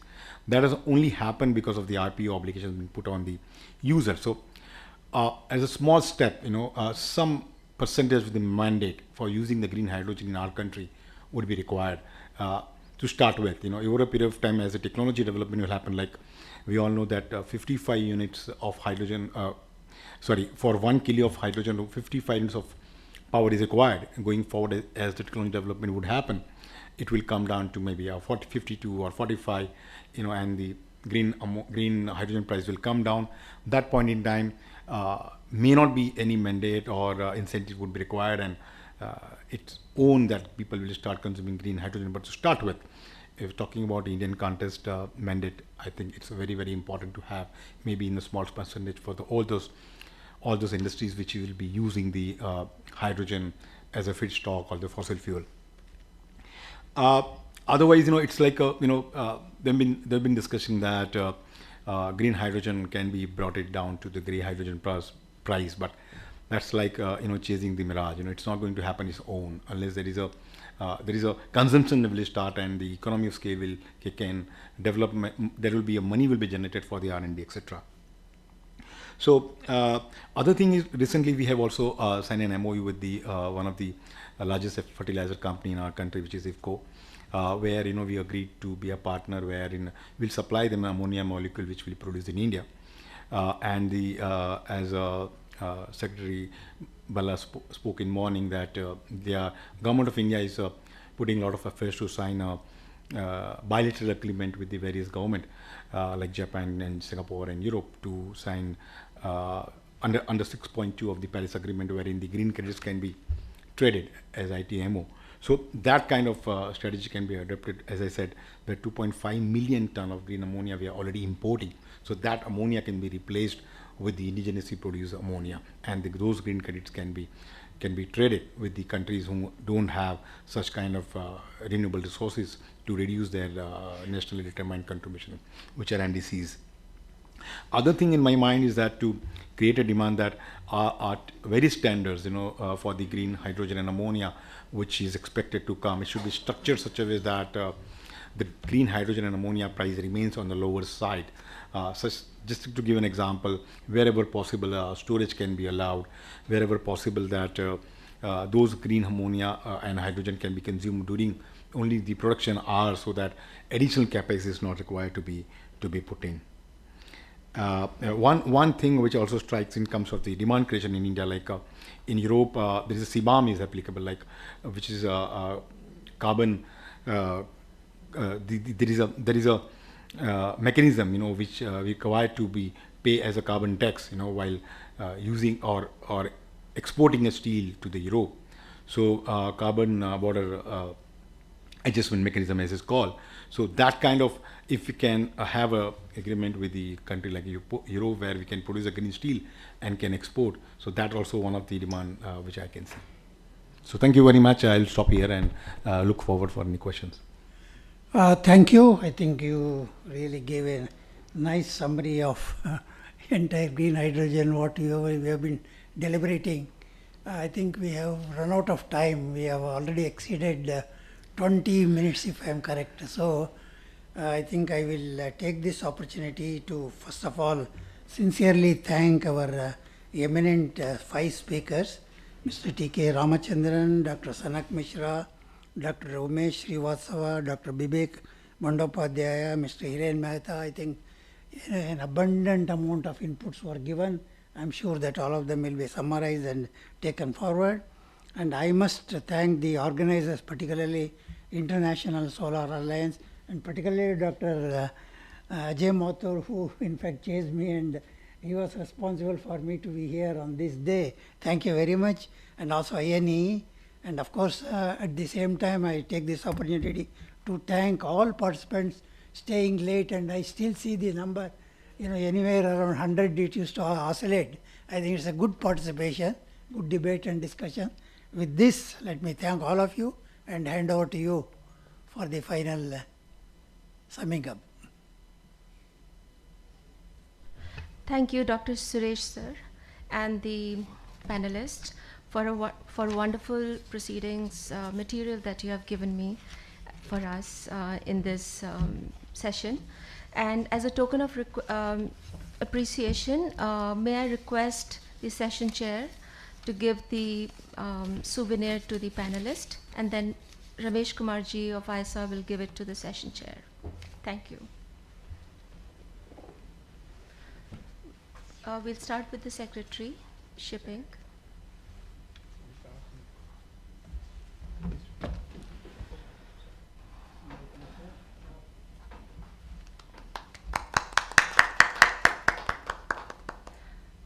Mr. Sanak Mishra, please.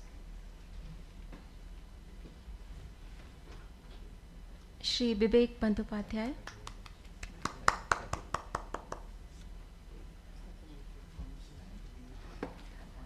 Dr. Umesh Srivastava.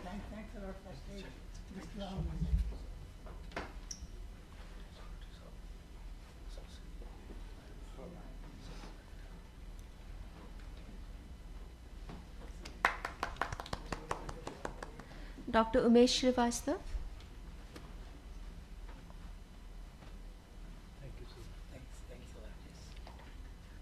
Thank you. And Mr. Mehta, please. Thank you, sir. Can Mr. Ramesh Kumar present the souvenir to the session chair? Thank you.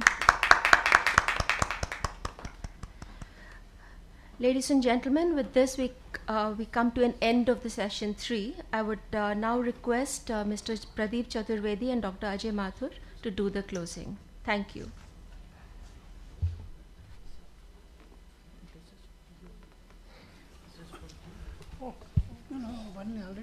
Thank you very much, Mridula, for all the hard work you and Colonel Rai have done all these days, and even today, right from the morning, and you have made so comfortable for everyone to really be attending this seminar. I'll briefly go through. We had 3 sessions, which were identified, 3 topics that were identified in our first seminar held in November. And the 3 topics we discussed were green hydrogen, relevance, policies, standards, and regulations. The second was economics of green hydrogen in Indian context. And the third one was the demand creation for green hydrogen in the Indian context.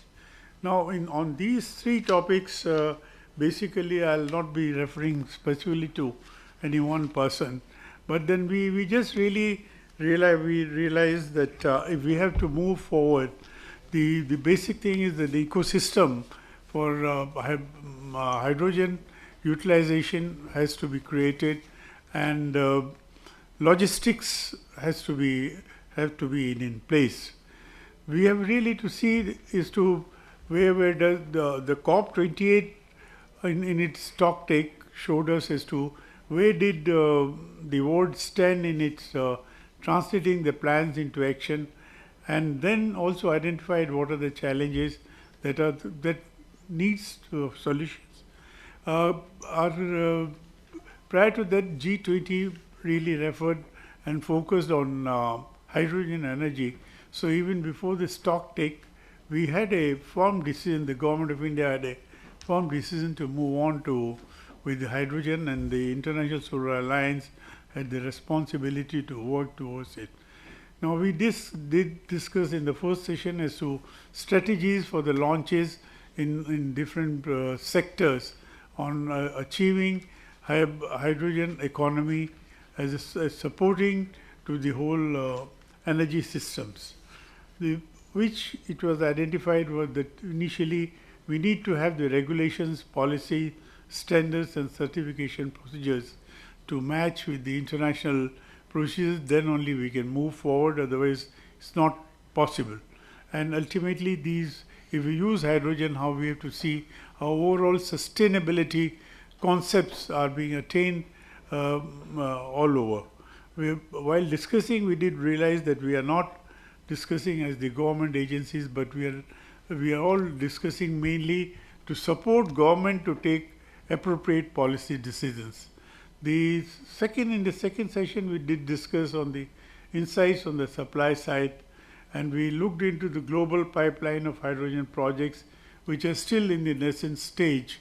We can say that different kinds of different sectors have been explored, but it's very difficult to say where we have got the 100% success and at what cost will it be really attained.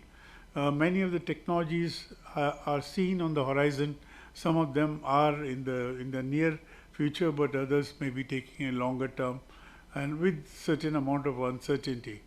The second point was the high financing costs and the access to the finance.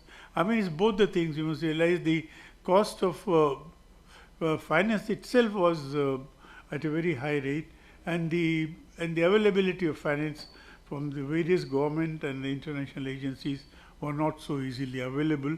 And it is thought that the private sector, even in other ways also, the private sector is being looked into. How does the private finance come into the whole whole process? Then the third was that fostering community involvement. That means also involving various sectors, and at the same time everyone that is involved, whether it's from the energy sector or from the industries, that has to be really done. Some of the the basic study that we finished 2 years back, we found that hydrogen energy globally, after debate and the report itself was written by 79 different experts and was referred by about 500 experts worldwide. It was realized that, and in that INA played an important role, especially Dr. Ajay Mathur. I also had the opportunity, and Dr. Vivek Bandyopadhyay. We did work very hard on it, and we realized that we projected that hydrogen could be used not only for the transport purposes, but for decarbonization basically, and even in the domestic and construction sector. So this is besides the industry. The third session we had referred to the insights on demand side. So it is that the efforts to create demand needs to be stepped up, and then different presentations. Even we had how we could go for the maritime thing, but then we had to see what are the obstacles and what are the interlinkages that have to be really covered. And the regulators' support and bold policies and private sector participation again are very important insights into the demand side projection. We also have to look into when we are looking into hydrogen, we have to see the overall energy transition, not only for the energy per se, but for into the industry and the transportation sector, even the maritime sector. We had to create demand for carbon as a material. We have to also see that different materials use, how it is being taken care, how it is being done, and at what price, and at what places can interventions for better use of hydrogen could really be attained. Now these broadly were, without getting into specifics, these broadly were the three sectors that we discussed today. We wish to, under the Indian National Academy of Engineering, we have a technology forecasting and management group. We will be meeting 4 days from now. Before the president left, I did talk to him, and he agreed that the first report that we'll come out with and present to the government should be on the hydrogen thing. Maybe we'll carry it forward. ISA could be a partner with it, and that will be. ISA is not separate because Dr. Ajay Mathur chairs our energy committee, so he wears the two hats. So whether we say it's INA or ISA, that both have to go hand in hand. So with this, I hand it over for your advice, sir. Thank you. I think Mr. Chaturvedi has already presented a very detailed assessment of the discussions. I will only add that I think there were two kinds of issues that were discussed today. One was policy issues related to how do you help create demand and reduce prices. That was one key issue. And obviously, I think there was a broad feeling that as far as demand is concerned, all players in an industry, in a sector, should feel the need for change together, rather than one of them changing and being unfairly hit because of that. The second point that was made was that these have to be done in a technology neutral manner, so that as time goes by, new technologies that develop can be brought in. I think it would be useful for us to consider how this is done. The other issue that was discussed was that, and this occurred across many discussions, was that of industrial clusters. I think that particularly, one of the things that was brought out was the size of the hydrogen production and utilization facilities. There was, I think somebody said that it is better that all the hydrogen that is produced is utilized close to where the production is. That effectively says that the demand for pipelines is minimized. That by itself would be an important issue. But then what it leads to is that you would need clusters of user industries. And these clusters are also useful in the initial phases when we are looking at the development of an ecosystem for hydrogen utilization. The final point on which we did not discuss very much, except in a few instances, was regarding the technology development. Because of various reasons, we did emphasize a great deal on the development of electrolyzers. But as somebody said, this is at best 20-25% of the cost of hydrogen. The vast amount is the cost of the electricity that is needed for this purpose. Consequently, I think we need to focus on the key issues that are involved in reducing the price of electricity to the hydrogen production and utilization plants. Similarly, in the discussion on the maritime sector, Secretary Ports talked of the huge importance of hydrogen bunkers, hydrogen facilities to refuel ships. What he mentioned was that if you are looking at methanol, the change that you need from the current diesel engines is relatively small. But if you are looking at hydrogen, the differences would be very large. I think as the Indian National Academy of Engineering, we also need to focus on the economics, the long-term economics, and the long-term technology dynamics of making this happen. Similarly, in the case, Mr. Biren Singh wasn't here, but I think one of the key problems that occurs, for example, in the fertilizer industry, is that when you create, reform natural gas to produce gray hydrogen, hydrogen is produced and carbon dioxide. That carbon dioxide is then used when you make urea. The hydrogen goes to make ammonia, ammonia and carbon dioxide is mixed to make urea. But if there is no CO2, how will the urea be made? Unless, again, you have got a cluster approach, you've got a power station or something nearby from where you can use the CO2 that goes into making the urea or the methanol. I think, again, what it emphasizes is, as these multiple convergences show, what it emphasizes is the importance of looking at cluster-wise development of industrial facilities. As we move ahead, I think what we need to focus on is what are the key areas where the impact is the greatest as far as green hydrogen development is concerned. We do note that green hydrogen is cost effective or can be cost effective in a variety of sectors. But for it to be cost effective would mean a lot of both technological and infrastructural incentives to be taken into account. As Mr. Chaturvedi mentioned, we will, I think, as the Academy, focus on the kinds of technology enhancements that are needed, and as the ISA will focus on both the policies and the regulatory aspects in the training programs to come. Thank you very, very much.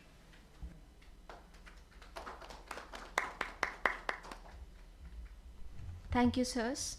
Ladies and gentlemen, this brings us to the closure of this seminar. On behalf of the International Solar Alliance and INAE, I would like to sincerely thank all the esteemed guests, session chairs, expert speakers, and the online and in-person audience for participation in this event. We deeply value your interest and support to ISA and INAE's Green Hydrogen Interest and Program. We look forward to the continued association as we move forward in this program. Thank you again, and you have a very good evening. Thank you. Maybe everybody can stand here for a photograph.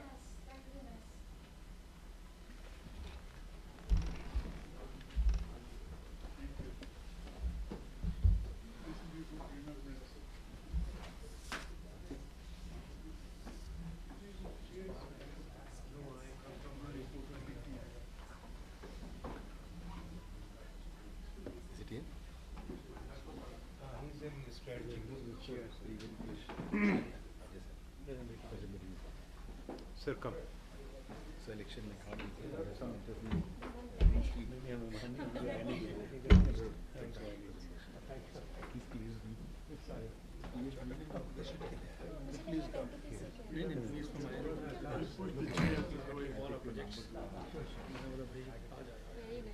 It's an important event. So thank you very much for